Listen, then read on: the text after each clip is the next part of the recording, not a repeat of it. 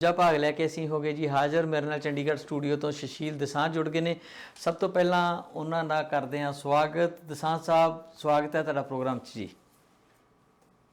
ਬਹੁਤ ਸ਼ੁਕਰੀਆ ਜੀ, ਬਹੁਤ ਮਿਹਰਬਾਨੀ ਹਰਜੀਤ ਗਿੱਲ ਜੀ ਤੇ ਟੀਵੀ ਪੰਜਾਬੀ ਦੁਨੀਆ ਦੇ ਸਾਰੇ ਦਰਸ਼ਕਾਂ ਨੂੰ ਵੀ ਚੰਡੀਗੜ੍ਹ ਸਟੂਡੀਓ ਤੋਂ ਬਹੁਤ-ਬਹੁਤ ਪਿਆਰ ਭਰੀ ਸਤਿ ਸ਼੍ਰੀ ਅਕਾਲ, ਆਦਾਬ ਤੇ ਨਮਸਕਾਰ। ਦਸਾਂਝ ਸਾਹਿਬ, ਸਭ ਤੋਂ ਪਹਿਲਾਂ ਅੱਜ ਸਿੱਖ ਧਰਮ 'ਚ ਪਹਿਲੇ ਸ਼ਹੀਦ ਜਿਨ੍ਹਾਂ ਨੂੰ ਸ਼ਹੀਦਾਂ ਦੇ ਸਰਤਾਜ ਕਿਹਾ ਜਾਂਦਾ, ਗੁਰੂ ਅਰਜਨ ਪਾਤਸ਼ਾਹ ਦਾ ਸ਼ਹੀਦੀ ਦਿਹਾੜਾ ਸੀਗਾ ਤੇ ਸਾਰੇ ਦੁਨੀਆ ਭਰ ਵਿੱਚ ਬੈਠੇ ਜਿਹੜੇ ਗੁਰੂ ਨਾਨਕ ਨਾਮ ਲੈਵਾ ਲੋਕ ਆ ਉਹਨਾਂ ਨੇ ਇਹ ਦਿਹਾੜਾ ਮਨਾਇਆ ਔਰ ਉਹਨਾਂ ਨੂੰ ਯਾਦ ਕੀਤਾ ਜੀ।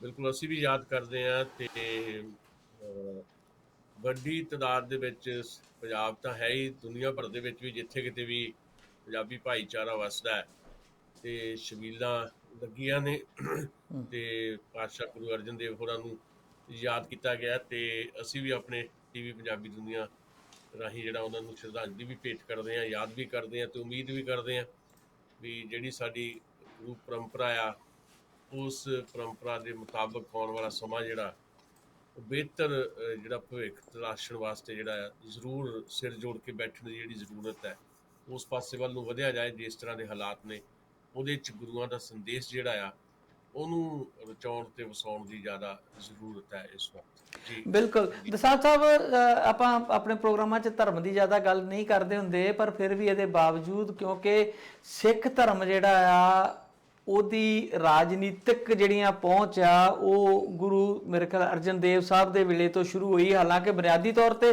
ਗੁਰੂ ਨਾਨਕ ਸਾਹਿਬ ਦੀ ਬਾਣੀ ਵੀ ਸਾਰੀ ਜਿਹੜੀ ਆ ਉਹ ਜਿੱਥੇ ਇੱਕ ਪਾਸੇ ਜੀਵਨ ਜਾਚ ਕਿਹਾ ਜਾਂਦਾ ਹੈ, ਦੂਜੇ ਪਾਸੇ ਉਹ ਇੱਕ ਬੜੀ ਇਨਕਲਾਬੀ ਬਾਣੀ ਆ। ਜਿਹੜੇ ਸਮਾਜਿਕ ਸਰੋਕਾਰ ਨੇ ਉਹ ਸਾਰੇ ਦੇ ਸਾਰੇ ਉਹਦੇ ਵਿੱਚ ਉਹਨਾਂ ਲਏ ਨੇ ਔਰ ਕਾਫੀ ਰੈਵੋਲੂਸ਼ਨਰੀ ਚੀਜ਼ਾਂ ਜਿਹੜੀਆਂ ਨੇ ਗੱਲਾਂ ਨੇ ਉਹਨਾਂ ਨੇ ਕੀਤੀਆਂ ਨੇ। ਇੱਥੋਂ ਤੱਕ ਕਿ ਮਤਲਬ ਜਿਹੜੇ ਉਸ ਵੇਲੇ ਦੇ ਹਾਕਮ ਸੀ ਉਹਨਾਂ ਨੂੰ ਨਿੰਦਿਆ ਆ। ਆਪਾਂ ਆਮ ਕੋਡ ਕਰਦੇ ਹਾਂ ਰਾਜੇਸ਼ੀ ਮੁਕੱਦਮ ਕੁੱਤੇਵਾ, ਉਹਨਾਂ ਦਾ ਜਿਹੜਾ ਕਿਆ ਕਥਨ ਹੈ ਜਾਂ ਕੁਝ ਹੋਰ ਐਸੇ ਲਫ਼ਜ਼ ਆਉਂਦੇ ਨੇ। ਤੇ ਗੁਰੂ ਅਰਜਨ ਦੇਵ ਸਾਹਿਬ ਦੀ ਸ਼ਹੀਦੀ ਵੀ ਭਾਵੇਂ ਲੋਕਾਂ ਨੇ ਛਟਿਆ ਕੇ ਉਹਨਾਂ ਦੇ ਸ਼ਾਦੀ ਨਾਲ ਜੋੜ ਕੇ ਕੁਝ ਹੋਰ ਚੀਜ਼ਾਂ ਨਾਲ ਜੋੜ ਕੇ ਕਰ ਦਿੱਤੀ ਸੀਗੀ, ਪਰ ਕਿਤੇ ਨਾ ਕਿਤੇ ਉਹਦੇ ਪਿੱਛੇ ਜਿੱਦਾਂ ਜਹਾਂਗੀਰ ਨੇ ਕਹਿੰਦੇ ਆਪਣੀ ਕਿਤਾਬ 'ਚ ਵੀ ਲਿਖਿਆ ਸੀਗਾ ਕਿ ਉਹ ਬੜੇ ਦੇਰ ਤੋਂ ਇਹ ਜਿਹੜਾ ਚੱਲ ਰਿਹਾ ਸਿਸਟਮ ਸੀਗਾ ਇਹਨੂੰ ਤੋੜਨਾ ਚਾਹੁੰਦਾ ਸੀ। ਉਹਨੇ ਤੇ ਕਿਹਾ ਸੀ ਕਿ ਇੱਕ ਹਿੰਦੂ ਝੂਠ ਦੀ ਦੁਕਾਨ ਖੋਲ ਕੇ ਬੈਠਾ ਹੋਇਆ ਸੀ ਉਹਦੇ ਸ਼ਬਦਾਂ 'ਚ।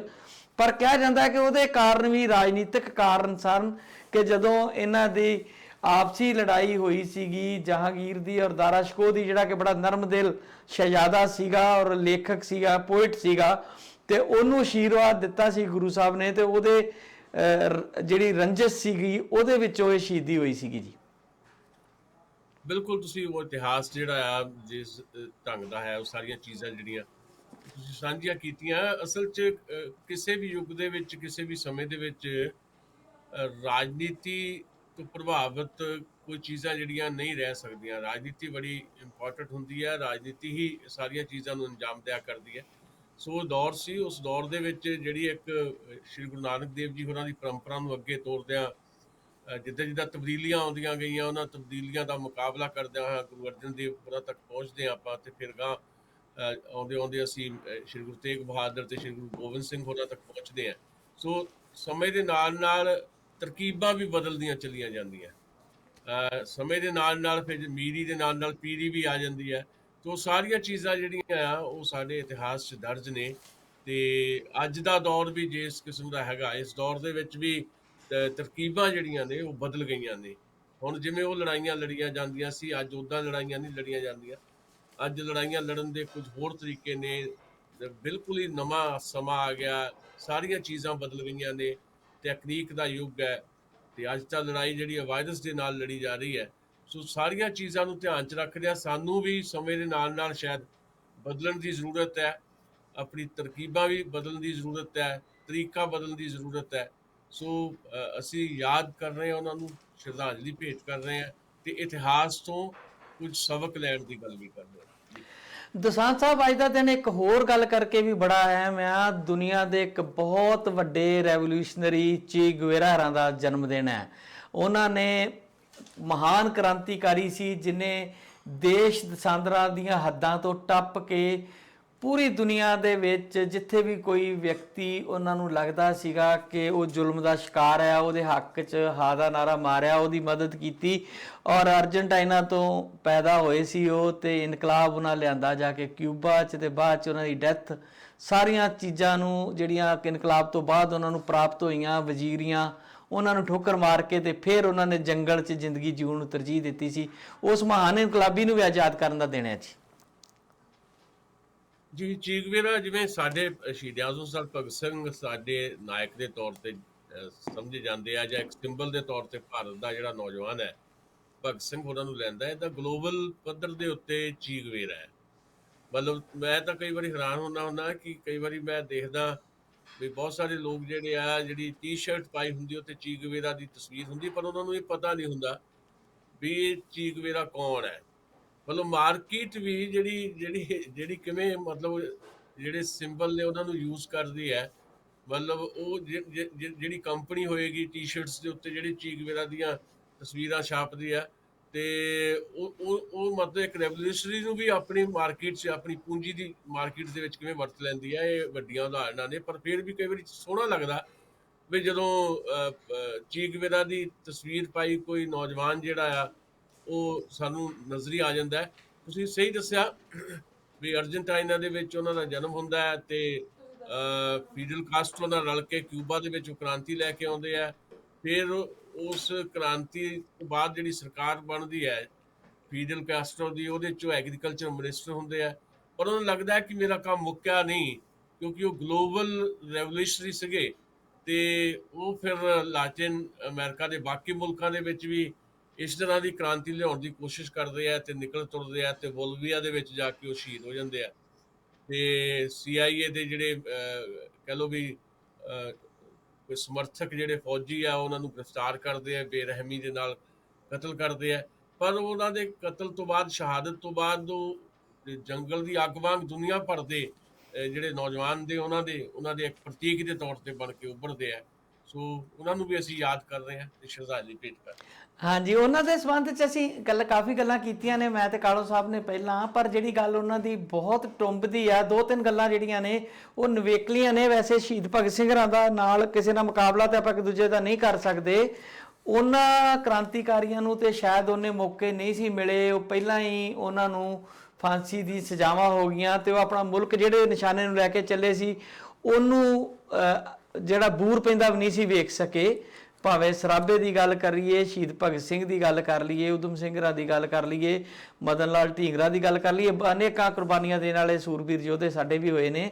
ਪਰ ਚੀਗਵੇਰਾ ਨੇ ਤਾਂ ਜਿਹੜਾ ਵੱਖਰੀ ਤਰ੍ਹਾਂ ਦਾ ਜਿਹੜਾ ਕੰਮ ਹੈ ਜੀ, ਕਿ ਉਹਨਾਂ ਨੇ ਉਹ ਸਾਰਾ ਕੁਝ ਮਿਲਣ ਦੇ ਬਾਵਜੂਦ, ਉਹਨਾਂ ਨੂੰ ਅਪਰਚੂਨਿਟੀ ਮਿਲੀ, ਉਹਨਾਂ ਨੇ UN 'ਚ ਭਾਸ਼ਣ ਦਿੱਤੇ, ਵੱਖ-ਵੱਖ ਮੁਲਕਾਂ 'ਚ ਗਏ। ਉਹ ਭਾਰਤ ਵੀ ਆਏ ਸੀ, ਭਾਰਤ ਤੋਂ ਵੀ ਕਾਫੀ ਪ੍ਰਭਾਵਿਤ ਸੀ, ਨਹਿਰੂ ਸਾਹਿਬ ਨੂੰ ਮਿਲ ਕੇ ਗਏ, ਔਰ ਉਹਨਾਂ ਨੇ ਬੜੀ ਅੱਛੀਆਂ ਰਿਪੋਰਟਾਂ ਲਿਖਤੀ ਰੂਪ ਵਿੱਚ ਫੀਡਲ ਕਾਸਟਰੋ ਨੂੰ ਦਿੱਤੀਆਂ ਜੀ। ਹਾਂ, ਬਿਲਕੁਲ, ਉਹਨਾਂ ਨੂੰ ਬੜੇ ਮੌਕੇ ਮਿਲੇ। ਤੇ ਜਿੱਦਾਂ ਤੁਸੀਂ ਭਗਤ ਸਿੰਘ ਹੋਰਾਂ ਦਾ ਜ਼ਿਕਰ ਕੀਤਾ, ਬਹੁਤ ਛੋਟੀ ਉਮਰ 'ਚ ਹੀ ਮਦਨ ਲਾਲ ਢੀਂਗਰਾ, ਇਹ ਬਹੁਤ ਛੋਟੀ ਉਮਰ 'ਚ ਕਰਤਾਰ ਸਿੰਘ ਸਰਾਭਾ, ਬਹੁਤ ਛੋਟੀ ਉਮਰ ਦੇ ਵਿੱਚ ਹੀ ਸ਼ਹਾਦਤ ਪਾ ਗਏ। ਤੇ ਜੇ ਮਤਲਬ ਜੇ ਤਾਂ ਹੁਣ ਜੇ ਹੀ ਆ ਕੀ ਕੀਤਾ ਜਾ ਸਕਦਾ, ਪਰ ਇਹ ਠੀਕ ਆ ਕਿ ਵਕਤ ਹੋਰ ਹੁੰਦਾ ਤੇ ਹੋਰ ਜ਼ਿਆਦਾ ਮੈਚਿਓਰਿਟੀ ਦੇ ਨਾਲ ਭਾਰਤ ਦੀ ਫਰੀਡਮ ਮੂਵਮੈਂਟ ਦੇ ਵਿੱਚ ਕੰਮ ਕਰਦੇ ਆ, ਜਾਂ ਫਿਰ ਆਜ਼ਾਦੀ ਤੋਂ ਬਾਅਦ ਵੀ ਜਿਹੜੀਆਂ ਲੋੜਾਂ ਨੇ, ਉਹਨਾਂ ਲੋੜਾਂ ਦੇ ਵਿੱਚ ਵੀ ਸ਼ਾਇਦ ਉਹਨਾਂ ਦਾ ਵੱਡਾ ਜਿਹੜਾ ਹਿੱਸਾ ਹੁੰਦਾ। ਪਰ ਜਿੰਨੀ ਵੀ ਉਮਰ 'ਚ ਜਿਹੜੇ ਸ਼ਹੀਦ ਗਏ ਨੇ, ਉਹਨਾਂ ਨੇ ਬਹੁਤ ਮਹਾਨ ਕੰਮ ਕੀਤੇ ਨੇ। ਖਾਸ ਤੌਰ ਦੇ ਉੱਤੇ ਭਗਤ ਸਿੰਘ ਨੂੰ ਜਦੋਂ ਅਸੀਂ ਦੇਖਦੇ ਹਾਂ, ਤੇ ਕਈ ਵਾਰੀ ਲੋਕ ਇਹ ਸਵਾਲ ਵੀ ਉਠਾ ਦਿੰਦੇ ਆ ਵੀ ਤੁਸੀਂ ਭਗਤ ਸਿੰਘ ਦੀ ਜ਼ਿਆਦਾ ਗੱਲ ਕਰਦੇ ਹੋ, ਕਰਤਾਰ ਸਿੰਘ ਸਰਾਭਾ ਨੂੰ ਅਣਗੌਲ ਦਿਓ। ਇੱਦਾਂ ਦੀ ਗੱਲ ਨਹੀਂ ਹੈ। ਭਗਤ ਸਿੰਘ ਦੀ ਗੱਲ ਇਸ ਕਰਕੇ ਜ਼ਿਆਦਾ ਹੋ ਜਾਂਦੀ ਹੈ ਕਿਉਂਕਿ ਉਹਨਾਂ ਦਾ ਬਹੁਤ ਸਾਰਾ ਲਿਖਿਆ ਹੋਇਆ ਸਾਡੇ ਕੋਲ ਹੈ, ਇਸ ਕਰਕੇ ਭਗਤ ਸਿੰਘ ਹੋਰਾਂ ਨੂੰ ਜ਼ਿਆਦਾ ਵਿਚਾਰ ਲਿਆ ਜਾਂਦਾ। ਉਂਝ ਇਹਨਾਂ ਦੀ ਕੁਰਬਾਨੀ, ਇਹਨਾਂ ਸਾਰੇ ਲੋਕਾਂ ਦੀ, ਉਹਦੇ 'ਚ ਕੋਈ ਕਿਸੇ ਤੋਂ ਪਿੱਛੇ ਨਹੀਂ ਹੈ। ਸਗੋਂ ਭਗਤ ਸਿੰਘ ਹੋਰੀ ਤਾਂ ਕਰਤਾਰ ਸਿੰਘ ਸਰਾਭੇ ਨੂੰ ਆਪਣਾ ਗੁਰੂ ਮੰਨਦੇ ਸੀ। ਮੇਰਾ ਖਿਆਲ ਹੈ ਵੀ ਇੱਕੋ ਇੱਕ ਸ਼ਹੀਦ ਹੈ ਭਗਤ ਸਿੰਘ, ਜਿਹਨੇ ਆਪਣੇ ਤੋਂ ਪਹਿਲੇ ਸ਼ਹੀਦ ਕਰਤਾਰ ਸਿੰਘ ਸਰਾਭੇ ਬਾਰੇ ਜਿਹੜਾ ਇੱਕ ਆਰਟੀਕਲ ਲਿਖਿਆ, ਇੱਕ ਰੇਖਾ ਚਿੱਤਰ ਲਿਖਿਆ। ਤੇ ਸੋ ਅਲਟੀਮੇਟਲੀ ਚੀਗਵੇਰਾ ਹੋਰਾਂ ਨੂੰ ਬਹੁਤ ਮੌਕੇ ਮਿਲੇ, ਤੇ ਉਹਨਾਂ ਦੀ ਮਤਲਬ ਜਿਸ ਉਮਰ 'ਚੋਂ ਗਏ, ਉਹਨਾਂ ਦੀ ਉਮਰ ਵੀ ਕੋਈ ਬਹੁਤ ਜ਼ਿਆਦਾ ਨਹੀਂ ਸੀ। ਮੇਰੇ ਖਿਆਲ 36-37 ਸਾਲ ਦੀ ਉਮਰ ਦੇ ਵਿੱਚ ਹੀ ਉਹ ਸ਼ਹਾਦਤ ਹਾਸਲ ਕਰ ਗਏ ਸੀ। 28 'ਚੋਂ ਪੈਦਾ ਹੋਏ ਸੀਗੇ। ਹਾਂਜੀ, ਤੇ 67 ਦੇ ਵਿੱਚ ਸ਼ਾਇਦ 67 68 ਦੇ ਵਿੱਚ ਉਹਨਾਂ ਦੀ ਮੌਤ ਹੋਈ ਹੈ ਜੀ। ਹਾਂ, ਇਦਾਂ ਦੇ ਜਿਹੜੇ ਲੋਕ ਨੇ, ਇਹਨਾਂ ਦੀਆਂ ਜਿਹੜੀਆਂ ਜੀਵਨੀਆਂ ਨੇ ਬੜੀਆਂ ਪ੍ਰੇਰਣਾਦਾਇਕ ਨੇ। ਇਹ ਮੈਨੂੰ ਲੱਗਦਾ ਕਿ ਅੱਜ ਕੱਲ ਤਾਂ ਜਿਸ ਤਰ੍ਹਾਂ ਦਾ ਦੌਰ ਹੈ, ਪੜ੍ਹਨ ਪੜ੍ਹਾਉਣ ਦਾ ਜਿਹੜਾ ਕੋਈ ਸਿਲਸਿਲਾ ਜਿਹੜਾ ਹੈ ਕੋਈ ਬਹੁਤ ਜ਼ਿਆਦਾ ਵਿਕਸਿਤ ਨਹੀਂ ਹੋ ਪਾ ਰਿਹਾ। ਸੋ ਨਵੀਆਂ ਟੈਕਨੀਕਸ ਦੇ ਵਿੱਚ ਉਲਝਾ ਕੇ ਰੱਖ ਦਿੱਤਾ ਸਾਡੇ ਯੂਥ ਨੂੰ ਮੰਡੀ ਨੇ।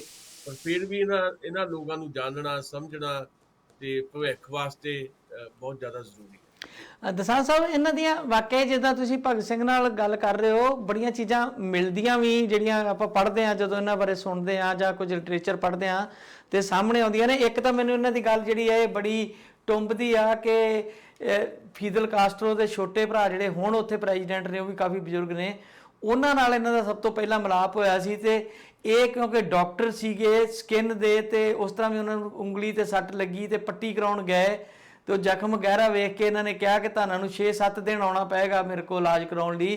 ਤੇ ਇਸ ਦੌਰਾਨ ਉਹਨਾਂ ਦੀ ਦੋਸਤੀ ਹੁੰਦੀ ਆ ਤੇ ਫਿਰ ਫੀਦਲ ਕਾਸਟਰੋ ਨੂੰ ਮਿਲਦੇ ਆ ਤੇ ਜਦੋਂ ਇਹਨਾਂ ਦਾ ਵਿਚਾਰਾਂ ਦਾ ਆਦਾਨ ਪ੍ਰਦਾਨ ਹੁੰਦਾ ਆ ਤਾਂ ਇਹ ਕੋਹੜ ਦਾ ਇਲਾਜ ਕਰਦੇ ਹੁੰਦੇ ਸੀ ਕਹਿੰਦੇ ਆ। ਤੇ ਫੀਦਲ ਕਾਸਟਰੋ ਨੇ ਪੁੱਛਿਆ ਕਿ ਤੁਸੀਂ ਕਿੰਨੇ ਕੁ ਜਿਹੜੇ ਕੋਹੜੀ ਆ ਉਹਨਾਂ ਨੂੰ ਠੀਕ ਕਰ ਲੈਂਦੇ ਹੋ? ਤੇ ਇਹਨਾਂ ਨੇ ਕਿਹਾ ਕਿ ਮੈਂ 10 ਨੂੰ ਕਰਦਾ ਤੇ ਅਗਲੀ ਵਾਰ 20 ਆ ਜਾਂਦੇ ਆ, ਉਸ ਤੋਂ ਬਾਅਦ 50 ਆ ਜਾਂਦੇ ਆ। ਤੇ ਉਹਨਾਂ ਨੇ ਸੋਚਿਆ ਕਿ ਉਹਨਾਂ ਨੇ ਫੀਦਲ ਕਾਸਟਰੋ ਨੂੰ ਸਵਾਲ ਕੀਤਾ ਕਿ ਤੁਹਾਨੂੰ ਪਤਾ ਹੈ ਕੋਹੜ ਫੈਲਦਾ ਕਿਉਂ ਆ? ਕਿਉਂ ਨਾ ਉਸ ਸਿਸਟਮ ਨੂੰ, ਢਾਂਚੇ ਨੂੰ ਤਬਾਹ ਕਰੀਏ ਜਿਹਦੇ ਕਰਕੇ ਇਹ ਬਿਮਾਰੀ ਫੈਲੇ ਹੀ ਨਾ। ਤੁਸੀਂ ਇਕੱਲੇ ਕਾਰੇ ਸਾਰੀ ਦੁਨੀਆ ਦਾ ਕੋਹੜ ਨਹੀਂ ਢਾ ਸਕਦੇ। ਮਤਲਬ ਇੱਕ ਵੱਡੇ ਆਸ਼ੇ ਨੂੰ ਸਾਹਮਣੇ ਰੱਖ ਕੇ ਇਹ ਦੋ ਇਨਕਲਾਬੀ ਇਕੱਠੇ ਹੋਏ ਜੀ। ਬਿਲਕੁਲ ਬਿਲਕੁਲ ਸਹੀ ਹੈ। ਬੜੀਆਂ ਕਹਾਣੀਆਂ ਨੇ, ਬੜੀਆਂ ਦਿਲਚਸਪ ਨੇ। ਉਹਨਾਂ ਦੀ ਇੱਕ ਮੋਟਰਸਾਈਕਲ ਡਾਇਰੀ ਵੀ ਸ਼ਾਇਦ ਹੈ। ਹਾਂ, ਮੋਟਰਸਾਈਕਲ ਡਾਇਰੀ ਵੀ ਹੈ ਜੀ ਉਹਨਾਂ ਦੀ, ਜਿਹਦੇ ਤੇ ਇੱਕ ਫਿਲਮ ਵੀ ਬਣੀ ਹੋਈ ਹੈ। ਤੇ ਉਹ ਕਿਵੇਂ ਸਾਰੀ ਦੁਨੀਆ ਨੂੰ ਬਦਲ ਦੇਣਾ ਚਾਹੁੰਦੇ ਸੀ, ਕਿੰਨੀ ਉਹਨਾਂ ਦੇ ਅੰਦਰ ਇੱਕ ਕਹਿ ਲਓ ਵੀ ਜਵਾਲਾ ਸੀ, ਅਗਨੀ ਸੀ। ਤੇ ਇਹ ਤਾਂ ਮਹਿਸੂਸ ਹੀ ਕੀਤੀ ਜਾ ਸਕਦੀ ਆ। ਪੜ੍ਹ ਕੇ ਤੁਹਾਡੇ ਸਾਹਮਣੇ ਸਾਰੀਆਂ ਦ੍ਰਿਸ਼ ਜਿਹੜੇ ਆ ਉਹ ਆ ਜਾਂਦੇ ਆ ਵੀ ਉਸ ਦੌਰ ਦੇ ਵਿੱਚ ਇੱਕ ਵਿਅਕਤੀ ਕਿਵੇਂ ਇਹ ਸਾਰੇ ਸਿਸਟਮ ਨੂੰ ਜਿਹੜਾ ਆ ਬਦਲਣ ਦੇ ਰਸਤੇ ਤੇ ਤੁਰਿਆ। ਤੇ ਉਹਨਾਂ ਦਾ ਚਿੱਠੀਆਂ ਦਾ ਆਦਾਨ ਪ੍ਰਦਾਨ ਵੀ ਹੈ ਬਾਅਦ ਵਿੱਚ ਫੀਡਲ ਕਾਸਟਰੋ ਤੇ ਚੀ ਗੁਵੇਰਾ ਦਾ। ਸੋ ਬਹੁਤ ਕੁਝ ਹੈ ਇੱਦਾਂ ਦਾ ਇਤਿਹਾਸ ਦੇ ਵਿੱਚ ਪਿਆ ਜਿਹੜਾ ਬਹੁਤ ਕੁਝ ਸਿਖਾਉਂਦਾ ਆ, ਦੱਸਦਾ ਆ। ਤੇ ਪੂੰਜੀ ਦੇ ਇਸ ਦੌਰ ਦੇ ਵਿੱਚ ਜਿਹੜਾ ਨਵਾਂ ਦੌਰ ਹੈ, ਜਿਹੜੀ ਅਗਲੀ ਸਦੀ ਜਿਹੜੀ ਆ ਜਾਂ ਆਹ ਸਦੀ ਜਿਹੜੀ ਚੱਲ ਰਹੀ ਹੈ, ਇਸ ਸਦੀ ਦੇ ਵਿੱਚ ਇਸ ਤਰ੍ਹਾਂ ਦੇ ਚਮਤਕਾਰ ਆਉਣ ਵਾਲੇ ਸਮੇਂ ਦੇ ਵਿੱਚ ਜ਼ਰੂਰ ਹੋਣਗੇ। ਚਮਤਕਾਰਾਂ 'ਚ ਭਾਵੇਂ ਸਾਡਾ ਵਿਸ਼ਵਾਸ ਨਹੀਂ ਹੈ, ਪਰ ਸਮਾਂ ਤੇ ਸਥਾਨ ਜਿਹੜਾ ਹੈ, ਟਾਈਮ ਤੇ ਸਪੇਸ ਜਿਹੜੀ ਹੈ, ਉਹ ਜ਼ਰੂਰ ਤੈਅ ਕਰ ਦਿੰਦੇ ਹੁੰਦੇ ਆ ਕਿ ਹਾਂ ਕੁਝ ਬਦਲਣ ਵਾਲਾ ਆ। ਮਾਹੌਲ ਇਹ ਦੱਸ ਰਿਹਾ ਵੀ ਸੱਚਮੁੱਚ ਹੀ ਆਉਣ ਵਾਲਾ ਸਮਾਂ ਜਿਹੜਾ ਉਹ ਹਾਂ ਪੱਖੀ ਤਬਦੀਲੀ ਵਾਲਾ ਹੋਏਗਾ। ਤੇ ਉਹਦੇ 'ਚ ਇਸ ਤਰ੍ਹਾਂ ਦੇ ਜਿਹੜੇ ਸਾਡੇ ਨਾਇਕ ਹੈ, ਉਹਨਾਂ ਤੋਂ ਪ੍ਰੇਰਣਾ ਲੈ ਕੇ ਵਕਤ ਦੇ ਨਾਲ ਨਾਲ ਕੁਝ ਚੀਜ਼ਾਂ ਜਿਹੜੀਆਂ ਐਡੀਸ਼ਨ ਹੋਣਗੀਆਂ, ਚਾਹੇ ਉਹ ਮਾਰਕਸਿਜ਼ਮ ਹੈ, ਚਾਹੇ ਕੋਈ ਵੀ ਇਜ਼ਮ ਹੈ, ਉਹਨਾਂ 'ਚ ਬਦਲਾਅ ਹੋਏਗਾ ਸਮੇਂ ਤੇ ਸਥਾਨ ਦੇ ਮੁਤਾਬਕ। ਤੇ ਕੁਝ ਵਾਅਦੇ ਹੋਣ ਤੋਂ ਬਾਅਦ ਚੀਜ਼ਾਂ ਬਦਲਣਗੀਆਂ ਤੇ ਮਨੁੱਖ ਦੇ ਹੱਕ 'ਚ ਬਦਲਣਗੀਆਂ। ਇਸ ਗੱਲ ਦੀ ਉਮੀਦ ਕਰਨੀ ਚਾਹੀਦੀ ਹੈ। ਬਿਲਕੁਲ ਦਸਾਂਝ ਸਾਹਿਬ, ਵੈਸੇ ਜਿਹੜੇ ਦੁਨੀਆ ਭਰ ਦੇ ਕ੍ਰਾਂਤੀਕਾਰੀ ਨੇ, ਇਹਨਾਂ ਦਾ ਜਜ਼ਬਾ ਜਿਹੜਾ ਵਾ ਉਹਨੂੰ ਸਲਾਮ ਕਰਨ ਨੂੰ ਦਿਲ ਕਰਦਾ ਕਿ ਸਾਰਿਆਂ ਦੇ ਜਿਹੜੇ ਜਜ਼ਬਾ ਸੀ ਇੱਕੋ ਜਿਹਾ ਸੀਗਾ। ਜਦੋਂ ਆਪਾਂ ਕਰਤਾਰ ਸਿੰਘ ਸਰਾਭਾ ਨਿੱਕੀ ਉਮਰੇ ਮਰਦੇ ਆ, ਸ਼ਹੀਦ ਹੋਣ ਲੱਗਦੇ ਆ, ਤੇ ਉਹਨਾਂ ਦੀ ਜਿਹੜੀ ਕਵਿਤਾ ਆਪਾਂ ਯਾਦ ਕਰਦੇ ਆ, ਦੇਸ਼ ਵਾਸੀਓ ਹਿੰਦ ਵਾਸੀਓ ਰੱਖਣਾ ਯਾਦ ਸਾਨੂੰ, ਕਿਤੇ ਦਿਲੋਂ ਨਾ ਸਾਨੂੰ ਭੁਲਾ ਦੇਣਾ, ਦੇਸ਼ ਦੀ ਖਾਤਰ ਲੱਗੇ ਹਾਂ ਚੜ੍ਹਨ ਫਾਂਸੀ, ਸਾਨੂੰ ਵੇਖ ਕੇ ਨਾ ਘਬਰਾ ਜਾਣਾ। ਤੇ ਇਦਾਂ ਹੀ ਸ਼ਹੀਦ ਭਗਤ ਸਿੰਘ ਬਾਰੇ ਕਿਹਾ ਜਾਂਦਾ ਹੈ ਕਿ ਜਦੋਂ ਉਹਨਾਂ ਨੂੰ ਆਖਰੀ ਵਾਰ ਉਹ ਗਾਰਡ ਉਹਨਾਂ ਨੂੰ ਬੁਲਾਉਣ ਆਇਆ ਫਾਂਸੀ ਤੇ ਜਾਣ ਲਈ, ਤੇ ਉਹ ਲੈਲਨ ਦੀ ਕੋਈ ਕਿਤਾਬ ਪੜ੍ਹ ਰਹੇ ਸਨ ਤੇ ਉਹਨਾਂ ਨੇ ਫੋਲਡ ਕਰ ਦਿੱਤਾ ਸੀਗਾ ਵਰਕਾ ਤੇ ਕਿਹਾ ਥੋੜੀ ਦੇਰ ਰੁਕ ਜਾ, ਇੱਕ ਇਨਕਲਾਬੀ ਦੂਜੇ ਇਨਕਲਾਬੀ ਨੂੰ ਮਿਲ ਰਿਹਾ। ਕਈ ਵਾਰ ਵਧਾ ਚੜਾ ਕੇ ਗੱਲਾਂ ਹੁੰਦੀਆਂ, ਪਰ ਇਹ ਬਹੁਤ ਵੱਡੀ ਗੱਲ ਹੈ ਕਿ ਉਹਨਾਂ ਦਾ ਇਸ ਤਰ੍ਹਾਂ ਸੋਚਣਾ ਕਿ ਇਹ ਫੋਲਡ ਕੀਤਾ ਜਿਹੜਾ ਮੇਰਾ ਵਰਕਾ ਹੈ, ਤੋਂ ਅੱਗੇ ਵੀ ਕਹਾਣੀ ਚੱਲੇਗੀ, ਕੋਈ ਹੋਰ ਇਹਨੂੰ ਅੱਗੇ ਪੜ੍ਹੇਗਾ। ਤੇ ਇਦਾਂ ਹੀ ਕਹਿੰਦੇ ਆ ਕਿ ਜਦੋਂ ਜਿਹੜਾ ਕੋਈ ਕਮਾਂਡਰ ਇਹਨਾਂ ਨੂੰ ਗੋਲੀ ਮਾਰਨ ਲੱਗਾ ਸੀਗਾ ਚੀ ਗੁਵੇਰਾ ਹਰਾਂ ਨੂੰ, ਤੇ ਬੜੇ ਗੰਭੀਰ ਹੋ ਕੇ ਸੋਚ ਰਹੇ ਸੀ, ਤੇ ਉਹ ਇੱਕਦਮ ਰੁਕ ਗਿਆ। ਉਹਨੇ ਪੁੱਛਿਆ ਤੂੰ ਕੀ ਸੋਚ ਰਿਹਾ ਇਸ ਵੇਲੇ, ਮੌਤ ਦੇ ਵੇਲੇ? ਤੇ ਉਹਨਾਂ ਨੇ ਉਹਨਾਂ ਨੂੰ ਜਵਾਬ ਦਿੱਤਾ ਕਿ ਮੈਂ ਸੋਚ ਰਿਹਾ ਸੀ ਕਿ ਜਦੋਂ ਦੁਨੀਆ ਦੇ ਲੋਕ ਜ਼ੁਲਮ ਦੇ ਖਿਲਾਫ ਇਕਮੁੱਠ ਹੋ ਕੇ ਖੜੇ ਹੋ ਜਾਣਗੇ ਤੇ ਤੁਹਾਨੂੰ ਸਾਰਿਆਂ ਨੂੰ ਨੇਸਤਾ ਨਬੂਦ ਕਰ ਦੇਣਗੇ। ਯਾਨੀ ਕਿ ਮਰਨ ਲੱਗਿਆ ਵੀ ਉਹ ਆਉਣ ਵਾਲੇ ਸਮੇਂ ਦੀ ਇੱਕ ਭਰਪੂਰ ਉਮੀਦ ਜਿਹੜੀ ਉਹ ਆਪਣੇ ਦਿਲ 'ਚ ਨਾਲ ਲੈ ਕੇ ਗਏ ਸੀਗੇ। ਪਰ ਅਸੀਂ ਅਗਲੀਆਂ ਪੀੜ੍ਹੀਆਂ ਸ਼ਾਇਦ ਉਹਨਾਂ ਦੇ ਪੂਰਨਿਆਂ ਤੇ ਚੱਲ ਨਹੀਂ ਸਕੇ, ਜਾਂ ਉਹਨਾਂ ਨੂੰ ਅਸੀਂ ਉਸ ਤਰੀਕੇ ਨਾਲ ਅਪਣਾ ਨਹੀਂ ਸਕੇ ਜਿੱਦਾਂ ਅਪਣਾਉਣਾ ਚਾਹੀਦਾ ਸੀ। ਦੇਖੋ ਇਹ ਕੁਝ ਦੰਦ ਕਥਾਵਾਂ ਵੀ ਹੁੰਦੀਆਂ ਨੇ, ਜਿੱਦਾਂ ਤੁਸੀਂ ਵੀ ਜ਼ਿਕਰ ਕੀਤਾ, ਵਧਾ ਚੜਾ ਕੇ ਵੀ ਕੋਈ ਗੱਲਾਂ ਦੱਸੀਆਂ ਜਾਂਦੀਆਂ, ਪਰ ਇਹ ਮੂਵਮੈਂਟ ਨੂੰ ਬੂਸਟ ਕਰਦੀਆਂ ਇਦਾਂ ਦੀਆਂ ਗੱਲਾਂ। ਕਿਉਂਕਿ ਕੁਝ ਚੀਜ਼ਾਂ ਜਿੱਦਾਂ ਹੁਣ ਆਪਣੇ ਸਾਡੇ ਜਿਹੜਾ ਸਿੱਖ ਇਤਿਹਾਸ ਦੇ ਵਿੱਚ ਵੀ ਜਿਹੜਾ ਬਕਾਇਦਾ ਕੁਝ ਗੱਲਾਂ ਜਿਹੜੀਆਂ ਫਿਰ ਬਣਾਈਆਂ ਗਈਆਂ, ਬਾਲਾ ਤੇ ਮਰਦਾਨਾ ਦੀ ਜੋੜੀ ਬਣਾ ਦਿੱਤੀ ਗਈ, ਜਦ ਕਿ ਆਪਾਂ ਨੂੰ ਪਤਾ ਹੈ ਕਿ ਹੂੰ ਕੇਵਲ ਮਰਦਾਨਾ ਜੀ ਸੀਗੇ ਬਾਬੇ ਨਾਨਕ ਦੇ ਨਾਲ। ਬਾਲਾ ਤਾਂ 300 ਸਾਲ ਬਾਅਦ ਹੋਇਆ, ਪਰ ਉਹ ਹਾਂਜੀ ਸਾਖੀਆਂ ਜਿਹੜੀਆਂ ਸਾਖੀਆਂ ਬਣਾਈਆਂ ਗਈਆਂ, ਤੇ ਉਹ ਸਾਰਾ ਕੁਝ ਜਿਹੜਾ ਆ ਉਹ ਸਿੱਖ ਧਰਮ ਦੀ ਜਿਹੜੀ ਜਿਹੜੀ ਇੱਕ ਕਿਸਮ ਦੀ ਪ੍ਰਫੁੱਲਤਾ ਵਾਸਤੇ, ਉਹਨੂੰ ਹੋਰ ਜ਼ਿਆਦਾ ਪ੍ਰਚਾਰਨ ਵਾਸਤੇ ਕੁਝ ਚੀਜ਼ਾਂ ਜੋੜ ਦਿੱਤੀਆਂ ਗਈਆਂ, ਤੇ ਉਹਨਾਂ ਨੂੰ ਸੱਚ ਮੰਨਿਆ ਜਾਂਦਾ। ਅੱਜ ਕੱਲ੍ਹ ਕਈ ਵਾਰੀ ਕਥਾਵਾਂ ਸੁਣਾਈਆਂ ਜਾਂਦੀਆਂ, ਸਾਡੇ ਜਿਹੜੇ ਜਿਹੜੇ ਕਹਿ ਲਓ ਵੀ ਉਹ ਦਰਬਾਰ ਸਾਜਦੇ ਨੇ, ਜਿਹੜੇ ਉਪਦੇਸ਼ਕ ਨੇ ਸਾਡੇ, ਉਹ ਸਾਰੀਆਂ ਚੀਜ਼ਾਂ ਸੁਣਾ ਸੁਣਾ ਕੇ ਉਹ ਜਿਹੜੀ ਇੱਕ ਮਿੱਥ ਹੁੰਦੀ ਹੈ ਉਹਨੂੰ ਇਤਿਹਾਸ ਬਣਾਈ ਜਾਂਦੇ ਆ। ਏਦਾਂ ਹੁੰਦਾ ਕਈ ਵਾਰੀ, ਪਰ ਜਿਹੜੀ ਇਹ ਇਨਕਲਾਬੀਆਂ ਦੇ ਨਾਲ ਜੁੜੀਆਂ ਗੱਲਾਂ ਜਿਹੜੀਆਂ ਕੁਝ ਚੀਜ਼ਾਂ ਹੁੰਦੀਆਂ ਵੀ ਹੈ, ਜਿੱਦਾਂ ਕਵਿਤਾ ਤਾਂ ਕਵਿਤਾ ਹੈ, ਕਰਤਾਰ ਸਿੰਘ ਸਰਾਭੇ ਦੀ ਕਵਿਤਾ ਤਾਂ ਕਵਿਤਾ, ਉਹ ਤਾਂ ਦਿਖਾਈ ਦੇ ਰਹੀ ਹੈ ਸਾਹਮਣੇ ਸਾਡੇ ਕੋਲ ਹੈ। ਪਰ ਕੁਝ ਚੀਜ਼ਾਂ ਜਿਹੜੀਆਂ ਦੱਸੀਆਂ ਜਾਂਦੀਆਂ, ਉਹ ਹੁੰਦਾ ਵੀ ਲਹਿਰ ਨੂੰ ਕਿੱਦਾਂ ਜ਼ਿਆਦਾ ਹੋਰ ਤੁਸੀਂ ਅੱਗੇ ਵਧਾਉਣਾ। ਹੋਈਆਂ ਵੀ ਹੋਣਗੀਆਂ, ਲਾਜ਼ਮੀ ਤੌਰ ਤੇ ਹੋਈਆਂ ਹੋਣਗੀਆਂ। ਅਸੀਂ ਇੱਕ ਤਾਂ ਆਪਣੇ ਸਮੇਂ 'ਚ ਇੱਕ ਬੜਾ ਵੱਡੀ ਗੱਲ ਦੇਖੀ ਹੈ, ਸਦਾਮ ਹੁਸੈਨ ਦੇ ਬਾਰੇ 'ਚ ਜਦੋਂ ਆਪਾਂ ਗੱਲ ਕਰੀਏ, ਉਹ ਤਾਂ ਸਾਹਮਣੇ ਆ ਸਾਡੇ ਸਾਰਿਆਂ ਦੇ ਵੀ। ਆਮ ਤੌਰ ਦੇ ਉੱਤੇ ਕਿਸੇ ਨੂੰ ਜਦੋਂ ਫਾਂਸੀ ਦਿੱਤੀ ਜਾਂਦੀ ਹੈ ਤੇ ਉਹਨੂੰ ਢੱਕ ਦਿੱਤਾ ਜਾਂਦਾ, ਉਹਦਾ ਮੂੰਹ ਹਾਂਜੀ ਢੱਕ ਹਾਂਜੀ, ਦਿੱਤਾ ਇਹ ਜਾਂਦਾ। ਉਲਟ ਹੋਇਆ ਸੀਗਾ। ਤੇ ਹਾਂਜੀ, ਇਹ ਉਲਟ ਜਲਾਦਾਂ ਦੇ ਹੋ ਗਿਆ ਚਿਹਰੇ ਸੀ। ਢੱਕੇ ਸੀ, ਪਰ ਉਹਦਾ ਯੋਧੇ ਦਾ ਜਿਹੜਾ ਚਿਹਰਾ ਸੀ ਉਹ ਨੰਗਾ ਸੀਗਾ ਜੀ। ਸੋ ਇਹ ਵਾਪਰਦੇ ਨੇ, ਇਸ ਤਰ੍ਹਾਂ ਦੇ ਬਹੁਤ ਸਾਰੇ ਵਰਤਾਰੇ ਵਾਪਰਦੇ ਨੇ। ਇਤਿਹਾਸ ਇਹਨਾਂ ਚੀਜ਼ਾਂ ਨੂੰ ਸਾਂਭ ਕੇ ਰੱਖਦਾ ਹੈ, ਤੇ ਆਪਣੇ ਆਪ ਦੇ ਵਿੱਚ ਇਹ ਵੱਡੀ ਗੱਲ ਹੁੰਦੀ ਹੈ, ਛੋਟੀ ਗੱਲ ਨਹੀਂ ਜੀ। ਦਸਾਂਝ ਸਾਹਿਬ, ਇਹ ਲੱਗਦਾ ਹੈ ਜਿੱਦਾਂ ਆਪਾਂ ਗੱਲ ਕਰ ਰਹੇ ਹਾਂ, ਚਲੋ ਖਬਰਾਂ ਤੇ ਵੀ ਗੱਲ ਕਰਦੇ ਹਾਂ, ਇਤਿਹਾਸ ਤੋਂ ਪ੍ਰੇਰਨਾ ਨਾ ਲੈਣ ਦੀ ਗੱਲ ਆ। ਅੱਜ ਪੰਜਾਬ ਦੇ ਵਿੱਚ ਜੈਪਾਲ ਭੁੱਲਰ ਦੀ ਚਰਚਾ ਚੱਲ ਰਹੀ ਆ ਕਿ ਉਹਦੀ ਇਦਾਂ ਮੌਤ ਹੋਈ। ਇਹ ਤੋਂ ਪਹਿਲਾਂ ਵੀ ਕਈ ਨਾਂ ਆਏ, ਸੁੱਖਾ ਕਾਲਵਾ ਦਾ ਨਾਂ ਆਇਆ, ਹੋਰ ਗੈਂਗਸਟਰ ਅਜੇ ਜਿੰਦਾ ਵੀ ਨੇ ਬਹੁਤ ਸਾਰੇ, ਜਿਨ੍ਹਾਂ ਨੂੰ ਇਹ ਪੋਲੀਟੀਕਲ ਲੋਕ ਆਪਣੇ ਮਕਸਦ ਲਈ ਵਰਤ ਕੇ ਤੇ ਮੁੜ ਕੇ ਉਹਨਾਂ ਦਾ ਅੰਤ ਇਹੀ ਹੁੰਦਾ ਆ। ਪਰ ਇਹ ਨੌਜਵਾਨ ਜਿਹੜੇ ਆ, ਇਹ ਕਿਰਾਏ ਪਾ ਦਿੱਤੇ ਜਾਂਦੇ ਆ। ਜੇ ਇਹੀ એનર્ਜੀ ਇਹਨਾਂ ਦੀ ਪੋਜ਼ਿਟਿਵ ਪਾਸੇ ਜਾਵੇ ਤੇ ਇਹ ਵੱਡੀ ਵੱਡੀ ਕ੍ਰਾਂਤੀ ਲਿਆਉਣ ਦੇ ਸਮਰੱਥ ਹੋ ਸਕਦੇ ਆ। ਪਰ ਇਹ ਪਤਾ ਨਹੀਂ ਕਿਹੜੇ ਸੰਸਾਰ ਵਿੱਚ ਜੀਂਦੇ ਨੇ ਕਿ ਉਹ ਇਕੱਲੇ ਕਾਰੇ ਆਪਣੀ ਗਨ ਦੇ ਸਹਾਰੇ ਜਿਹੜਾ ਕੋਈ ਚੇਂਜ ਕਰ ਦੇਣਗੇ ਜਾਂ ਬਦਲੇ ਲੈ ਲੈਣਗੇ। ਤੇ ਜੇ ਉਹ ਕਰਦੇ ਵੀ ਆ ਤੇ ਉਹ ਬੜੇ ਨਜਾਇਜ਼ ਕਤਲ ਕਰਕੇ ਤੇ ਫਿਰ ਆਪ ਵੀ ਉਸੇ ਹੀ ਰਾਹ ਚੜ ਜਾਂਦੇ ਨੇ ਬੜੀ ਜਲਦੀ। ਦੇਖੋ, ਚੇਂਜ ਕਰਨ ਵਾਲੀ ਤੇ ਜਾਂ ਤਾਂ ਦੇਖੋ ਜੀ, ਕੋਈ ਰੈਵੋਲੂਸ਼ਨਰੀ ਮੂਵਮੈਂਟ ਦੇ ਵਿੱਚ ਨੇ, ਉਹ ਹਥਿਆਰਬੰਦ ਲੜਾਈ ਲੜ ਰਹੇ ਨੇ। ਜਿੱਦਾਂ ਮਾਓਵਾਦੀ ਨੇ, ਮੰਨ ਲਓ ਮਾਓਵਾਦੀਆਂ ਦਾ ਇੱਕ ਪੂਰੀ ਦਾ ਪੂਰੀ ਐਜੀਟੇਸ਼ਨ ਸਾਡੇ ਸਾਹਮਣੇ, ਸੰਘਰਸ਼ ਸਾਡੇ ਸਾਹਮਣੇ 160 ਜ਼ਿਲ੍ਹਿਆਂ 'ਚ, ਮਤਲਬ ਹਾਲੇ ਵੀ ਭਾਰਤ ਦੇ 160 ਜ਼ਿਲ੍ਹਿਆਂ 'ਚ ਇੱਕ ਪੈਰਲਰ ਕਹਿ ਲਓ ਕੰਮ ਜਿਹੜਾ ਉਹਨਾਂ ਦਾ ਹੈ ਮਾਓਵਾਦੀਆਂ ਦਾ। ਇੱਦਾਂ ਦਾ ਤਾਂ ਕੋਈ ਪੰਜਾਬ ਦੇ ਗੈਂਗਸਟਰ ਕੋਈ ਇਸ ਪਾਸੇ ਤਾਂ ਤੁਰੇ ਨਹੀਂ ਹੈ ਵੀ ਹਾਂ ਵੀ ਜਿੱਦਾਂ ਨਕਸਲੀ ਮੂਵਮੈਂਟ ਸੀ ਸਾਡੀ। ਚਾਹੇ ਉਹ ਨਕਸਲੀ ਮੂਵਮੈਂਟ ਦੀ ਅੱਜ ਤੁਸੀਂ ਆਲੋਚਨਾ ਕਰੋ, ਜੋ ਮਰਜ਼ੀ ਕਰੋ, ਪਰ ਇੱਕ ਮੂਵਮੈਂਟ ਸੀ, ਉਹਦੇ ਪਿੱਛੇ ਇੱਕ ਦ੍ਰਿਸ਼ਟੀਕੋਣ ਤਾਂ ਸੀ, ਉਹਦੇ ਵਿੱਚ ਇੱਕ ਸੁਪਨਾ ਤਾਂ ਸੀ ਵੀ ਅਸੀਂ ਇਸ ਦੁਨੀਆ ਨੂੰ ਬਦਲਣਾ ਹੈ। ਇਹਨਾਂ ਦੇ ਸਾਹਮਣੇ ਤਾਂ ਕੋਈ ਇਦਾਂ ਦਾ ਸੁਪਨਾ ਨਹੀਂ ਹੈ, ਇਸ ਕਰਕੇ ਕੋਈ ਇਹਨਾਂ ਦੀ ਇਦਾਂ ਨਹੀਂ ਲਿਆ ਜਾ ਸਕਦਾ ਇਹਨਾਂ ਨੂੰ ਵੀ ਹਾਂ ਵੀ ਇਹ ਕੋਈ ਵੱਡਾ ਇਨਕਲਾਬੀ ਕੰਮ ਕਰਨ ਤੁਰੇ ਹੋਏ। ਸਿਰਫ ਛੋਟੇ ਛੋਟੇ ਲਾਭਾਂ ਨਹੀਂ ਲਈ ਨਹੀਂ, ਮੈਂ ਆਪਣੇ ਆਪ ਇਨਕਲਾਬੀ ਨੂੰ। ਨਹੀਂ ਕਹਿ ਰਿਹਾ, ਉਹਨਾਂ ਨਾਲ ਜੋੜ ਵੀ ਨਹੀਂ ਰਿਹਾ, ਪਰ ਮੈਂ ਇਹ ਕਹਿ ਰਿਹਾ ਕਿ ਇਹਨਾਂ ਯੂਥ ਦੀ ਜੇ એનર્ਜੀ ਨੂੰ ਕਿਸੇ ਤਰੀਕੇ ਚੈਨਲਾਈਜ਼ ਕੀਤਾ ਜਾ ਸਕਦਾ ਹੁੰਦਾ, ਕੁਝ ਇਹੋ ਜਿਹਾ এনवायरमेंट ਹੁੰਦਾ। ਦੇਖੋ, ਜੰਮਦਿਆਂ ਤੇ ਕੋਈ ਵੀ ਕ੍ਰਿਮੀਨਲ ਹੁੰਦਾ ਨਹੀਂ ਆ, ਜੇ ਵੇਖਿਆ ਜਾਵੇ ਤਾਂ ਹਾਲਾਤ ਬਣਾਉਂਦੇ ਨੇ ਉਹਨੂੰ, ਤੇ ਉਹ ਕਿਰਾਏ ਪੈ ਜਾਂਦੇ ਨੇ ਉਹ ਲੋਕ। ਤੇ ਪਰ ਕੁਛ ਨਾ ਕੁਛ ਤੇ ਇਹਨਾਂ 'ਚ ਅਲੱਗ ਹੁੰਦਾ ਨਾ ਆਮ ਲੋਕਾਂ ਨੂੰ ਵੀ। ਜਿਹੜਾ ਪਾਸ਼ ਨੇ ਲਿਖਿਆ ਕਿ ਸਭ ਤੋਂ ਖਤਰਨਾਕ ਹੁੰਦਾ ਹੈ ਸਭ ਸਹਿਣ ਕਰ ਜਾਣਾ, ਮੁਰਦਾ ਸ਼ਾਂਤੀ ਨਾਲ ਭਰ ਜਾਣਾ। ਤੇ ਮਤਲਬ ਇਸ ਤਰ੍ਹਾਂ ਦੀ ਕਵਿਤਾ ਮੈਨੂੰ ਹੁਣ ਪੂਰੀ ਤਰ੍ਹਾਂ ਯਾਦ ਨਹੀਂ, ਉਹ ਸ਼ਬਦ ਆ ਰਹੇ। ਤੇ ਜਿਹੜੇ ਵਿਅਕਤੀ ਆਖਰਕਾਰ ਇਹ ਰਾਹ ਪੈਂਦੇ ਨੇ, ਇੱਕ ਤਾਂ ਮੈਂ ਸੋਚਦਾ ਕਿ ਇਹ ਬਾਈ ਬਰਥ ਤੇ ਕ੍ਰਿਮੀਨਲ ਨਹੀਂ ਹੁੰਦੇ, ਹਾਲਾਤ ਇਹਨਾਂ ਨੂੰ ਬਣਾਉਂਦੇ ਨੇ। ਤੇ ਦੂਸਰਾ ਇਹ ਆ ਕਿ ਇਹਨਾਂ ਨੂੰ ਇਹਨਾਂ ਦੀ એનર્ਜੀ ਨੂੰ ਪ੍ਰੋਪਰ ਢੰਗ ਨਾਲ ਚੈਨਲਾਈਜ਼ ਕਰਨ ਦੀ ਬਜਾਏ ਪੋਲੀਟੀਕਲ ਲੋਕ ਇਹਨਾਂ ਨੂੰ ਮਹਿਸੂਸ ਕਰਦੇ ਨੇ। ਤੇ ਤੀਜਾ ਮੇਰੇ ਮਨ 'ਚ ਵਿਚਾਰ ਆਉਂਦਾ ਕਿ ਇਹ ਸਧਾਰਨ ਵਿਅਕਤੀ ਨਹੀਂ ਹੁੰਦੇ, ਕਿਤੇ ਨਾ ਕਿਤੇ ਦੂਜਿਆਂ ਨਾਲੋਂ ਹਟ ਕੇ, ਕਿ ਜਿਹੜੇ ਮਤਲਬ ਭੇਡਾਂ ਦੇ ਪ੍ਰਵਾਹ ਦੇ ਵਿੱਚ ਨਹੀਂ ਵਗ ਸਕਦੇ, ਅਲੱਗ ਤਰ੍ਹਾਂ ਦਾ ਰਹਿਣਾ ਚਾਹੁੰਦੇ ਆ, ਭਾਵੇਂ ਉਹ ਗਲਤੀ ਕਰ ਰਹੇ ਹੁੰਦੇ ਆ। ਨਹੀਂ, ਇਹ ਗੱਲ ਤੁਹਾਡੀ ਠੀਕ ਹੈ। ਤੁਸੀਂ ਦੋ ਤਿੰਨ ਜਿਹੜੇ ਨੁਕਤੇ ਸਾਂਝੇ ਕੀਤੇ ਆ, ਬਿਲਕੁਲ ਦਰੁਸਤ ਹੈ। ਸਵਾਲ ਇਹ ਹੁੰਦਾ ਕਿ એનર્ਜੀ ਜਿਹੜੀ ਹੈ ਉਹਨੂੰ ਚੈਨਲਾਈਜ਼ ਕਿਵੇਂ ਕੀਤਾ ਜਾਏ। ਮਤਲਬ ਸਾਰੇ ਇੱਕੋ ਜਿਹੇ ਦੀ ਹੁੰਦੇ, ਬਾਈ ਬਰਥ ਕੋਈ ਕ੍ਰਿਮੀਨਲ ਨਹੀਂ ਹੈ, ਬਾਈ ਬਰਥ ਕੋਈ ਜਿਹੜਾ ਆ ਕੋਈ ਰੈਵੋਲੂਸ਼ਨਰੀ ਨਹੀਂ ਹੈ। ਹਾਲਾਤ ਜਿਹੜੇ ਆ ਉਹ ਸਾਰੀਆਂ ਚੀਜ਼ਾਂ ਨੂੰ ਘੜਦੇ ਆ, ਤੇ ਉਹਨਾਂ ਹਾਲਾਤਾਂ ਦੇ ਵਿੱਚ ਤੁਹਾਡਾ ਸੰਗ ਕਿਹਨਾਂ ਨਾਲ ਹੋ ਜਾਂਦਾ ਹੈ। ਜੇ ਤੁਸੀਂ ਆਪਣੀ એનર્ਜੀ ਨੂੰ, ਬਾਈ ਦੀ ਵੇ ਤੁਹਾਡੇ ਘਰ ਦੇ ਵਿੱਚ ਕੋਈ ਇਸ ਤਰ੍ਹਾਂ ਦਾ ਮਾਹੌਲ ਹੈ ਵੀ ਤੁਹਾਡੇ ਸਪੋਰਟਸ ਦੀਆਂ ਗੱਲਾਂ ਘਰ 'ਚ ਹੁੰਦੀਆਂ ਹੈ, ਤੁਸੀਂ ਸਕੂਲ ਕਾਲਜ ਜਾਂਦੇ ਹੋ ਤੇ ਉੱਥੇ ਤੁਸੀਂ ਸਪੋਰਟਸ ਦੇ ਕਿਸੇ ਈਵੈਂਟ ਚਲੇ ਜਾਂਦੇ ਹੋ ਤੇ ਤੁਹਾਡੀ એનર્ਜੀ ਉਧਰ ਚੈਨਲਾਈਜ਼ ਹੋ ਜਾਂਦੀ ਹੈ, ਤੇ ਤੁਹਾਡੇ ਵਿੱਚੋਂ ਹੀ ਕੋਈ ਜਿਹੜਾ ਮਿਲਖਾ ਸਿੰਘ ਪੈਦਾ ਹੋ ਜਾਂਦਾ।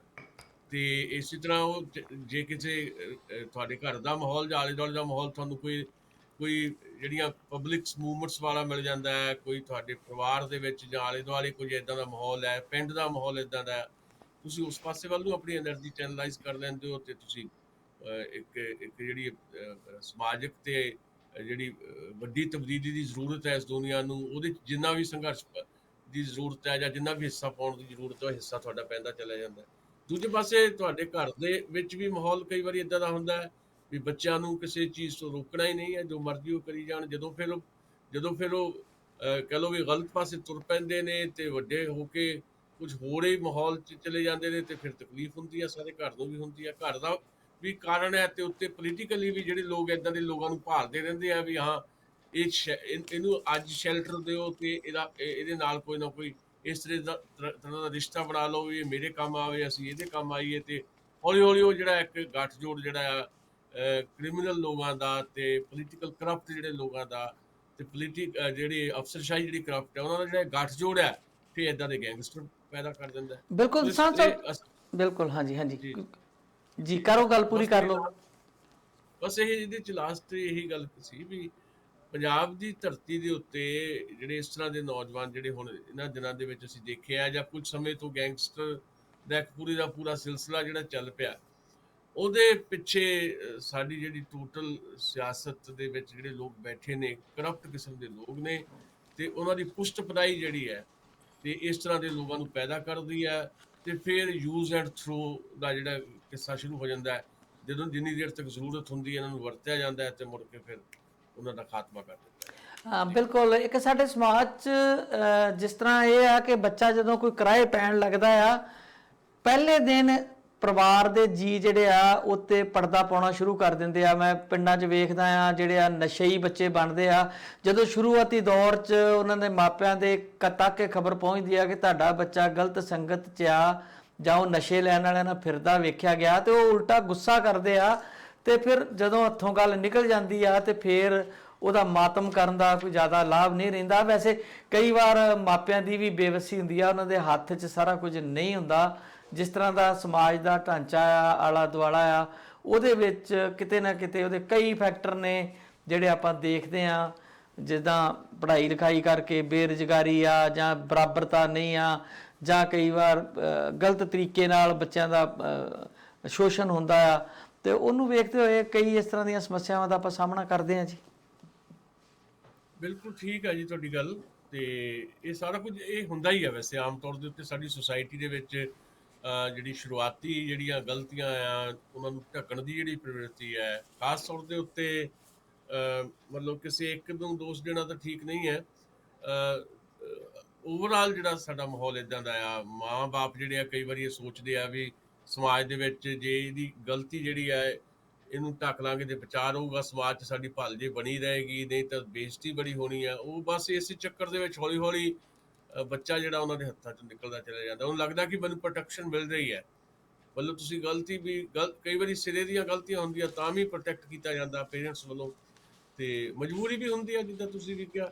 ਪਰ ਫਿਰ ਵੀ ਜੇ ਸਹੀ ਤਰੀਕਾ ਅਪਣਾਇਆ ਜਾਏ ਬਚਪਨ ਤੋਂ, ਤੇ ਬੱਚਿਆਂ ਦੇ ਨਾਲ ਦੋਸਤਾਨਾ ਵਿਹਾਰ ਰੱਖਿਆ ਜਾਏ, ਤੇ ਜੇ ਕੋਈ ਬੱਚੇ ਨੂੰ ਸੰਕਟ ਹੈ, ਕੋਈ ਪ੍ਰੋਬਲਮ ਹੈ, ਤੇ ਫਿਰ ਉੱਥੇ ਉਹਦਾ ਸਾਥ ਦਿੱਤਾ ਜਾਏ, ਤਾਂ ਸ਼ਾਇਦ ਇਹ ਚੀਜ਼ਾਂ ਬਚਾਈਆਂ ਜਾ ਸਕਦੀਆਂ। ਪਰ ਓਵਰਆਲ ਤਾਂ ਜਿਹੜੇ ਜਿੱਦਾਂ ਤੁਸੀਂ ਆਪਾਂ ਸ਼ੁਰੂ 'ਚ ਗੱਲ ਕੀਤੀ ਸੀ ਵੀ ਜਿਹੜੇ ਕੋਰ ਸਾਨੂੰ ਲੱਗੇ ਹੋਏ ਆ, ਉਹਦਾ ਤਾਂ ਇਲਾਜ ਕਰਨ ਦੀ ਜਿਹੜੀ ਜ਼ਰੂਰਤ ਹੈ, ਵਿਵਸਥਾ ਜਿਹੜੀ ਹੈ, ਨਿਜ਼ਾਮ ਜਿਹਨੂੰ ਅਸੀਂ ਕਹਿੰਦੇ ਆ ਜਾਂ ਸਿਸਟਮ ਹੈ, ਇਸ ਸਿਸਟਮ ਦੇ ਵਿੱਚ ਇੰਨੀਆਂ ਜ਼ਿਆਦਾ ਖਰਾਬੀਆਂ ਹੈ ਕਿ ਇੱਥੇ ਸਾਰਾ ਕੁਝ ਵਾਪਰਨਾ ਜਿਹੜਾ ਉਹ ਲਾਜ਼ਮੀ ਹੋ ਜਾਂਦਾ ਥੋੜੇ ਬਹੁਤ ਫਰਕ ਦੇ ਨਾਲ ਜੀ। ਬਿਲਕੁਲ ਦਸਾਂਝ ਸਾਹਿਬ ਕੁਝ ਖਬਰਾਂ ਤੇ ਵੀ ਝਾਤੀ ਮਾਰ ਲਈਏ। ਇੱਕ ਖਬਰ ਜਿਹੜੀ ਮੈਂ ਤੁਹਾਨੂੰ ਸਭ ਤੋਂ ਪਹਿਲਾਂ ਇੰਟਰਨੈਸ਼ਨਲ ਲੈਵਲ ਤੇ ਸਾਂਝੀ ਕਰਨੀ ਚਾਹੁੰਦਾ ਆ ਕਿ ਨਾਟੋ ਨੂੰ ਕਾਫੀ ਵੀਕ ਹੋ ਗਈ ਸੀ। ਵੈਸੇ ਮੈਂ ਗੱਲ ਪਹਿਲਾਂ ਕਰ ਚੁੱਕਾ ਆਪਣੇ ਦਰਸ਼ਕਾਂ ਨਾਲ, ਤੁਹਾਡੇ ਵਿਚਾਰ ਇੱਥੇ ਲੈਣੇ ਚਾਹੁੰਦਾ ਆ ਕਿ ਟਰੰਪ ਦੀ ਆਮਦ ਨਾਲ ਬਹੁਤ ਕੁਝ ਬਦਲਿਆ ਸੀ ਅਮਰੀਕਾ ਦੇ ਵਿੱਚ, ਤੇ ਉਹਨਾਂ ਨੇ ਕਿਹਾ ਸੀ ਕਿ ਕੱਲਾ ਅਮਰੀਕਾ 70% ਭਾਰ ਚੁੱਕਦਾ ਨਾਟੋ ਦਾ, ਤੇ ਅਸੀਂ ਕਿਉਂ ਠੇਕਾ ਲਈਏ ਕਿ ਦੂਜੇ ਮੁਲਕਾਂ ਦੇ ਲਈ ਆਪਣੇ ਲੋਕਾਂ ਨੂੰ ਮਰਵਾਈਏ ਤੇ ਆਪਣਾ ਪੈਸਾ ਵੇਸਟ ਕਰੀਏ। ਤੇ ਹੁਣ ਜੋ ਬਾਈਡਨ ਦੇ ਆਏ ਨੇ ਤੇ ਪੁਰਾਣੀ ਪਾਲਿਸੀ ਅਮਰੀਕਾ ਦੀ ਜਿਹੜੀ ਥਾਣੇਦਾਰੀ ਵਾਲੀ ਆ ਦੁਨੀਆ ਭਰ ਵਿੱਚ ਉਹਨੂੰ ਦੁਬਾਰਾ ਰਿਵਾਈਵ ਕਰਨਾ ਚਾਹੁੰਦੇ ਆ, ਤੇ ਨਾਟੋ ਨੂੰ ਦੁਬਾਰਾ ਸੰਗਠਨ ਕਰਨ ਲਈ ਗੱਲਾਂ ਬਾਤਾਂ ਚੱਲ ਰਹੀਆਂ। G7 ਕੰਟਰੀ ਦੀ ਜਿਹੜੀ ਮੀਟਿੰਗ ਚੱਲ ਰਹੀ ਆ ਉਹਦੇ ਵਿੱਚ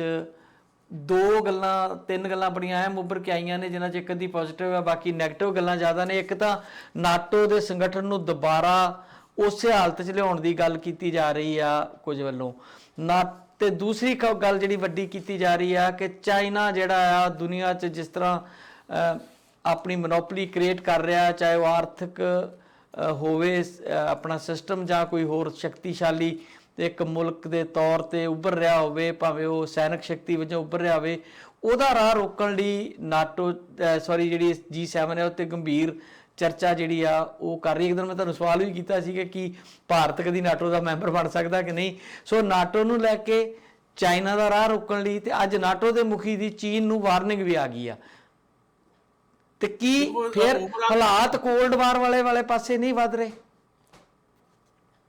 ਦੇਖੋ, ਜਿਸ ਤਰ੍ਹਾਂ ਇਹ ਮੁਲਕ ਇਕੱਠੇ ਹੋਏ ਨੇ G7 ਦੇ ਨਾਂ ਦੇ ਉੱਤੇ, ਮੀਟਿੰਗ ਤਾਂ ਖਤਮ ਹੋ ਗਈ ਹੈ, ਉਹਦੇ 'ਚ ਪ੍ਰਮੁੱਖ ਤੌਰ ਦੇ ਉੱਤੇ ਏਜੰਡਾ ਜਿਹੜਾ ਇਹੀ ਰਿਹਾ ਜਿਹਦਾ ਤੁਸੀਂ ਜ਼ਿਕਰ ਕੀਤਾ, ਤੇ ਖਾਸ ਤੌਰ ਦੇ ਉੱਤੇ ਚਾਈਨਾ ਕੇਂਦਰ 'ਚ ਹੈ। ਚਾਈਨਾ ਦੇ ਨੂੰ ਆਲੇ ਦੁਆਲੇ ਜਿਹੜਾ ਆ ਉਹਦੇ 'ਤੇ ਸ਼ਿਕੰਜਾ ਕੱਸਣ ਦੀ ਜ਼ਰੂਰਤ ਹੈ, ਪਰ ਨਾਲ ਦੀ ਨਾਲ ਚਾਈਨਾ ਦਾ ਰਿਐਕਸ਼ਨ ਵੀ ਆ ਗਿਆ।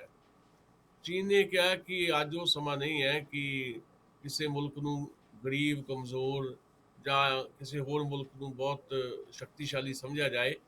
ਅੱਜ ਦੀ ਦੁਨੀਆ 'ਚ ਸਾਰੇ ਬਰਾਬਰ ਨੇ, ਤੇ ਕਿਸੇ ਵੀ ਕਿਸਮ ਦਾ ਰਸਤਾ ਜਿਹੜੀ ਰੋਕਣ ਦੀ ਕੋਸ਼ਿਸ਼ ਹੋਏਗੀ ਉਹ ਬਰਦਾਸ਼ਤ ਨਹੀਂ ਕੀਤੀ ਜਾਏਗੀ। ਚੀਨ ਨੇ ਵੀ ਨਾਲ ਦੀ ਨਾਲ ਕਹਿ ਦਿੱਤਾ।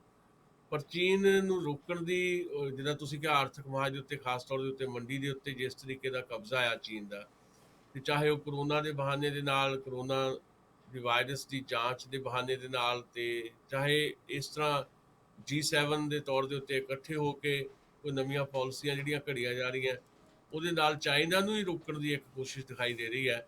ਉਹਨੂੰ ਲੱਗਦਾ ਹੈ ਵੀ ਜਿੱਦਾਂ ਤੁਸੀਂ ਕੋਲਡ ਵਾਰ ਦਾ ਵੀ ਜ਼ਿਕਰ ਕੀਤਾ, ਪਰ ਇੱਥੇ ਮਸਲਾ ਇਹ ਹੈ ਕਿ ਚਾਈਨਾ ਦੇ ਨਾਲ ਕੋਈ ਬਹੁਤ ਵੱਡੀ ਤਾਦਾਦ ਦੇ ਵਿੱਚ ਕੋਈ ਬਹੁਤੇ ਮੁਲਕ ਜਿਹੜੇ ਉਹਦੇ ਸਮਰਥਨ 'ਚ ਜਾਂ ਉਹਦੇ ਕੈਂਪ 'ਚ ਖੜੇ ਨਹੀਂ ਨਜ਼ਰ ਆਉਂਦੇ। ਜਿਹੜੀ ਕੋਲਡ ਵਾਰ ਦੀ ਸਿਚੁਏਸ਼ਨ ਅਮਰੀਕਾ ਤੇ ਸੋਵੀਅਤ ਯੂਨੀਅਨ ਵੇਲੇ ਸੀ, ਉਸ ਤਰ੍ਹਾਂ ਦੀ ਸਥਿਤੀ ਨਹੀਂ ਹੈ। ਚਾਈਨਾ ਨੂੰ ਘੇਰਨ ਦੀ ਕੋਸ਼ਿਸ਼ ਜ਼ਰੂਰ ਹੋ ਰਹੀ ਹੈ ਚਾਰੇ ਪਾਸਿਆਂ ਤੋਂ, ਤੇ ਉਹਦੇ 'ਚੋਂ ਹੁਣ ਚਾਈਨਾ ਕਿਵੇਂ ਆਪਣੇ ਆਪ ਨੂੰ ਕਹਿ ਲਓ ਵੀ ਸੇਫ ਰੱਖਦਾ ਜਾਂ ਕੱਢਦਾ ਜਾਂ ਨਿਕਲਦਾ, ਇਹ ਤਾਂ ਹੁਣ ਚਾਈਨੀਜ਼ ਜਿਹੜੇ ਥਿੰਕ ਟੈਂਕ ਹੈ ਉਹ ਦੇਖਣਗੇ। ਪਰ G7 ਦੀ ਮੀਟਿੰਗ 'ਚ ਬਹੁਤਾ ਜ਼ੋਰ ਇਸ ਗੱਲ ਤੇ ਰਿਹਾ ਕਿ ਚਾਈਨਾ ਨੂੰ ਕਿੱਦਾਂ ਰੁਕਿਆ ਜਾਏ। ਬਿਲਕੁਲ ਦਸਾਂਝ ਸਾਹਿਬ, ਇੱਕ ਹੋਰ ਗਰੁੱਪ 4 ਮੁਲਕਾਂ ਦਾ ਜਿਹੜਾ ਹੈ ਆਸਟ੍ਰੇਲੀਆ, ਅਮਰੀਕਾ, ਇੰਡੀਆ, ਤੇ ਉਹਦੇ ਬਾਰੇ ਵੀ ਬੜੀ ਗੱਲ ਚੱਲ ਰਹੀ ਆ ਕਿ ਉਹਦਾ ਵੀ ਵਿਸਥਾਰ ਹੋ ਰਿਹਾ ਆ। ਉਹ ਵੀ ਚਾਈਨਾ ਦੇ ਖਿਲਾਫ ਹੀ ਇੱਕ ਗੁੱਟਬੰਦੀ ਆ, ਜਿਹਨੂੰ ਬੜਾ ਚਾਈਨਾ ਜਿਹੜਾ ਆ ਉਹ ਇਸ ਨਜ਼ਰ ਨਾਲ ਵੇਖ ਰਿਹਾ ਕਿ ਮੇਰੇ ਲਈ ਵੱਡਾ ਖਤਰਾ ਹੋ ਸਕਦਾ ਆ। ਤੇ ਉਹਨਾਂ ਨੇ ਬੰਗਲਾਦੇਸ਼ ਨੂੰ ਵੀ ਵਾਰਨਿੰਗ ਦਿੱਤੀ ਆ ਕਿ ਛੋਟੇ ਜਿਹੇ ਮੁਲਕ ਨੂੰ, ਵਿਚਾਰੇ ਗਰੀਬੜੇ ਜਿਹੇ ਨੂੰ, ਜਿਹਦੇ ਕੋਲ ਕੋਈ ਬਹੁਤੀ ਸ਼ਕਤੀ ਵੀ ਨਹੀਂ, ਕਿ ਜੇਕਰ ਤੁਸੀਂ ਇਸ ਗਰੁੱਪ 'ਚ ਸ਼ਾਮਲ ਹੁੰਦੇ ਹੋ ਤੇ ਫਿਰ ਅਸੀਂ ਤੁਹਾਡੇ ਨਾਲ ਵੀ ਸਿੱਝਾਂਗੇ। ਕੋਈ ਇੱਦਾਂ ਦੀ ਖਤਰਨਾਕ ਜੀ ਵਾਰਨਿੰਗ ਜਿਹੜੀ ਆ ਉਹ ਦਿੱਤੀ, ਮੈਂ ਪ੍ਰੈਸ 'ਚ ਵੇਖ ਰਿਹਾ ਸੀਗਾ।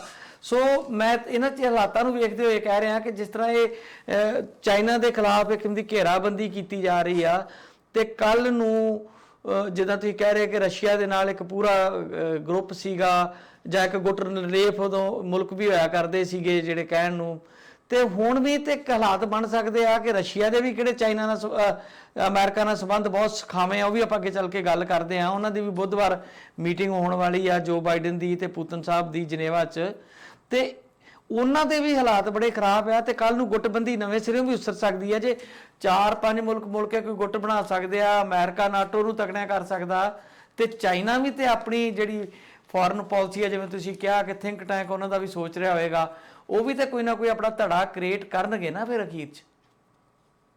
ਬਿਲਕੁਲ ਕਰਨਗੇ, ਉਹਨਾਂ ਦੀ ਵੀ ਜ਼ਰੂਰਤ ਹੈ। ਉਹਨਾਂ ਨੇ ਵੈਸੇ ਛੋਟੇ ਮੁਲਕਾਂ ਨੂੰ ਜਿੱਦਾਂ ਆਪਣੇ ਨਾਲ ਜੋੜਨ ਦੀ ਕੋਸ਼ਿਸ਼ ਵੀ ਕੀਤੀ ਹੈ, ਪਰ ਜਿਹੜੇ G7 ਮੁਲਕਾਂ ਦਾ ਮਾਮਲਾ ਆ ਕਿ ਦੁਨੀਆ ਦੇ ਸਭ ਤੋਂ ਜਿਹੜੇ ਅਮੀਰ ਮੁਲਕ ਹੈ ਉਹ ਇੱਕ ਥਾਂ ਤੇ ਇਕੱਠੇ ਹੋਏ ਹੋਏ ਨੇ, ਤੇ ਉਹਨਾਂ ਮੁਲਕਾਂ ਦਾ ਸਾਰੀ ਦੁਨੀਆ ਦੇ ਵਿੱਚ ਆਪਣੇ ਆਪਣੇ ਢੰਗ ਦੇ ਨਾਲ ਵਿਸਥਾਰ ਵੀ ਹੈ। ਚਾਈਨਾ ਸ਼ਾਇਦ ਇਸ ਲੈਵਲ ਤੇ ਇਹਨਾਂ ਮੁਲਕਾਂ ਦਾ ਮੁਕਾਬਲਾ ਕਰਨ ਦੀ ਸਥਿਤੀ 'ਚ ਨਹੀਂ ਹੈ। ਉਹ ਮੁਕਾਬਲਾ ਕਿਸੇ ਹੋਰ ਲੈਵਲ ਤੇ ਕਰ ਰਿਹਾ, ਜਾਂ ਜਿੱਦਾਂ ਆਪਾਂ ਜ਼ਿਕਰ ਕੀਤਾ ਕਿ ਬੜੀ ਤੇਜ਼ੀ ਦੇ ਨਾਲ, ਜਿਸ ਤਰੀਕੇ ਦੇ ਨਾਲ ਉਹਨੇ ਪੂੰਜੀਵਾਦੀ ਜਿਹੜਾ ਇੱਕ ਇੱਕ ਪ੍ਰਣਾਲੀ ਹੈ, ਉਹਨੂੰ ਹੀ ਸਮਾਜਵਾਦੀ, ਇੱਕ ਸੋਸ਼ਲਿਸਟ ਜਿਹੜੀ ਕੰਟਰੀ ਹੋਣ ਦੇ ਬਾਵਜੂਦ ਵੀ ਆਪਣੇ ਢੰਗ ਦੇ ਨਾਲ ਜਿੱਦਾਂ ਪੂੰਜੀਵਾਦ ਨੂੰ ਜਿਹੜਾ ਕਹਿ ਲਓ ਇਹ ਯੂਜ਼ ਕੀਤਾ ਹੈ, ਉਹਦੇ ਨਾਲ ਉਹਦੀ ਤਰੱਕੀ ਦੇ ਰਸਤੇ ਆਪਣੇ ਢੰਗ ਦੇ ਉਹਨੇ ਖੋਲ੍ਹੇ ਆ, ਤੇ ਦੁਨੀਆ ਭਰ ਦੀ ਮਾਰਕੀਟ ਤੇ ਉਹਨੇ ਕਬਜ਼ੇ ਵੀ ਕੀਤੇ ਆ। ਚਾਈਨਾ ਟਾਊਨ ਜਿਹੜੇ ਆ ਹਰ ਮੁਲਕ ਦੇ ਵਿੱਚ ਹੀ ਆ, ਈਵਨ ਅਮਰੀਕਾ ਦੇ ਵਿੱਚ ਵੀ ਹੈ। ਸੋ ਇਸ ਲੈਵਲ ਤੇ ਤਾਂ ਚਾਈਨਾ ਕਾਫੀ ਹੱਦ ਤੱਕ ਬਹੁਤ ਵਿਸਥਾਰਤ ਹੋ ਗਿਆ ਹੈ। ਪਰ ਜਿਹੜਾ ਇੱਕ ਕਤਾਰਬੰਦੀ ਕਰਨੀ ਹੁੰਦੀ ਹੈ, ਮੁਲਕਾਂ ਨੂੰ ਆਪਣੇ ਨਾਲ ਲਾਉਣ ਦੀ ਜਿਹੜੀ ਕੋਸ਼ਿਸ਼ ਹੈ, ਉਹਦੇ 'ਚ ਸ਼ਾਇਦ ਉਨੀ ਸਫਲਤਾ ਚਾਈਨਾ ਨੂੰ ਮਿਲਣ ਵਾਲੀ ਨਹੀਂ ਹੈ ਜਿੰਨੀ ਇਹ ਜਿਹੜੇ G7 ਮੁਲਕ ਹੈ। ਇਸ G7 ਦੀ ਮੀਟਿੰਗ ਨੂੰ ਤੁਸੀਂ ਭਾਰਤ ਦਾ ਵੀ ਜ਼ਿਕਰ ਕੀਤਾ, ਵਰਚੁਅਲੀ ਭਾਰਤ ਦੇ ਪ੍ਰਧਾਨ ਮੰਤਰੀ ਨਰਿੰਦਰ ਮੋਦੀ ਨੇ ਸੰਬੋਧਨ ਕੀਤਾ। ਉੱਦਾਂ ਦਾ ਇਹਦਾ ਮੈਂਬਰ ਨਹੀਂ ਉਹ, ਤੇ ਸ਼ਾਇਦ ਬਰਤਾਨੀਆ ਦੇ ਪ੍ਰਧਾਨ ਮੰਤਰੀ ਬੋਰਿਸ ਜੌਨਸਨ ਨੇ ਕਿਹਾ ਸੀ ਕਿ ਭਾਰਤ ਨੂੰ ਵੀ ਵਰਚੁਅਲੀ ਭਾਵੇਂ ਇਹਦੇ 'ਚ ਸ਼ਾਮਲ ਕੀਤਾ ਜਾਏ, ਉਹਨਾਂ ਦੀਆਂ ਗੱਲਾਂ ਸੁਣੀਆਂ ਜਾਣ, ਤੇ ਨਰਿੰਦਰ ਮੋਦੀ ਵੀ ਉੱਥੇ ਬੋਲੇ ਨੇ ਵਰਚੁਅਲੀ। ਸੋ ਮੇਰਾ ਕਹਿਣ ਦਾ ਮਤਲਬ ਇਹ ਹੈ ਕਿ ਠੀਕ ਹੈ, ਵੱਖਰੀਆਂ ਕੁਝ ਜਿਹੜੇ ਇੱਕ ਪੋਲ ਉਸਰਦੇ ਹੁੰਦੇ ਆ ਦੁਨੀਆ ਭਰ ਦੀ ਪੋਲਿਟਿਕਸ ਦੇ ਵਿੱਚ। ਉਹਦੇ 'ਚ ਜਿੱਦਾਂ ਤੁਸੀਂ ਜ਼ਿਕਰ ਕੀਤਾ, 4 ਮੁਲਕ ਇੱਕ ਵੱਖਰੇ ਤੌਰ ਤੇ ਵੀ ਕੋਸ਼ਿਸ਼ ਕਰ ਰਹੇ ਆ, ਆਸਟ੍ਰੇਲੀਆ, ਭਾਰਤ ਵਗੈਰਾ, ਤੇ ਇੱਦਾਂ ਹੀ G7 ਹੈ, ਫਿਰ G20 ਆ ਜਾਂਦੇ ਆ। ਸੋ ਇਹ ਸਾਰਾ ਕੁਝ ਜਿਹੜਾ ਹੈ ਦੁਨੀਆ ਤੇ ਆਪੋ ਆਪਣੇ ਵਿਸਥਾਰ ਦੀ ਇੱਕ ਲੜਾਈ ਹੈ, ਜਿਹਦੇ 'ਚ ਅਮਰੀਕਾ ਦੀ ਅਗਵਾਈ ਇੱਧਰ ਹੈ G7 ਦੇ ਵਿੱਚ, ਤੇ ਉੱਧਰ ਜਿਹੜਾ ਚਾਈਨਾ ਆ ਉਹਦੀ ਕੋਸ਼ਿਸ਼ ਤਾਂ ਹੈ, ਪਰ ਉਹਦੇ ਨਾਲ ਬਹੁਤੇ ਮੁਲਕ ਜਿਹੜੇ ਆ ਇਸ ਰੂਪ ਦੇ ਵਿੱਚ ਦਿਖਾਈ ਨਹੀਂ ਦਿੰਦੇ। ਹਾਂ, ਇਹ ਜ਼ਰੂਰ ਹੈ ਕਿ ਉਹਦੀ ਘੇਰਾਬੰਦੀ ਆ, ਉਸ ਘੇਰਾਬੰਦੀ 'ਚੋਂ ਕਿੱਦਾਂ ਉਹਨੇ ਮੁਕਾਬਲਾ ਕਰਨਾ ਹੈ, ਇਹ ਬਹੁਤ ਵੱਡੀ ਸ਼ਾਇਦ ਉਹਦੇ ਸਾਹਮਣੇ ਗੱਲ ਹੈ। ਦਸਾਂਝ ਸਾਹਿਬ, ਜਿੱਥੋਂ ਤੱਕ ਰੂਸ ਦਾ ਸੰਬੰਧ ਹੈ, ਪੁਤਿਨ ਰੀ ਭਾਵੇਂ ਉੱਥੇ ਹੁਣ ਡਿਕਟੇਟਰ ਬਣ ਕੇ ਬਹਿ ਗਿਆ, ਤੇ ਆਪਾਂ ਜਦੋਂ ਹਮੇਸ਼ਾ ਗੱਲ ਕਰਦੇ ਹਾਂ ਕਿ ਉਹ ਹੁਣ ਕਮਿਊਨਿਸਟ ਬਲੌਕ ਤੇ ਰਿਹਾ ਨੀਗਾ, ਨਾ ਰਸ਼ੀਆ ਕਮਿਊਨਿਸਟ ਰਿਹਾ ਹੈ ਤੇ ਨਾ ਹੀ ਚਾਈਨਾ ਨੂੰ ਕਮਿਊਨਿਸਟ ਕਹਿ ਸਕਦੇ ਹਾਂ ਕਿਸੇ ਪਾਸਿਓਂ, ਤੇ ਪਰ ਧੜੇਬੰਦੀ ਦੇ ਵਿੱਚ ਕਿਤੇ ਨਾ ਕਿਤੇ ਇਹਨਾਂ ਦਾ ਸਹਿਯੋਗ ਹੋ ਸਕਦਾ ਆ। ਦੂਜੇ ਪਾਸੇ ਅਮਰੀਕਾ ਜਿਹੜਾ ਆ ਉਹ ਹਮੇਸ਼ਾ ਹੀ ਹਰ ਗੱਲ ਦਾ ਦੋਸ਼ ਜਿਹੜਾ ਉਹ ਰਸ਼ੀਆ ਤੇ ਲਾਉਂਦਾ, ਤੇ ਰਸ਼ੀਆ ਅਮਰੀਕਾ ਤੇ ਲਾਉਂਦਾ। ਜਦੋਂ ਕ੍ਰੀਮੀਆ ਦੇ ਉੱਤੇ ਰੂਸ ਨੇ ਕਬਜ਼ਾ ਕੀਤਾ, ਉਸ ਤੋਂ ਬਾਅਦ ਇਹਨਾਂ ਦੇ ਸਬੰਧ ਕਾਫੀ ਖਰਾਬ ਹੋਏ। ਬਾਅਦ 'ਚ ਜਿਹੜੀਆਂ ਪਿਛਲੀਆਂ ਇਲੈਕਸ਼ਨ ਹੋਈਆਂ ਸੀਗੀਆਂ, ਜਿਸ 'ਚ ਟਰੰਪ ਜਿੱਤਿਆ ਸੀਗਾ, ਉਹਦੇ ਵਿੱਚ ਬੜਾ ਵੱਡਾ ਰੋਲ ਜਿਹੜਾ ਕਿਹਾ ਜਾਂਦਾ ਰਿਹਾ ਅਮਰੀਕਾ ਵੱਲੋਂ ਕਿ ਸਾਡੇ ਡੈਮੋਕ੍ਰੈਟਿਕ ਸਿਸਟਮ 'ਚ ਰਸ਼ੀਆ ਦਖਲ ਦਿੰਦਾ ਰਿਹਾ ਆ, ਉਹਦੇ ਤੇ ਇਲਜ਼ਾਮ ਲੱਗਦੇ ਰਹੇ। ਤੇ ਜੋ ਬਾਈਡਨ ਜਿਹੜੇ ਹੁਣ ਪ੍ਰੈਜ਼ੀਡੈਂਟ ਬਣੇ ਨੇ, ਉਹ ਤੇ ਜਿਹੜੇ ਰਸ਼ੀਅਨ ਪ੍ਰੈਜ਼ੀਡੈਂਟ ਨੇ ਪੁਤਿਨ, ਉਹਨਾਂ ਨੂੰ ਹਥਿਆਰਾ ਤੇ ਕਾਤਲ ਵੀ ਦੱਸਦੇ ਆਏ ਆ। ਤੇ ਹੁਣ ਉਹਨਾਂ ਦੋਵਾਂ ਦੀ ਆਪਸ 'ਚ ਬੁੱਧਵਾਰ ਨੂੰ ਗੱਲਬਾਤ ਹੋਣੀ ਆ, ਪਤਾ ਨਹੀਂ ਉਹ ਕਿਸ ਪਾਸੇ ਨੂੰ ਗੱਲ ਜਾਂਦੀ ਆ। ਉਹਨਾਂ ਦਾ ਕੋਈ ਸਮਝੌਤੇ ਹੁੰਦੇ ਆ। ਅਕਸਰ ਜਦੋਂ ਵੱਡੇ ਲੀਡਰ ਮਿਲਦੇ ਆ ਤੇ ਗੱਲਾਂ ਤੇ ਬਾਹਰ ਤੇ ਇਹੋ ਹੀ ਆਉਂਦੀਆਂ ਨੇ ਕਿ ਬੜੇ ਚੰਗੇ ਮਾਹੌਲ 'ਚ ਗੱਲਬਾਤ ਹੋਈ ਤੇ ਅੱਗੇ ਤੋਂ ਸੁਧਾਰ ਕਰਨ ਦੀ ਗੱਲ ਕੀਤੀ, ਪਰ ਜਿਹੜੀਆਂ ਤਲਖੀਆਂ ਨੇ ਇਹ ਕਿਸ ਰੁਖ ਨੂੰ ਜਾਂਦੀਆਂ ਨੇ, ਕੱਲ ਦੀ ਗੁੱਟਬੰਦੀ ਵੱਲ ਕਿੱਧਰ ਨੂੰ ਜਾਂਦੇ ਨੇ ਮੁਲਕ, ਇਹ ਚੀਜ਼ਾਂ ਜਿਹੜੀਆਂ ਨੇ ਕਿਤੇ ਨਾ ਕਿਤੇ ਸ਼ੰਕੇ ਤੇ ਖੜੇ ਕਰਦੀਆਂ ਨੇ ਇਹਨਾਂ ਜੀ। ਬਿਲਕੁਲ, ਕੁਝ ਚੀਜ਼ਾਂ ਜਿਹੜੀਆਂ ਬਣੀਆਂ ਰਹਿੰਦੀਆਂ ਹੁੰਦੀਆਂ, ਭਾਵੇਂ ਹੁਣ ਸੋਵੀਅਤ ਯੂਨੀਅਨ ਨਹੀਂ ਆ ਉਸ ਰੂਪ ਦੇ ਵਿੱਚ, ਹੁਣ ਰੂਸ ਹੈ, ਤੇ ਸੋਵੀਅਤ ਯੂਨੀਅਨ ਦੇ ਜਿਹੜੇ ਲਗਭਗ ਸਾਰੇ ਜਿਹੜੇ ਛੋਟੀਆਂ ਸਟੇਟਸ ਨਾਲ ਜੋੜ ਕੇ ਜਿਹੜਾ ਸੋਵੀਅਤ ਯੂਨੀਅਨ ਬਣਿਆ ਹੋਇਆ ਸੀ, ਉਹ ਸਾਰੇ ਵੱਖਰੇ ਵੱਖਰੇ ਮੁਲਕ ਨੇ ਹੁਣ। ਤੇ ਫਿਰ ਵੀ ਰੂਸ ਇੱਕ ਵੱਡੀ ਤਾਕਤ ਹੈ, ਭਾਵੇਂ ਆਰਥਿਕ ਤੌਰ ਦੇ ਉੱਤੇ ਬਹੁਤ ਮੁਸ਼ਕਲ ਹਾਲਾਤ ਦੇ ਵਿੱਚੋਂ ਗੁਜ਼ਰਿਆ ਰੂਸ ਸਮਾਜਵਾਦ ਦੇ ਢਹਿ ਢੇਰੀ ਹੋਣ ਤੋਂ ਬਾਅਦ, ਤੇ ਪਰ ਉਹਦੇ ਬਾਵਜੂਦ ਵੀ ਰੂਸ ਇੱਕ ਤਾਕਤ ਹੈ, ਤੇ ਗਲੋਬਲ ਪੋਲਿਟਿਕਸ ਦੇ ਵਿੱਚ ਅਕਸਰ ਉਹਦਾ ਦਖਲ ਰਹਿੰਦਾ ਹੈ, ਤੇ ਅਕਸਰ ਹੀ ਉਹ ਅਮਰੀਕਾ ਤੋਂ ਵੱਖਰਾ ਸਟੈਂਡ ਵੀ ਲੈਂਦਾ ਹੈ। ਹੁਣ ਜਿਹੜੀ ਮੀਟਿੰਗ ਹੋਣੀ ਹੈ ਪੁਤਿਨ ਸਾਹਿਬ ਦੀ ਜੋ ਬਾਈਡਨ ਦੇ ਨਾਲ, ਉਹਦੇ 'ਚ ਜਿਹੜੀਆਂ ਕੁਝ ਚੀਜ਼ਾਂ ਵਿਗੜਦੀਆਂ ਦਿਖਾਈ ਦੇ ਰਹੀਆਂ, ਉਹਦੇ 'ਤੇ ਸ਼ਾਇਦ ਕੋਈ ਨਾ ਕੋਈ ਡਾਇਲੋਗ ਜਾਂ ਸੰਵਾਦ ਹੋਏਗਾ। ਤੇ ਮੈਨੂੰ ਨਹੀਂ ਲੱਗਦਾ ਕਿ ਦੁਨੀਆ ਜਿਹੜੀ ਇਸ ਵੇਲੇ ਇਸ ਸਥਿਤੀ ਦੇ ਵਿੱਚ ਹੈ ਕਿ ਕੋਈ ਵੱਡੀ ਪੱਧਰ ਦੇ ਉੱਤੇ ਜਿੱਦਾਂ ਦਾ ਕੋਈ ਆਲਮੀ ਜੰਗਾਂ ਦਾ ਜਿਹੜਾ ਮਾਹੌਲ ਜਿਹਾ ਬਣ ਜਾਂਦਾ, ਕੋਈ ਇੱਦਾਂ ਦਾ ਮਾਹੌਲ ਬਣਨ ਵਾਲਾ ਹੈ, ਕਿਉਂਕਿ ਉਹ ਦੌਰ ਜਿਹੜੇ ਲੰਘ ਚੁੱਕੇ ਨੇ। ਹੁਣ ਇਹ ਜ਼ਰੂਰ ਹੈ ਕਿ ਆਪੋ ਆਪਣੇ ਇੰਟਰਸਟ ਨੇ, ਆਪੋ ਆਪਣੇ ਇੰਟਰਸਟ ਜਿਹੜੇ ਆ, ਜਿਹੜੇ ਸਿੱਧੇ ਤੌਰ ਦੇ ਉੱਤੇ ਵਪਾਰਕ ਹਿੱਤ ਜਿਹੜੇ ਜੁੜੇ ਹੋਏ ਆ ਸਾਰੇ ਮੁਲਕਾਂ ਦੇ, ਉਹਨਾਂ ਇੰਟਰਸਟ ਦੇ ਮੁਤਾਬਕ ਇੰਟਰਨੈਸ਼ਨਲ ਪੋਲਿਟਿਕਸ ਵੀ ਜਿਹੜੀ ਆ ਉਹ ਬਦਲਦੀ ਰਹਿੰਦੀ ਹੈ। ਸੋ ਗਲੋਬਲ ਪੋਲਿਟਿਕਸ ਦੇ ਵਿੱਚ ਅਮਰੀਕਾ ਦਾ ਕੀ ਰੋਲ ਰਹਿਣਾ ਆਉਣ ਵਾਲੇ ਸਮੇਂ ਦੇ ਵਿੱਚ, ਤੇ ਰੂਸ ਕਿਸ ਤਰੀਕੇ ਦੇ ਨਾਲ ਬਿਹੇਵ ਕਰੇਗਾ ਇਹਨਾਂ ਸਾਰੇ ਮਸਲਿਆਂ ਤੇ, ਉਹ ਸ਼ਾਇਦ ਇਸ ਗੱਲਬਾਤ ਦੇ ਵਿੱਚੋਂ ਕੋਈ ਬਹੁਤ ਪ੍ਰਪੱਕ ਕਿਸਮ ਦੀ ਸਮਝਦਾਰੀ ਨਾ ਵੀ ਨਿਕਲੇ, ਪਰ ਸ਼ਾਇਦ ਥੋੜੀ ਬਹੁਤ ਸਮਝਦਾਰੀ ਬਣੇਗੀ ਕਿ ਆਪਾਂ ਜਿਹੜਾ ਥੋੜਾ ਬਹੁਤ ਇਸ ਢੰਗ ਨਾਲ ਚੱਲੀਏ ਵੀ ਟਕਰਾਅ ਦੀ ਸਥਿਤੀ ਬਹੁਤੀ ਨਾ ਪੈਦਾ ਹੋਵੇ। ਕੋਈ ਇਸ ਲੈਵਲ ਤੇ ਗੱਲ ਸ਼ਾਇਦ ਇਹਨਾਂ ਦੀ ਹੋਏਗੀ, ਜਦੋਂ ਗੱਲ ਹੋਏਗੀ ਉਹ ਚੋਂ ਕੀ ਨਿਕਲਦਾ ਉਦੋਂ ਹੀ ਪਤਾ ਲੱਗੇ। ਜਿੱਥੋਂ ਤੱਕ ਭਾਰਤ ਦਾ ਸੰਬੰਧ ਹੈ ਜੀ, ਇਹਨਾਂ ਰਿਲੇਸ਼ਨ ਨੂੰ ਲੈ ਕੇ ਜਿਹੜਾ ਆਪਣੇ ਬਚਪਨ ਤੋਂ ਲੈ ਕੇ ਆਪਾਂ ਦੇਖਦੇ ਆਏ ਆ ਕਿ ਕਹਿਣ ਨੂੰ ਕਿਹਾ ਜਾਂਦਾ ਸੀ ਕਿ ਅਸੀਂ ਗੁੱਟ ਨਿਰਲੇਪ ਦੇਸ਼ ਆ। ਫਿਰ ਪਹਿਲਾਂ ਉਹ ਤੋਂ ਪਹਿਲਾਂ ਪੰਚਸ਼ੀਲ ਦਾ ਸਿਧਾਂਤ ਲੈ ਕੇ ਵੀ ਉਹ ਨਾਸਰ ਸਾਹਿਬ ਨਾਲ ਤੇ ਮਾਓ ਜ਼ੇਤੁੰਗ ਨਾਲ ਮਿਲ ਕੇ ਨਹਿਰੂ ਰਾਂ ਨੇ ਕੁਝ ਯਤਨ ਕੀਤੇ ਸੀ। ਫਿਰ ਗੁੱਟ ਨਿਰਲੇਪ ਦੀ ਲਹਿਰ ਚਲਾਈ, ਉਹਦੇ ਲਈ ਆਗੂ ਵਜੋਂ ਵੀ ਵਿਚਰੇ ਤੇ ਦੋਸਤੀ ਕਿਤੇ ਨਾ ਕਿਸੇ ਤਰੀਕੇ ਨਾਲ ਸਾਡੀ ਜਿਹੜੀ ਆ ਉਹ ਲੈਫਟ ਬਲੌਕ ਜਿਹੜਾ ਆ ਰਸ਼ੀਆ ਜੋ ਸੋਵੀਅਤ ਯੂਨੀਅਨ ਹੁੰਦਾ ਸੀ ਉਹਦੇ ਨਾਲ ਰਹੀ ਆ। ਤੇ ਹੁਣ ਜਦੋਂ ਬਦਲਦੇ ਹਾਲਾਤ ਆ, ਚੁਣੌਤੀਆਂ, ਚੀਨ ਜਿਹੜਾ ਉਹ ਭਾਰਤ ਨਾਲ ਵੀ ਸੰਬੰਧ ਕਾਫੀ ਖਰਾਬ ਹੋਏ ਨੇ, ਭਾਵੇਂ ਬਾੜ ਤੋਂ ਹੀ ਖਰਾਬ ਨੇ, ਪਰ ਹੁਣ ਲਗਾਤਾਰ ਕਿਉਂਕਿ ਚਾਈਨਾ ਬਹੁਤ ਤਾਕਤਵਰ ਹੋ ਗਿਆ ਤੇ ਇੱਕ ਪਾਸੇ ਉਹਨੇ ਦੁਨੀਆ ਦਾ ਬਾਜ਼ਾਰ ਆਪਣੇ ਕਬਜ਼ੇ 'ਚ ਕਰ ਲਿਆ, ਦੂਜੇ ਪਾਸੇ ਉਹਦੀ ਸੈਨਿਕ ਸ਼ਕਤੀ ਵੱਧ ਗਈ। ਭਾਰਤ ਵੀ ਇਕੱਲਾ ਜਿਹੜਾ ਉਹ ਸ਼ਾਇਦ ਮੁਕਾਬਲਾ ਕਰਨ ਦੀ ਸਥਿਤੀ 'ਚ ਨਹੀਂ ਆ ਤੇ ਮਜਬੂਰੀ ਬਸ ਇਹਨਾਂ ਨੂੰ ਅਮਰੀਕਾ ਵਾਲੇ ਪਾਸੇ ਵੇਖਣਾ ਪੈ ਰਿਹਾ ਆ। ਤੇ ਕੀ ਹੁਣ ਜਿਹੜਾ ਬੈਲੈਂਸ ਰੱਖ ਪਾਏਗਾ ਭਾਰਤ? ਪੁਰਾਣਾ ਆਪਣਾ ਇਮੇਜ ਜਿਹੜਾ ਸੀਗਾ ਗੁੱਟ ਨਿਰਲੇਪ ਵਾਲਾ ਉਹ ਕਿਤੇ ਰਹੇਗਾ ਜਾਂ ਆਖਿਰਕਾਰ ਕਿਤੇ ਇਹਨੂੰ ਇੱਕ ਧੜੇ 'ਚ ਸ਼ਾਮਲ ਹੋਣਾ ਪਏਗਾ? ਜਿੱਦਾਂ ਮੈਂ ਉਦੋਂ ਤੁਹਾਨੂੰ ਸਵਾਲ ਕੀਤਾ ਸੀ ਕਿ ਭਾਰਤ ਨਾਟੋ 'ਚ ਵੀ ਸ਼ਾਮਲ ਹੋ ਸਕਦਾ। ਹਾਲਾਤ ਜਿੱਦਾਂ ਜਾ ਰਹੇ ਆ ਕਿ ਤੁਹਾਨੂੰ ਲੱਗਦਾ ਕਿ ਭਾਰਤ ਦਾ ਰੋਲ ਕੀ ਰਹੇਗਾ? ਭਾਰਤ ਵੀ ਇੱਕ ਅਹਿਮ ਮੁਲਕ ਆ, ਉਹਨੂੰ ਨਜ਼ਰਅੰਦਾਜ਼ ਨਹੀਂ ਕੀਤਾ ਜਾ ਸਕਦਾ ਇਸ ਖਿੱਤੇ 'ਚੋਂ। ਇਹ ਜਿਹੜਾ ਅਹਿਮ ਮੁਲਕ ਹੈ ਭਾਰਤ, ਉਹਦੀ ਅਹਿਮੀਅਤ ਜਿਹੜੀ ਭਾਰਤ ਦੀ ਅਸਲ ਦੇ ਵਿੱਚ ਉਹਦੀ ਮੰਡੀ 'ਚ ਹੀ ਪਈ ਆ। ਮਤਲਬ ਜਿਹੜੀ ਸਾਡੀ ਮੰਡੀ ਹੈ ਨਾ, ਇਹ ਦੁਨੀਆ ਲਈ ਬਹੁਤ ਬਹੁਤ ਜ਼ਿਆਦਾ ਅਟਰੈਕਟਿਵ ਹੈ, ਮਤਲਬ ਅਟਰੈਕਟਿਵ ਹੈ। ਮਤਲਬ ਜਿਹੜੇ ਵੱਡੀਆਂ ਕਹਿ ਲਓ ਵੀ ਤਾਕਤਾਂ ਨੇ, ਉਹ ਚਾਹੁੰਦੀਆਂ ਕਿ ਇਸ ਮੰਡੀ ਨੂੰ ਵਰਤਿਆ ਜਾਏ। ਤੇ ਭਾਰਤ ਖਾਸ ਤੌਰ ਦੇ ਉੱਤੇ ਸਾਡੇ ਖਿੱਤੇ ਦੇ ਵਿੱਚ ਬਹੁਤ ਜ਼ਿਆਦਾ ਅਹਿਮ ਬਣ ਜਾਂਦਾ ਅਮਰੀਕਾ ਵਾਸਤੇ, ਚਾਈਨਾ ਦਾ ਜਿਹੜਾ ਮੁਕਾਬਲਾ ਕਰਨ ਵਾਸਤੇ, ਕਿਉਂਕਿ ਇਸ ਖਿੱਤੇ 'ਚ ਸਭ ਤੋਂ ਤਾਕਤਵਰ ਮੁਲਕ ਜਿਹੜਾ ਉਹ ਚੀਨ ਹੀ ਹੈ ਹਰ ਲੈਵਲ ਦੇ ਉੱਤੇ, ਤੁਸੀਂ ਦੱਸ ਹੀ ਦਿੱਤਾ। ਤੇ ਉਹਨੂੰ ਫਿਰ ਭਾਰਤੀ ਜ਼ਮੀਨ ਤੋਂ ਕਿਵੇਂ ਟੈਕਲ ਕਰਨਾ ਆ, ਉਹ ਸਾਰੀ ਕੁਛ ਇੱਕ ਪੂਰੀ ਦੀ ਪੂਰੀ ਇੱਕ ਨੀਤੀ ਦਾ ਹਿੱਸਾ ਅਮਰੀਕਾ ਦੀ ਇਹਦੇ 'ਚ ਬੜਾ ਕੰਮ ਹੈ। ਤੇ ਭਾਰਤ ਨੇ ਆਪਣੇ ਪਾਲੇ ਬਦਲ ਲਏ ਆ, ਭਾਰਤ ਨੇ ਆਪਣਾ ਕੈਂਪ ਬਦਲ ਲਿਆ। ਸੋਵੀਅਤ ਯੂਨੀਅਨ ਤਾਂ ਹੁਣ ਹੈ ਨਹੀਂ, ਭਾਵੇਂ ਗੁੱਟ ਨਿਰਲੇਪ ਇੱਕ ਲਹਿਰ ਦੇ ਪ੍ਰਮੁੱਖ ਆਗੂ ਦੇ ਤੌਰ ਦੇ ਉੱਤੇ ਭਾਰਤ ਨੇ ਇੱਕ ਭੂਮਿਕਾ ਹਿਸਟੋਰੀਕਲੀ ਬਹੁਤ ਵਧੀਆ ਤਰੀਕੇ ਨਾਲ ਅਦਾ ਕੀਤੀ, ਪਰ ਉਹਦੇ ਬਾਵਜੂਦ ਵੀ ਨੇੜਤਾ ਸੋਵੀਅਤ ਯੂਨੀਅਨ ਨਾਲ ਰਹੀ, ਜਿੱਦਾਂ ਤੁਸੀਂ ਜ਼ਿਕਰ ਕੀਤਾ।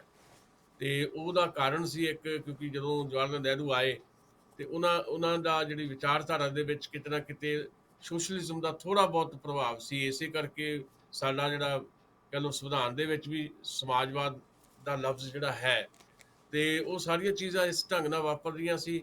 ਪਰ ਹੁਣ ਕੈਂਪ ਬਦਲ ਲਿਆ ਭਾਰਤ ਨੇ। ਹੁਣ ਭਾਰਤ ਫਿਲਸਤੀਨ ਦੇ ਹੱਕ 'ਚ ਨਹੀਂ ਖੜਦਾ, ਹੁਣ ਭਾਰਤ ਇਜ਼ਰਾਈਲ ਦੇ ਨਾਲ ਖੜਦਾ ਹੈ।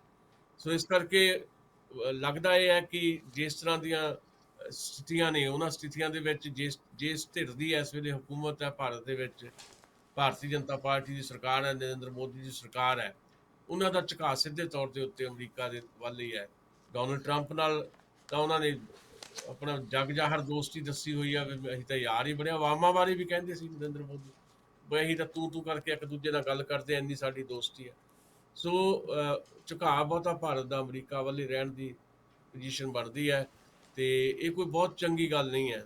ਮੇਰਾ ਆਪਣਾ ਮੰਨਣਾ ਹੈ ਕਿ ਭਾਰਤ ਨੂੰ ਆਪਣੀ ਇੱਕ ਵੱਖਰੀ ਨੀਤੀ ਦੇ ਤੌਰ ਦੇ ਉੱਤੇ ਉੱਥੇ ਪ੍ਰਮਾਣਿਤ ਜਿਹੜੀ ਸਾਡੀ ਨੀਤੀ ਰਹੀ ਹੈ ਇੱਕ ਭਾਰਤ ਦੀ, ਉਹਦੇ ਤੇ ਖਲੋਣਾ ਚਾਹੀਦਾ, ਤਾਂ ਹੀ ਭਾਰਤ ਤੇ ਭਾਰਤ ਦੇ ਲੋਕਾਂ ਦਾ ਭਲਾ ਆ। ਨਹੀਂ ਤਾਂ ਫਿਰ ਜਿੱਦਾਂ ਬਾਕੀ ਧਰਤੀਆਂ ਨੂੰ ਤਬਾਹ ਕੀਤਾ ਅਮਰੀਕਾ ਨੇ, ਸਾਡੇ ਦੇਖਦਿਆਂ ਭਾਰਤ ਦੀ ਧਰਤੀ ਤੇ ਆ ਕੇ ਵੀ ਤਬਾਹੀ ਦੇ ਨਵੇਂ ਮੰਜ਼ਰ ਜਿਹੜੇ ਆ ਉਹ ਲਿਖਣਗੇ। ਦਸਾਂਝ ਸਾਹਿਬ, ਜਿਹੜੀ G7 ਦੀ ਮੀਟਿੰਗ ਹੋਈ ਆ, ਇਹਦੇ ਵਿੱਚ ਦੋ ਚੀਜ਼ਾਂ ਜਿਹੜੀਆਂ ਪੋਜ਼ਿਟਿਵ ਮੈਂ ਤੁਹਾਨੂੰ ਦੱਸਣੀਆਂ ਚਾਹੁੰਦਾ ਸੀਗਾ, ਉਹਦੇ ਤੇ ਵੀ ਗੱਲ ਥੋੜੀ ਜਿਹੀ ਹੋਈ ਆ। ਇੱਕ ਤਾਂ ਜਿਹੜੇ ਪ੍ਰਿੰਸ ਚਾਰਲਸ ਆ, ਉਹਨਾਂ ਨੇ ਕਿਹਾ ਸੀਗਾ ਕਿ ਜਿਹੜਾ এনवायरमेंट ਦਾ ਮੁੱਦਾ ਆ, ਉਹਨੂੰ ਜਿਸ ਤਰ੍ਹਾਂ ਦੁਨੀਆ ਮਿਲ ਕੇ ਕੋਵਿਡ ਦੇ ਨਾਲ ਲੜ ਰਹੀ ਆ ਇਕੱਠੇ ਹੋ ਕੇ, ਉਸ ਤਰੀਕੇ ਨਾਲ ਨਜਿੱਠਿਆ ਜਾਣਾ ਚਾਹੀਦਾ ਆ। এনवायरमेंट ਦੇ ਉੱਤੇ ਦੁਬਾਰਾ ਜਿਹੜੀ ਆ ਉਹ ਗੱਲਬਾਤ ਚੱਲਣੀ ਚਾਹੀਦੀ। ਆਪਾਂ ਨੂੰ ਪਤਾ ਹੈ ਕਿ ਪੈਰਿਸ ਵਾਲਾ ਅਕੋਰਡ ਜਿਹੜਾ ਸੀਗਾ ਉਹ ਟਰੰਪ ਸਾਹਿਬ ਨੇ ਤੋੜ ਦਿੱਤਾ ਸੀਗਾ ਆਉਂਦਿਆਂ ਸਾਰ ਹੀ।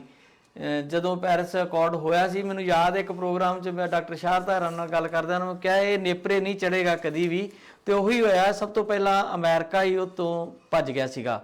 ਤੇ ਦੂਸਰੀ ਪੋਜ਼ਿਟਿਵ ਗੱਲ ਜਿਹੜੀ ਆ ਉਹ ਜਿਹੜੇ ਯੂਕੇ ਦੇ ਪ੍ਰਾਈਮ ਮਿਨਿਸਟਰ ਨੇ ਉਹਨਾਂ ਦੀ ਵੱਲੋਂ ਆਈ ਆ ਕਿ ਜਿਹੜੇ ਮੁਲਕਾਂ ਦੇ ਵਿੱਚ ਵੈਕਸੀਨ ਖਰੀਦਣ ਦੀ ਸਮਰੱਥਾ ਨਹੀਂ ਆ, ਖਾਸ ਕਰਕੇ ਜਿਹੜੇ ਅਫਰੀਕਨ ਸਬ ਕੰਟੀਨੈਂਟ 'ਚ ਆ ਲੋਕ ਜਿਨ੍ਹਾਂ ਨੂੰ ਢਿੱਡ ਭਰ ਕੇ ਰੋਟੀ ਵੀ ਨਹੀਂ ਮਿਲਦੀ ਤੇ ਵੈਕਸੀਨ ਤੇ ਉੱਥੇ ਕੀ ਪਹੁੰਚਣੀ ਆ, ਉਹਨਾਂ ਲਈ ਵੀ ਵਿਸ਼ਵ ਪੱਧਰ ਤੇ ਯਤਨ ਜਿਹੜੇ ਆ ਉਹ ਕੀਤੇ ਜਾਣ।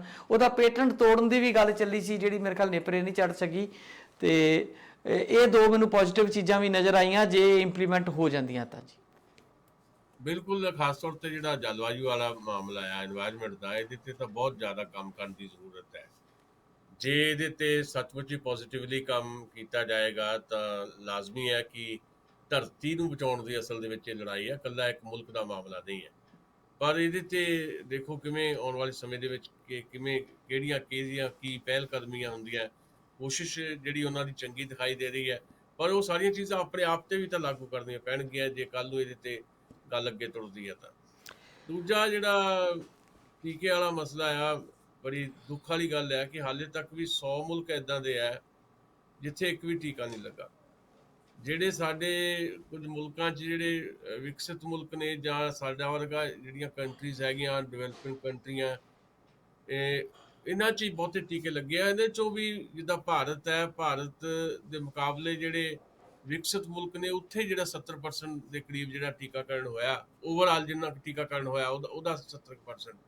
ਬਾਕੀ ਜਿਹੜੀ ਆ ਸਾਡੀ ਵਰਗੇ ਦੇਸ਼ ਹੈ ਇੱਥੇ ਹੋਇਆ, ਤੇ ਜਿਹੜੇ ਬਹੁਤ ਅੱਤ ਦੇ ਗਰੀਬ ਮੁਲਕ ਨੇ ਉਹਨਾਂ 'ਚ ਹਾਲੇ ਟੀਕਾਕਰਨ ਦੀ ਕੰਪੇਨ ਪਹੁੰਚ ਹੀ ਨਹੀਂ ਸਕੀ। ਸੋ ਜੇ G7 ਦੇ ਵਿੱਚ ਇਸ ਤਰ੍ਹਾਂ ਦੀ ਗੱਲ ਹੋਈ ਹੈ ਤੇ ਬੋਰਿਸ ਜੌਨਸਨ ਨੇ ਕੋਈ ਇਸ ਤਰ੍ਹਾਂ ਦੀ ਗੱਲ ਕਹੀ ਹੈ ਕਿ ਇਸ ਪਾਸੇ ਵੱਲ ਨੂੰ ਜੇ ਵਧਿਆ ਜਾਏਗਾ ਤਾਂ ਚੰਗੀ ਗੱਲ ਹੈ। ਤੇ ਪਰ ਜਿਹੜੇ ਟੀਕਾਕਰਨ ਬਾਰੇ ਵੀ ਕੁਝ ਨਵੀਆਂ ਗੱਲਾਂ ਆ ਰਹੀਆਂ। ਹਰਜੀਤ ਗਿੱਲ ਜੀ, ਵੀ ਕਿਹਾ ਇਹ ਜਾ ਰਿਹਾ ਵੀ ਇਹ ਅਸਲ ਦੇ ਵਿੱਚ ਜਿਹੜੀ ਵੈਕਸੀਨ ਹੈ, ਇਹ ਵੈਕਸੀਨ ਇਸ ਵੇਲੇ ਜਿਵੇਂ ਯੂਜ਼ ਹੋ ਰਹੀ, ਅਸਲ 'ਚ ਇੱਕ ਟਰਾਇਲ ਦੇ ਤੌਰ ਤੇ ਹੈ, ਇੱਕ ਪ੍ਰੀਖਣੇ ਹੋ ਰਹੇ ਨੇ। ਮਤਲਬ ਕਿਤੇ ਨਾ ਕਿਤੇ ਮਨੁੱਖਾਂ ਦੇ ਉੱਤੇ ਇਹਨਾਂ ਨੂੰ ਟੈਸਟ ਹੀ ਕੀਤਾ ਜਾ ਰਿਹਾ। ਹਾਲੇ ਇਹਨੂੰ 2022 ਤੱਕ ਇਹਦੇ ਟਰਾਇਲ ਚੱਲਣੇ ਆ, ਤੇ ਉਸ ਤੋਂ ਬਾਅਦ ਹੀ ਕੋਈ 100% ਕੋਈ ਟੀਕਾ ਜਿਹੜਾ ਆ ਉਹ ਆ ਸਕਦਾ ਆ। ਇਹਦੇ ਤੇ ਵੱਖਰੀ ਡਿਬੇਟ ਵੀ ਹੋ ਰਹੀ ਹੈ। ਪਰ ਉਹਦੇ ਬਾਵਜੂਦ ਵੀ ਜੇ ਕਲੀਨਿਕਲੀ ਜਾਂ ਮਤਲਬ ਮੈਡੀਕਲੀ ਜਿਹੜਾ ਜਾਂ ਐਕਸਪਰਟ ਜਿਹੜੇ ਇਹ ਕਹਿ ਰਹੇ ਆ ਕਿ ਇਹਦੀ ਜ਼ਰੂਰਤ ਹੈ, ਤੇ ਫਿਰ ਇਹ ਟੀਕਾ ਜਿਹੜਾ ਹਰ ਥਾਂ ਤੇ ਉਪਲਬਧ ਤਾਂ ਲਾਜ਼ਮੀ ਤੌਰ ਤੇ ਹੋਣਾ ਚਾਹੀਦਾ ਦੁਨੀਆ ਭਰ 'ਚ। ਜੀ ਬਿਲਕੁਲ ਦਸਾਂਝ ਸਾਹਿਬ, ਮਿਸਯੂਜ਼ ਤੇ ਹਰ ਚੀਜ਼ ਦਾ ਹੀ ਹੁੰਦਾ ਵਾ। ਜਿਸ ਤਰ੍ਹਾਂ ਮੈਂ ਅੱਜ ਹੀ ਪੜ੍ਹ ਰਿਹਾ ਸੀਗਾ, ਇੱਥੇ ਸਾਡੇ ਇੱਕ ਬਰੈਂਪਟਨ ਗਾਰਡੀਅਨ ਲੋਕਲ ਅਖਬਾਰ ਹੈ, ਉਹਦੇ ਵਿੱਚ ਅੱਜ ਕਵਰ ਸਟੋਰੀ ਸੀਗੀ ਕਿ ਸਾਡੇ ਇੱਥੇ ਬਰੈਂਪਟਨ ਵਿੱਚ ਹੀ ਇੱਕ ਕਲੀਨਿਕ ਖੋਲ੍ਹਿਆ ਗਿਆ ਜਿੱਥੇ ਇਕੱਲੇ ਬਲੈਕ ਜਿਹੜੇ ਲੋਕ ਨੇ ਉਹਨਾਂ ਨੂੰ ਇਹ ਟੀਕੇਕਰਨ ਕੀਤਾ ਜਾਣਾ ਆ। ਤੇ ਉਹਨੂੰ ਲੈ ਕੇ ਕੁਝ ਲੋਕਾਂ ਨੇ ਇਤਰਾਜ਼ ਕੀਤਾ ਕਿ ਇਹ ਕੀ ਕਾਰਨ ਹੈ ਕਿ ਇਕੱਲੇ ਬਲੈਕ ਨੂੰ ਵੱਖਰਾ ਤੁਸੀਂ ਕਰਨਾ। ਤੇ ਉਹਦੇ 'ਚ ਉਹਨਾਂ ਨੇ ਪੁਰਾਣੀ ਹਿਸਟਰੀ ਫੋਲੀ ਆ ਕਿ ਕਿਸ ਤਰੀਕੇ ਨਾਲ ਪਿਛਲੇ ਜਿਹੜੀ ਬੀਤਾ ਇਤਿਹਾਸ ਆ, ਜਿਹੜੇ ਨੇਟਿਵ ਆ, ਆਪਾਂ ਨੇਟਿਵ ਤੇ ਵੀ ਗੱਲ ਕਰਦੇ ਰਹਿੰਦੇ ਆ, ਉਹਨਾਂ ਨਾਲ ਤੇ ਜਿਹੜੀ ਬਲੈਕ ਕਮਿਊਨਿਟੀ ਆ ਉਹਨਾਂ ਨਾਲ ਵਧੀਕੀਆਂ ਹੋਈਆਂ ਨੇ, ਬਹਾਨੇ ਕੁਝ ਹੋਰ ਬਣਾਏ ਜਾਂਦੇ ਸੀਗੇ। ਤੇ ਪਰ ਜਿਹੜੇ ਡਾਕਟਰਸ ਨੇ ਉਹ ਕਹਿ ਰਹੇ ਆ ਕਿ ਇਸ ਜਿਹੜਾ ਭਾਈਚਾਰਾ ਆ ਬਲੈਕ ਦਾ, ਉਹਦੇ ਵਿੱਚ ਚੇਤਨਤਾ ਦੀ ਘਾਟ ਆ, ਲੋਕ ਟੀਕਾ ਲਵਾਉਣ ਲਈ ਅੱਗੇ ਨਹੀਂ ਆ ਰਹੇ, ਇਸ ਕਰਕੇ ਉਹਨਾਂ ਲਈ ਸਪੈਸ਼ਲ ਕਲੀਨਿਕ ਬਣਾਈਆਂ ਗਈਆਂ। ਇੱਦਾਂ ਦੀਆਂ ਗੱਲਾਂ ਤਾਂ ਦੁਨੀਆ ਭਰ 'ਚ ਨਾਲ ਚੱਲਦੀਆਂ ਨੇ। ਇਹ ਕੁਝ ਸੱਚ ਵੀ ਹੋ ਸਕਦੀਆਂ ਨੇ ਤੇ ਕੁਝ ਸੱਚ ਨਹੀਂ ਵੀ ਹੋ ਸਕਦੀਆਂ। ਹਾਂ, ਨਹੀਂ, ਬਹੁਤ ਕੁਝ ਜਿਹੜਾ ਨਹੀਂ ਪਤਾ ਲੱਗਦਾ, ਸਾਨੂੰ ਨਹੀਂ ਪਤਾ ਲੱਗਦਾ, ਆਮ ਬੰਦੇ ਨੂੰ ਬਿਲਕੁਲ ਹੀ ਨਹੀਂ ਪਤਾ ਲੱਗਦਾ ਕਿ ਉਹਦੇ ਨਾਲ ਹੋ ਕੀ ਰਿਹਾ ਹੈ। ਸੋ ਇਹ ਤਾਂ ਪੂਰੀ ਦੀ ਪੂਰੀ ਇੱਕ ਗੇਮ ਤਾਂ ਹੈ। ਆਪਾਂ ਨੂੰ ਪਤਾ ਹੈ ਕਿ 750 ਕਰੋੜ ਲੋਕ ਜਿਹੜੇ ਆ ਉਹਨਾਂ ਨੂੰ ਟੀਕਾ ਲਾਉਣਾ ਆ, ਤੇ ਇਕੱਲਾ ਇੱਥੇ ਗੱਲ ਮੁੱਕ ਨਹੀਂ ਜਾਣੀ, ਤੇ ਫਿਰ ਇਹ ਸਦਾ ਵਾਸਤੇ ਟੀਕਾ ਜਿਹੜਾ ਆ ਉਹ ਸਾਡੀ ਜ਼ਿੰਦਗੀ ਦਾ, ਸਾਡੇ ਭਵਿੱਖ ਦੇ ਬੱਚਿਆਂ ਦਾ ਹਿੱਸਾ ਬਣ ਜਾਣਾ ਆ। ਸੋ ਬੜਾ ਕੁਝ ਹੈ ਇਹਦੇ 'ਚ। ਕੋਈ ਚੀਜ਼ਾਂ ਜਿਹੜੀਆਂ ਸਾਹਮਣੇ ਆ ਜਾਂਦੀਆਂ, ਕੁਝ ਚੀਜ਼ਾਂ ਲੁਕੀਆਂ ਰਹਿ ਜਾਂਦੀਆਂ। ਵੱਡੇ ਪੱਧਰ ਦੇ ਉੱਤੇ ਇੱਕ ਖੇਡ ਜਿਹੜੀ ਆ ਖੇਡੀ ਗਈ ਹੈ, ਤੇ ਇਸ ਖੇਡ ਦੇ ਵਿੱਚ ਅਸੀਂ ਸਾਰੇ ਉਲਝੇ ਹੋਏ ਹਾਂ। ਤੇ ਕਈ ਵਾਰੀ ਲੱਗਦਾ ਹੈ ਵੀ ਆ ਜੋ ਕੁਝ ਵੀ ਹੋ ਰਿਹਾ ਵੀ ਸੱਚੀ ਸਾਡੇ ਸਾਰਿਆਂ ਨਾਲ ਹੀ ਧੋਖਾ ਹੋ ਰਿਹਾ। ਤੇ ਫਿਰ ਕਈ ਵਾਰੀ ਲੱਗਦਾ ਵੀ ਨਹੀਂ, ਇਹਦੀ ਤਾਂ ਜ਼ਰੂਰਤ ਹੈ, ਬਹੁਤ ਵੱਡਾ ਹਮਲਾ ਹੈ ਇਸ ਬਿਮਾਰੀ ਦਾ। ਸੋ ਸਾਰੇ ਪਾਸੇ ਵੱਖਰੇ ਵੱਖਰੇ ਵਿਚਾਰ ਵੀ ਹੈਗੇ ਆ, ਪਰ ਜੋ ਸੱਚ ਨਹੀਂ ਸਾਡੇ ਸਾਹਮਣੇ ਆਉਂਦਾ, ਇਹ ਆਪਣੇ ਆਪ ਦੇ ਵਿੱਚ ਇੱਕ ਵੱਡਾ ਮਸਲਾ ਹੈ। ਜਿੱਦਾਂ ਅੰਕੜਿਆਂ ਦੇ ਤੌਰ ਦੇ ਉੱਤੇ ਭਾਰਤ ਦੇ ਵਿੱਚ ਵਾਰ-ਵਾਰ ਇਹ ਗੱਲਾਂ ਉੱਠ ਰਹੀਆਂ ਕਿ ਵੀ ਭਾਰਤ ਦੀ ਸਰਕਾਰ ਸੱਚ ਨਹੀਂ ਦੱਸ ਰਹੀ। ਇੱਦਾਂ ਹੀ ਦੁਨੀਆ ਪੱਧਰ ਦੇ ਉੱਤੇ ਸੱਚ ਨਹੀਂ ਸਾਹਮਣੇ ਆ ਰਿਹਾ ਵੀ ਅਸਲ ਦੇ ਵਿੱਚ ਜਿਹੜੀ ਕਰੋਨਾ ਮਹਾਮਾਰੀ ਜਿਹਨੂੰ ਕਿਹਾ ਜਾ ਰਿਹਾ, ਇਹ ਮਹਾਮਾਰੀ ਬਣੀ ਕਿਵੇਂ ਹੈ, ਇਹਦੇ ਪਿੱਛੇ ਕੀ ਹੋਰ ਖੇਡਾਂ ਖੇਡੀਆਂ ਗਈਆਂ ਨੇ ਜਾਂ ਖੇਡੀਆਂ ਜਾ ਰਹੀਆਂ ਨੇ, ਇਹਦੇ ਪਿੱਛੇ ਫਾਰਮਾ ਕੰਪਨੀਆਂ ਦੀ ਕਿਹੜੀ ਖੇਡ ਹੈ, ਮਤਲਬ ਜਿਹੜਾ ਪੈਰਲਰ ਇੱਕ ਮਾਰਕੀਟ ਜਿਹੜੀ ਇਹਦੇ ਨਾਲ ਬਣ ਗਈ ਹੈ, ਉਹਦਾ ਸੱਚ ਤਾਂ ਸਾਡੇ ਸਾਹਮਣੇ ਹੈ ਹੀ ਨਾ। ਵੀ ਦੁਨੀਆ ਜਿਹੜੀ ਹੈ ਕਰੋਨਾ ਤੋਂ ਪਹਿਲਾਂ ਜਿੱਦਾਂ ਦੀ ਦੁਨੀਆ ਸੀ, ਹੁਣ ਕਰੋਨਾ ਦੇ ਦੌਰਾਨ ਤੇ ਕਰੋਨਾ ਤੋਂ ਬਾਅਦ ਦੁਨੀਆ ਉਹ ਨਹੀਂ ਰਹਿਣੀ, ਨਾ ਰਹਿ ਸਕਦੀ ਹੈ। ਜੋ ਕੁਝ ਵਾਪਰ ਰਿਹਾ, ਬਹੁਤ ਸਾਡੇ ਨੇੜਲੇ ਲੋਕ ਜਿਹੜੇ ਆ ਇਸ ਬਿਮਾਰੀ ਦੇ ਦੌਰ ਦੇ ਦੌਰਾਨ ਸਾਡੇ ਤੋਂ ਜੁਦਾ ਹੋ ਗਏ, ਜਿਨ੍ਹਾਂ ਦੀ ਉਮੀਦ ਨਹੀਂ ਕੀਤੀ ਜਾ ਸਕਦੀ ਸੀ। ਉਹ ਕਰੋਨਾ ਕਰਕੇ ਜੁਦਾ ਹੋ ਗਏ, ਜਾਂ ਕਰੋਨਾ ਦਾ ਹਊਆ ਖੜਾ ਕਰ ਦਿੱਤਾ ਗਿਆ, ਜਾਂ ਕਰੋਨਾ ਦੇ ਸਾਈਡ ਇਫੈਕਟ ਸੀ, ਜਾਂ ਹੋਰ ਬਹੁਤ ਸਾਰੇ ਕਾਰਨ ਹੈ। ਸੋ ਬਹੁਤ ਕੁਝ ਬਦਲ ਗਿਆ ਤੇ ਮਨੁੱਖ ਜਿਹੜਾ ਆ ਉਹਨੂੰ ਬੇਵਸ ਕਰ ਦਿੱਤਾ ਗਿਆ। ਜਿਹੜੇ ਦੋ ਲਫ਼ਜ਼ ਪਹਿਲਾਂ ਕੱਢੇ ਗਏ ਸੀ ਸ਼ੁਰੂ ਦੇ ਵਿੱਚ ਹੀ, ਇਹ ਜਦੋਂ ਕਰੋਨਾ ਕਾਲ ਆਇਆ, ਦੋ ਲਫ਼ਜ਼ ਜਿਹੜੇ ਸ਼ੁਰੂ 'ਚ ਕੱਢ ਦਿੱਤੇ ਗਏ, ਇੱਕ ਕਹਿ ਦਿੱਤਾ ਗਿਆ ਸੋਸ਼ਲ ਡਿਸਟੈਂਸਿੰਗ, ਸਮਾਜਿਕ ਦੂਰੀ, ਜਦਕਿ ਉਹਦਾ ਜਿਹੜਾ ਸਹੀ ਲਫ਼ਜ਼ ਫਿਜ਼ੀਕਲ ਡਿਸਟੈਂਸ ਬਣਦਾ ਸੀ। ਸਮਾਜਿਕ ਤੌਰ ਤੇ ਪਹਿਲਾਂ ਹੀ ਅਸੀਂ ਬੜੇ ਵੰਡੇ ਹੋਏ ਆ ਤੇ ਉਹ ਹੋਰ ਵੰਡ ਦਿੱਤਾ ਗਿਆ। ਦੂਜਾ ਜਿਹੜਾ ਬੰਦੇ ਨੂੰ ਇਕੱਲਾ ਕਰਨ ਦੀ ਜਿਹੜੀ ਗੱਲ ਸੀਗੀ, ਜਿਹਨੂੰ ਆਈਸੋਲੇਟ ਕਹਿੰਦੇ ਇੱਕ ਲਫ਼ਜ਼ ਸ਼ਾਇਦ ਹੋ ਰਿਹਾ, ਉਹ ਵੀ ਕੁਆਰੰਟਾਈਨ, ਜਿਹਨੂੰ ਕੁਆਰੰਟਾਈਨ ਕਰਦੇ ਜੀ। ਹਾਂ, ਸੋ ਕੁਆਰੰਟੀਨ ਦਾ ਵੀ ਸਿੱਧਾ ਭਾਵ ਇਹੀ ਆ ਵੀ ਮਨੁੱਖ ਨੂੰ ਇਕੱਲਾ ਕਰਨਾ ਹੈ, ਇਹਨੂੰ ਕਿਸੇ ਸਮਾਜ ਦੇ ਵਿੱਚ ਕਿਸੇ ਆਰਗੇਨਾਈਜ਼ਡ ਨਹੀਂ ਹੋਣ ਦੇਣਾ। ਇਸ ਦੌਰ ਨੇ ਬੰਦੇ ਨੂੰ ਸੱਚਮੁੱਚ ਹੀ ਇਕੱਲਾ ਕਰਕੇ ਰੱਖ ਦਿੱਤਾ ਹੈ ਤੇ ਇੱਕ ਕਿਸਮ ਦਾ ਤੁਹਾਡੇ ਜਿਹੜੇ ਸਮਾਜਿਕ ਤੌਰ ਦੇ ਉੱਤੇ ਜਾਂ ਸੋਸ਼ਲੀ ਜਿਹੜਾ ਇੱਕ ਕੁਦਰਤੀ ਜਿਹੜਾ ਰਹਿਣ ਦਾ ਇੱਕ ਤਰੀਕਾ ਹੁੰਦਾ, ਉਹਦੇ ਉੱਤੇ ਵੀ ਹਮਲਾ ਆ। ਸੋ ਇਹ ਕੁਦਰਤ ਤੇ ਵੀ ਇੱਕ ਹਮਲਾ ਆ। ਇਹਦੇ ਪਿੱਛੇ ਕੌਣ ਲੋਕ ਨੇ, ਕੌਣ ਨਹੀਂ ਹੈ, ਇਹਦੇ ਤੇ ਡੂੰਘੀਆਂ ਵਿਚਾਰਾਂ ਵੀ ਹੋਣੀਆਂ, ਖੋਜ ਵੀ ਹੋਣੀ ਹੈ, ਬਹੁਤ ਚੀਜ਼ਾਂ ਦੱਬ ਦਿੱਤੀਆਂ ਜਾਣੀਆਂ, ਕਿਉਂਕਿ ਸਾਰੀਆਂ ਚੀਜ਼ਾਂ ਉਹੀ ਸਾਹਮਣੇ ਆਉਣ ਦਿੱਤੀਆਂ ਜਾਂਦੀਆਂ ਹੁੰਦੀਆਂ ਜਿਹੜੀਆਂ ਉਹਨਾਂ ਨੂੰ ਸੂਟ ਕਰਦੀਆਂ। ਕੋਈ ਚੀਜ਼ ਆ ਜਾਂਦੀ ਆ ਬਾਅਦ 'ਚ, ਉਹ ਕਹਿ ਲਓ ਵੀ ਜਿਹੜੇ ਅੱਜ ਕੱਲ੍ਹ ਦਾ ਜਿਹੜਾ ਟੈਕਨੀਕ ਹੈ ਉਹਦੇ 'ਚ ਉਹਨੂੰ ਬਾਹਰ ਕਰ ਦਿੱਤਾ ਜਾਂਦਾ। ਬਹੁਤ ਕੁਝ ਹੈ ਹਰਜੀਤ ਗਿੱਲ ਜੀ ਇਹਦੇ 'ਚ। ਬਿਲਕੁਲ। ਦਸਾਂਝ ਸਾਹਿਬ, ਪ੍ਰਧਾਨ ਮੰਤਰੀ ਜਿਹੜੇ ਭਾਰਤ ਦੇ ਮੋਦੀ ਸਾਹਿਬ ਨੇ, এনवायरमेंट ਦੀ ਗੱਲ ਚੱਲੀ ਆ ਤੇ ਇੱਕ ਖਬਰ ਇਹ ਵੀ ਹੈਗੀ ਆ ਅੱਜ ਕਿ ਉਹਨਾਂ ਨੇ UNO ਦੀ ਮਤਲਬ ਜਿਹੜੀ ਹੈਗੀ ਆ ਕੋਈ ਕੌਂਸਲ, ਉਹਦੇ ਵਿੱਚ ਇੱਕ ਵਿਸ਼ਾ ਸੀਗਾ ਕਿ ਧਰਤੀ ਨੂੰ ਬੰਜਰ ਹੋਣ ਤੋਂ ਕਿਵੇਂ ਬਚਾਇਆ ਜਾ ਸਕਦਾ। ਉਹਦੇ ਵਿੱਚ ਵਰਚੁਅਲੀ ਇੱਕ ਭਾਸ਼ਣ ਦਿੱਤਾ ਹੈ ਉਹਨਾਂ ਨੇ ਤੇ ਉਹ 'ਚ ਉਹਨਾਂ ਨੇ ਕਿਹਾ ਹੈ ਕਿ ਭਾਰਤ ਲੱਗਾ ਹੋਇਆ ਇਸ ਕੰਮ ਨੂੰ ਬੜੀ ਸ਼ਿੱਦਤ ਨਾਲ ਤੇ ਬਹੁਤ ਸਾਰੇ ਮੁਲਕਾਂ ਦੀ ਅਸੀਂ ਮਦਦ ਵੀ ਕਰ ਰਹੇ ਹਾਂ ਕਿ ਧਰਤੀ ਨੂੰ ਕਿਵੇਂ ਬੰਜਰ ਹੋਣ ਤੋਂ ਬਚਾਇਆ ਜਾਵੇ। ਹਾਲਾਂਕਿ ਆਪਣੇ ਮੁਲਕ 'ਚ ਧਰਤੀ ਦਾ ਪਾਣੀ ਸੁੱਕਦਾ ਜਾ ਰਿਹਾ ਤੇ ਬੰਜਰ ਹੋਈ ਜਾ ਰਹੀ ਆ। ਉਹਨਾਂ ਨੇ ਕਿਹਾ ਕਿ 2030 ਤੱਕ 2.6 ਕਰੋੜ ਹੈਕਟੇਅਰ ਜਿਹੜੀ ਧਰਤੀ ਆ ਭਾਰਤ ਦੇ ਵਿੱਚ, ਉਹਨੂੰ ਅਸੀਂ ਹਰਿਆ ਭਰਾ ਗ੍ਰੀਨ ਕਰ ਜਾ ਰਹੇ ਹਾਂ। ਮਤਲਬ 2030 ਤੱਕ ਜੇ ਮੋਦੀ ਸਾਹਿਬ ਸਾਡੇ ਨਾਲ ਨੇ, ਦੇਸ਼ ਨੂੰ ਹਰਾ ਭਰਾ ਕਰਨਗੇ। ਜਿਹੜੀਆਂ ਉਹਨਾਂ ਦੀਆਂ ਨੀਤੀਆਂ ਨੇ ਉਹ ਤਾਂ ਲੱਗਦੀਆਂ ਨਹੀਂ ਦੇਸ਼ ਨੂੰ ਹਰਾ ਭਰਾ ਕਰਨ ਵਾਲੀਆਂ। ਇਸ ਵੇਲੇ ਬਹੁਤ ਜ਼ਿਆਦਾ ਜ਼ਰੂਰਤ ਹੈ, ਵੈਸੇ ਭਾਰਤ ਨੂੰ ਤਾਂ ਬਹੁਤ ਜ਼ਿਆਦਾ ਜ਼ਰੂਰਤ ਹੈ ਕਿ ਭਾਰਤ ਨੂੰ ਜਿਹੜਾ ਆ ਹਰਾ ਭਰਾ ਕੀਤਾ ਜਾਏ। ਪਰ ਦੁੱਖ ਹੁੰਦਾ ਹੈ ਜੇ ਪੰਜਾਬ ਦੀ ਗੱਲ ਕਰੀਏ ਤੇ ਪੰਜਾਬ ਦੇ ਵਿੱਚ ਸਾਡੇ ਜਿੰਨਾ ਸਾਡਾ ਖੇਤਰਫਲ ਹੈ ਉਹਦੇ ਮੁਤਾਬਕ ਪੰਜਾਬ ਦੀ ਧਰਤੀ ਦਾ 17% ਹਿੱਸਾ ਜਿਹੜਾ ਉਹ ਜੰਗਲ ਚਾਹੀਦੇ ਨੇ। ਪਰ ਹੌਲੀ ਹੌਲੀ ਅਸੀਂ ਜੰਗਲ ਖਤਮ ਕਰ ਲਏ ਆ। ਹੁਣ 3% ਜੰਗਲ ਜਿਹੜੇ ਪੰਜਾਬ ਦੇ ਵਿੱਚ ਰਹਿ ਗਏ ਆ। ਲਗਭਗ ਇਸੇ ਕਿਸਮ ਦੀ ਔਸਤ ਦੇਸ਼ ਭਰ ਦੇ ਵਿੱਚ ਹੋਏਗੀ ਤੇ ਹੌਲੀ ਹੌਲੀ ਪਹਾੜ ਰੋਡੇ ਭੋਡੇ ਕੀਤੇ ਜਾ ਰਹੇ ਆ।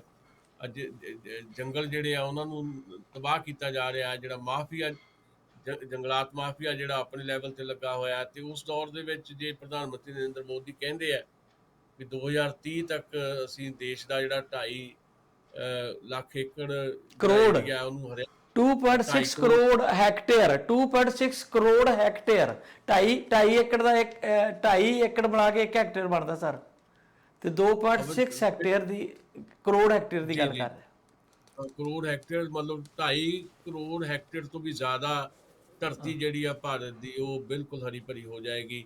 ਇਹ ਹੁਣ ਅੱਖਾਂ ਦੇ ਵਿੱਚ ਸੁਪਨਾ ਸਜਾਇਆ ਜਾ ਸਕਦਾ ਹੈ। 2030 ਤਾਂ ਜਦੋਂ ਆਊਗਾ ਉਦੋਂ ਪਤਾ ਲੱਗੂਗਾ ਵੀ ਉਦੋਂ ਤੱਕ ਇਸ ਧਰਤੀ ਨੂੰ ਇਹਨਾਂ ਦੀ ਰਾਜਨੀਤੀ ਜਿਹੜੀ ਆ ਕਿੰਨਾ ਹੋਰ ਬੰਜਰ ਕਰ ਚੁੱਕੀ ਹੋਏਗੀ। ਤੇ ਦੂਜੀ ਗੱਲ ਹੈ ਕਿ ਇਹਨਾਂ ਦਾ ਇਹ ਸੁਪਨਾ ਫਿਰ ਕੌਣ ਪੂਰਾ ਕਰੇਗਾ। ਮੈਨੂੰ ਤਾਂ ਲੱਗਦਾ ਨਹੀਂ ਹੈ ਕਿ ਆਉਂਦੀ ਜਿਹੜੀ ਸਰਕਾਰ ਇਹਨਾਂ ਦੀ ਆਉਣੀ ਹੈ, ਪਰ ਉਹਨਾਂ ਦਾ ਦਾਅਵਾ ਤੇ 2030 ਤੱਕ ਪੱਕਾ ਹੋ ਗਿਆ ਨਾ ਜੀ ਕਿ 2030 ਤੱਕ ਅਸੀਂ ਹਰਾ ਭਰਾ ਕਰਕੇ ਜਾਣਾ ਭਾਰਤ ਨੂੰ।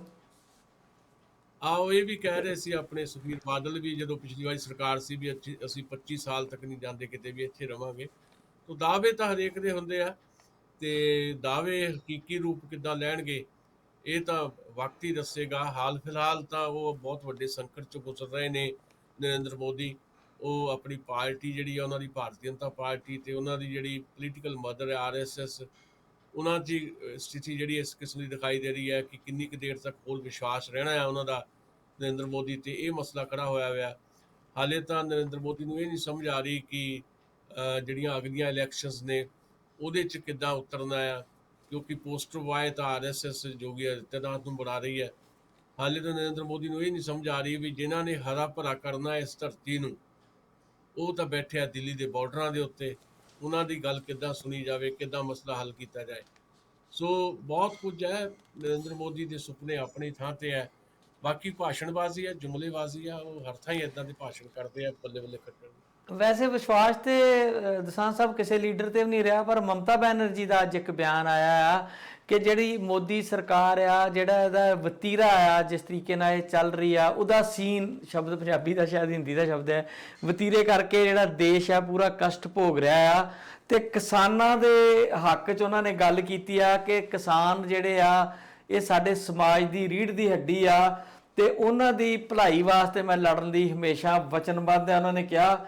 ਤੇ ਉਹਨਾਂ ਨੇ ਇੱਕ ਟਵੀਟ ਕਰਕੇ ਕਿਹਾ ਹੈ ਕਿ ਜਦੋਂ ਜਿਹੜਾ ਰਵੱਈਆ ਕੇਂਦਰ ਸਰਕਾਰ ਨੇ ਕਿਸਾਨਾਂ ਪ੍ਰਤੀ ਅਪਣਾਇਆ ਹੋਇਆ, ਉਹਨੂੰ ਵੇਖ ਕੇ ਮੈਨੂੰ ਬਹੁਤ ਪੀੜਾ ਹੁੰਦੀ ਆ, ਬਹੁਤ ਦੁੱਖ ਹੋ ਰਿਹਾ। ਚਲੋ ਘੱਟੋ ਘੱਟ ਕਿਸੇ ਆਉਣ ਵਾਲੇ ਵੱਡੇ ਲੀਡਰ ਦਾ ਜਿਹਦੇ ਤੋਂ ਉਮੀਦਾਂ ਨੇ ਲੋਕਾਂ ਨੂੰ, ਉਹਦਾ ਬਿਆਨ ਇਹ ਆਇਆ। ਤੇ ਨਾਲ ਦੀ ਨਾਲ ਇੱਕ ਬਿਆਨ ਉਹਨਾਂ ਦਾ ਇਹ ਵੀ ਅੱਜ ਥੋੜਾ ਜਿਹਾ ਪੜ੍ਹਨ ਸੁਣਨ ਨੂੰ ਮਿਲਿਆ ਹੈ ਕਿ ਉਹਨਾਂ ਨੇ ਜਿਹੜਾ ਹਿੰਦੁਸਤਾਨ ਦਾ ਫੈਡਰਲਿਜ਼ਮ ਹੈ ਤੇ ਸੋਸ਼ਲਿਸਟ ਢਾਂਚਾ ਸੀਗਾ, ਮੁੱਢਲਾ ਢਾਂਚਾ ਜਦੋਂ ਨਹਿਰੂ ਜੀ ਆਏ ਆ, ਉਹਦੀ ਵਕਾਲਤ ਵੀ ਕਿਤੇ ਕੀਤੀ ਆ ਕਿ ਭਾਰਤ ਦਾ ਬਚਾਅ ਸਾਨੂੰ ਸੋਸ਼ਲਿਜ਼ਮ ਵੱਲ ਮੁੜਨ ਵਾਲੇ ਪਾਸੇ ਹੀ ਕਿਤੇ ਨਜ਼ਰ ਆਉਣਾ ਆ।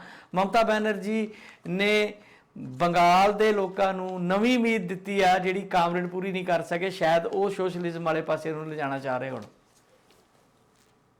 ਦੇਖੋ, ਨੰਬਰ ਇੱਕ ਗੱਲ ਤਾਂ ਇਹ ਹੈ ਵੀ ਇਸ ਵੇਲੇ ਕੌਮੀ ਦ੍ਰਿਸ਼ ਜਿਹੜਾ ਆ ਸਾਡੀ ਭਾਰਤੀ ਸਿਆਸਤ ਦਾ, ਉਹ ਕਾਫੀ ਖਾਲੀ ਜਿਹਾ ਦਿਖਾਈ ਦੇ ਰਿਹਾ ਹੈ। ਕੌਮੀ ਦ੍ਰਿਸ਼ ਜਿਹੜਾ ਹੋਏਗਾ ਆਉਣ ਵਾਲਾ, ਉਹਦੇ 'ਚ ਕਿਹੜੇ ਕਿਹੜੇ ਚਿਹਰੇ ਹੋਣਗੇ ਜਿਹੜੇ ਪ੍ਰਭਾਵਸ਼ਾਲੀ ਹੋਣਗੇ, ਇਹਦੀ ਉਡੀਕ ਹੈ। ਤੇ ਪਰ ਮਮਤਾ ਬੈਨਰਜੀ ਦਾ ਜਿਸ ਢੰਗ ਦੇ ਨਾਲ ਪੱਛਮੀ ਬੰਗਾਲ ਦੇ ਵਿੱਚ ਉਹਨਾਂ ਦਾ ਕੰਮ ਰਿਹਾ, ਜਾਂ ਖਾਸ ਤੌਰ ਦੇ ਉੱਤੇ ਨਰਿੰਦਰ ਮੋਦੀ ਤੇ ਅਮਿਤ ਸ਼ਾਹ ਦੀ ਜੋੜੀ ਨੂੰ ਜਿਵੇਂ ਉਹਨਾਂ ਨੇ ਰੋਕਿਆ ਹੈ, ਉਸ ਤੋਂ ਬਾਅਦ ਇਹ ਚਰਚਾ ਜ਼ੋਰ ਫੜ ਗਈ ਹੈ ਕਿ ਮਮਤਾ ਬੈਨਰਜੀ ਜਿਹੜੇ ਹੈ ਭਾਰਤੀ ਜਨਤਾ ਪਾਰਟੀ ਜਾਂ ਐਨਡੀਏ ਦੇ ਖਿਲਾਫ ਜਿਹੜਾ ਬਣਨ ਵਾਲਾ ਇੱਕ ਸਿਆਸੀ ਮੰਚ ਹੋਏਗਾ ਭਾਰਤ ਦਾ, ਚਾਹੇ ਉਹ ਯੂਪੀਏ ਨੂੰ ਵੱਖਰੇ ਰੂਪ 'ਚ ਦੇਖਿਆ ਜਾਏ, ਤੇ ਉੱਥੇ ਮਮਤਾ ਬੈਨਰਜੀ ਦੀ ਅਹਿਮ ਭੂਮਿਕਾ ਹੋਏਗੀ।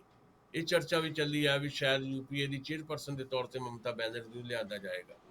ਪਰ ਜਿਹੜੀਆਂ ਗੱਲਾਂ ਉਹਨਾਂ ਨੇ ਕਹੀਆਂ, ਉਹ ਇਸ ਗੱਲੋਂ ਤਾਂ ਠੀਕ ਹੈ ਕਿ ਭਾਰਤੀ ਜਨਤਾ ਪਾਰਟੀ ਜਾਂ ਐਨਡੀਏ ਦਾ ਮੁਕਾਬਲਾ ਕਰਨ ਵਾਸਤੇ ਇੱਕ ਇੱਕ ਇੱਕ ਪਲੇਟਫਾਰਮ ਤਾਂ ਚਾਹੀਦਾ ਆ, ਤੇ ਉਹਦੇ ਤੇ ਮਮਤਾ ਬੈਨਰਜੀ ਦੀ ਜਿਹੜੀ ਭੂਮਿਕਾ ਆ, ਉਹ ਤਾਂ ਆਪਣੇ ਆਪ ਦੇ ਵਿੱਚ ਬੜੀ ਮਹੱਤਵਪੂਰਨ ਬਣਨ ਵਾਲੀ ਆ ਜੋ ਲੱਗਦਾ ਹੈ।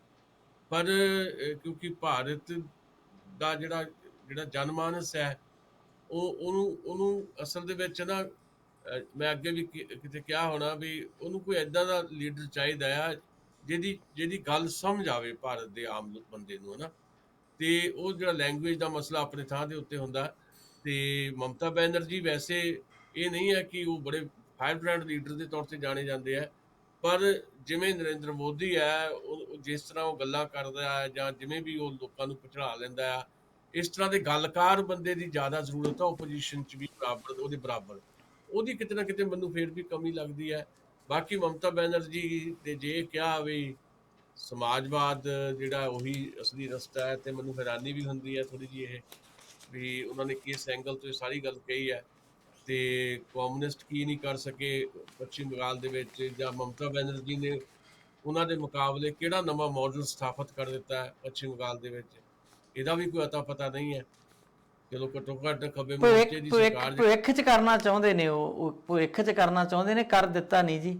ਸੋਸ਼ਲਿਜ਼ਮ ਦਾ ਪੈਟਰਨ ਨੂੰ ਮੁੜ ਅਪਣਾ ਕੇ ਤੇ ਨਵੇਂ ਸਿਰੇ ਤੋਂ ਦੇਸ਼ ਦੀ ਉਸਾਰੀ ਹੋਣੀ ਚਾਹੀਦੀ ਆ, ਜਿਹਦੇ ਵਿੱਚ ਫੈਡਰਲਿਜ਼ਮ ਨੂੰ ਤੇ ਸੋਸ਼ਲਿਜ਼ਮ ਨੂੰ ਪਹਿਲ ਦਿੱਤੀ ਜਾਵੇ।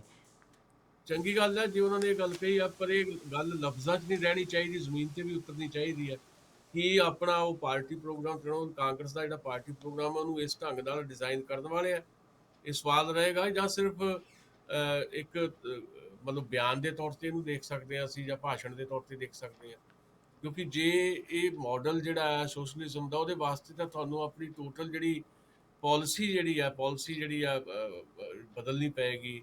ਤੇ ਕੇਵਲ ਲਫ਼ਜ਼ਾਂ ਦੇ ਨਾਲ ਤਾਂ ਇਹ ਨਹੀਂ ਹੋ ਸਕਦਾ। ਤੇ ਤ੍ਰਿਣਮੂਲ ਕਾਂਗਰਸ ਕਿਸੇ ਵੇਲੇ ਕਾਂਗਰਸ ਪਾਰਟੀ ਦਾ ਹਿੱਸਾ ਹੁੰਦੀ ਸੀ। ਕਾਂਗਰਸ ਪਾਰਟੀ ਦੇ ਵਿਚਾਰਧਾਰਾ 'ਚ ਲਫ਼ਜ਼ ਦੇ ਤੌਰ ਤੇ ਸੋਸ਼ਲਿਜ਼ਮ ਜ਼ਰੂਰ ਸੀ।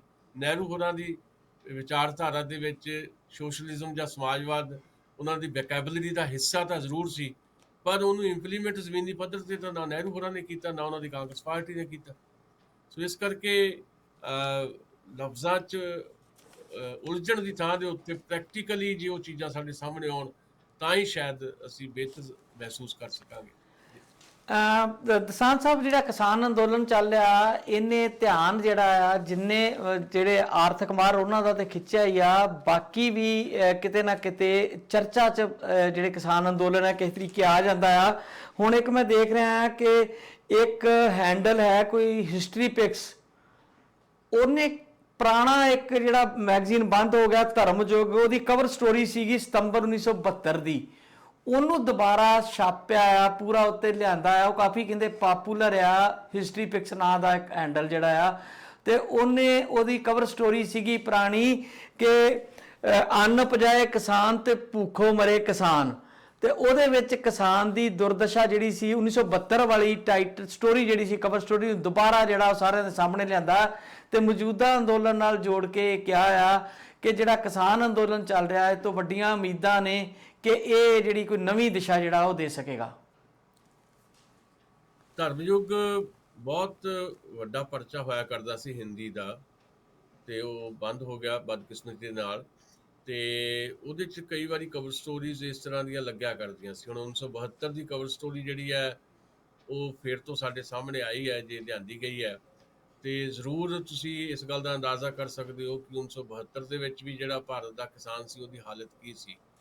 ਤੇ ਅੱਜ ਜਦੋਂ ਅਸੀਂ ਕਹਿ ਲਓ ਵੀ ਨੀਅਰ ਅਬਾਊਟ 50 ਸਾਲ ਬਾਅਦ ਦੇਖ ਰਹੇ ਹਾਂ ਕਿ ਕਿਸਾਨ ਅੰਦੋਲਨ ਜਿਹਦੀ ਜ਼ਰੂਰਤ ਇਹਦਾ ਮਤਲਬ ਸ਼ੁਰੂ ਤੋਂ ਰਹੀ ਸੀ, ਵੱਖ-ਵੱਖ ਪਾਕਟਸ ਦੇ ਵਿੱਚ, ਵੱਖ-ਵੱਖ ਸਟੇਟਸ ਦੇ ਵਿੱਚ ਕਿਸਾਨ ਅੰਦੋਲਨ ਜਿਹੜੇ ਆ ਚੱਲਦੇ ਰਹੇ, ਨਿੱਕੀਆਂ ਆਪਣੀਆਂ ਪ੍ਰਾਪਤੀਆਂ ਉਹ ਕਰਦੇ ਰਹੇ, ਛੋਟੀਆਂ ਮੰਗਾਂ ਮਨਵਾਉਂਦੇ ਰਹੇ, ਪਰ ਇੱਕ ਵਿਆਪਕ ਕੈਨਵਸ ਦੇ ਉੱਤੇ ਕਿਸਾਨ ਅੰਦੋਲਨ ਜਿਹੜਾ ਅੱਜ ਸਾਡੇ ਸਾਹਮਣੇ ਆਇਆ।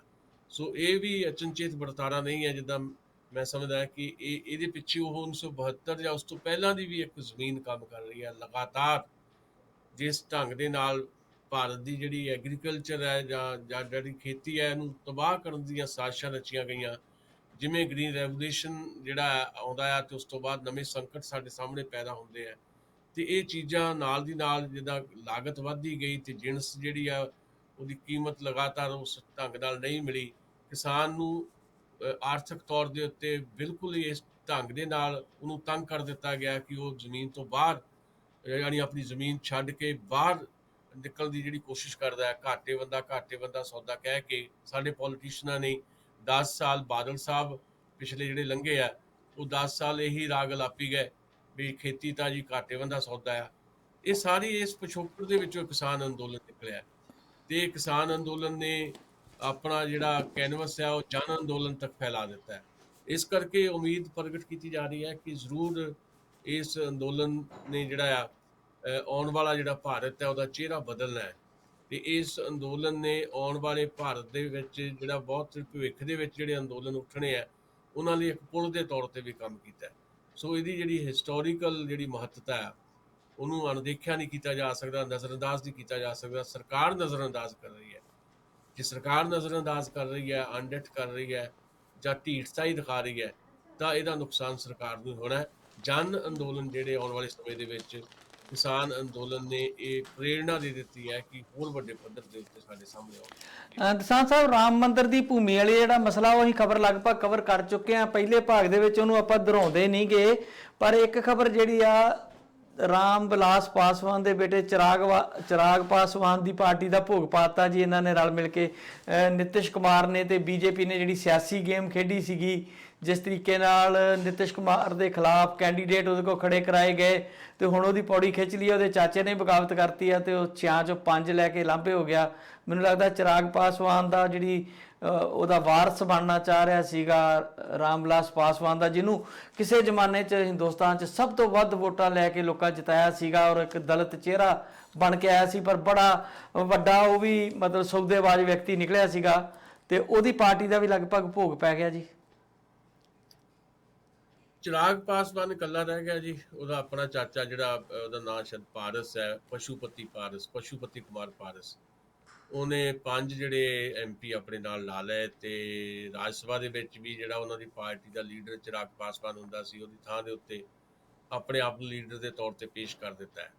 ਸੋ ਤੁਸੀਂ ਦੱਸੇ ਦਿੱਤਾ ਹੈ ਕਿ ਇਹਦੇ ਪਿੱਛੇ ਇੱਕ ਗੇਮ ਕੰਮ ਕਰ ਰਹੀ ਸੀ ਭਾਰਤੀ ਜਨਤਾ ਪਾਰਟੀ ਦੀ, ਉਹ ਸਿਰੇ ਚੜ੍ਹ ਗਈ ਹੈ। ਭਾਰਤੀ ਜਨਤਾ ਪਾਰਟੀ ਹਰ ਥਾਂ ਹੀ ਏਦਾਂ ਕਰਦੀ ਹੈ ਤੇ ਇਹ ਗੱਲ ਸਮਝ ਲੈਣੀ ਚਾਹੀਦੀ ਹੈ, ਜਿਹੜੇ ਨੇੜੇ ਲੱਗਦੇ ਕਈ ਵਾਰੀ ਭਾਰਤੀ ਜਨਤਾ ਪਾਰਟੀ ਦੇ, ਨਤੀਸ਼ ਕੁਮਾਰ ਨੂੰ ਵੀ ਸਮਝ ਲੈਣੀ ਚਾਹੀਦੀ ਹੈ।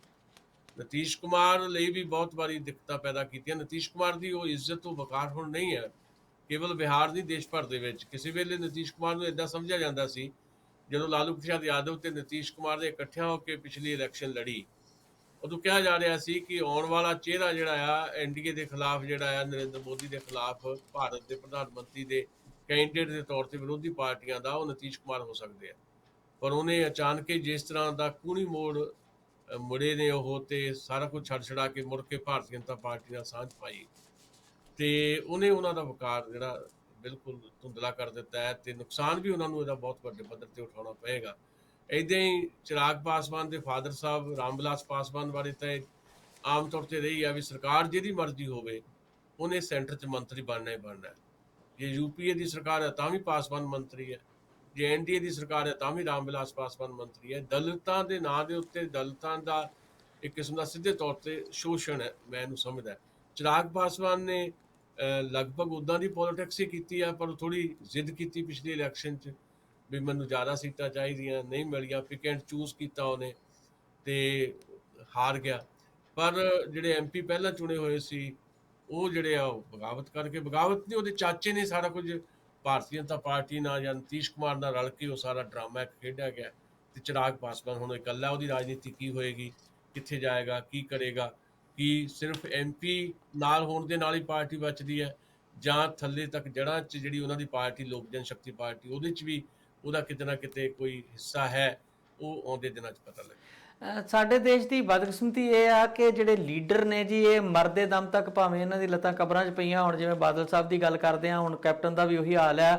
ਨਿਤਿਸ਼ ਕੁਮਾਰ ਨੇ ਵੀ 3 ਟਰਮਾਂ 15 ਸਾਲ ਦੇ ਕਰੀਬ ਮੁੱਖ ਮੰਤਰੀ ਰਹਿ ਕੇ ਜਿਹੜੀ ਨਾਂ ਕਮਾਇਆ ਸੀ, ਜਿਵੇਂ ਤੁਸੀਂ ਕਿਹਾ, ਤੇ ਜਦੋਂ ਮੋਦੀ ਰਾਂ ਨੇ ਬਿਹਾਰੀਆਂ ਦੇ DNA ਦੇ ਵਿੱਚ ਨੁਕਸ ਦੱਸਿਆ ਸੀਗਾ ਤੇ ਉਦੋਂ ਸਾਨੂੰ ਯਾਦ ਹੈ ਕਿ ਨਿਤਿਸ਼ ਕੁਮਾਰ ਨੇ ਕਿਹਾ ਸੀ ਕਿ ਮੋਦੀ ਬਿਹਾਰ 'ਚ ਕੰਪੇਨ ਕਰਨ ਨਹੀਂ ਆ ਸਕਦਾ ਤੇ ਉਹ ਵਿਅਕਤੀ ਜਿੱਦਾਂ ਤੁਸੀਂ ਕਿਹਾ ਕੂਣੀ ਮੋੜ ਲੈ ਗਿਆ ਤੇ ਸਿਆਸਤ ਦੇ ਜਦੋਂ ਉਹ ਢਹਿੰਦੀ ਕਲਾ 'ਚ ਜਾਂਦੇ ਆ ਤੇ ਅਖੀਰਲੇ ਦਿਨ ਜਿਹੜੇ ਬਦਨਾਮੀ ਖੱਟਣ ਤੋਂ ਸਿਵਾ ਬਚਦਾ ਕੁਝ ਨਹੀਂ।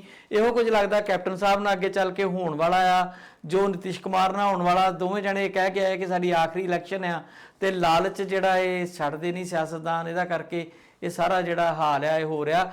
ਤੇ ਪੰਜਾਬ ਦੀ ਸਿਆਸਤ ਜਾਂਦੇ ਜਾਂਦੇ ਦੱਸ ਜੋ ਕਿ ਕਹਿੰਦੇ ਆ ਕਿ ਕਾਫੀ ਅਜੇ ਵੀ ਉਹ ਗੁੱਬ ਘਬਾਟ ਨਿਕਲੀ ਜਾਂਦਾ ਆ ਤੇ ਬਲੀ ਦਾ ਬੱਕਰਾ ਲੱਗਦਾ ਆ, ਪ੍ਰਗਟ ਸਿੰਘ ਕੱਲਾ ਬਣ ਜਾਣਾ ਆ ਤੇ ਬਾਕੀ ਕਈ ਚੀਜ਼ਾਂ ਦੇ ਉੱਤੇ ਗੱਲਬਾਤ ਜਿਹੜੀ ਹੋ ਰਹੀ ਆ ਉਹ ਕੋਈ ਬਾਹਰ ਆ ਨਹੀਂ ਰਹੀ। ਪਰ ਰਾਹੁਲ ਗਾਂਧੀ ਬੜਾ ਸਰਗਰਮੀ ਨਾਲ ਜਿਹੜੇ ਆ ਉਹ ਲੋਕਾਂ ਨਾਲ ਸੰਪਰਕ 'ਚ ਨੇ ਤੇ ਹਾਲਾਤ ਮੈਨੂੰ ਲੱਗਦਾ ਕਿ ਪੰਜਾਬ ਕਾਂਗਰਸ ਦੇ ਵੀ ਬਹੁਤੇ ਵਧੀਆ ਨਹੀਂ।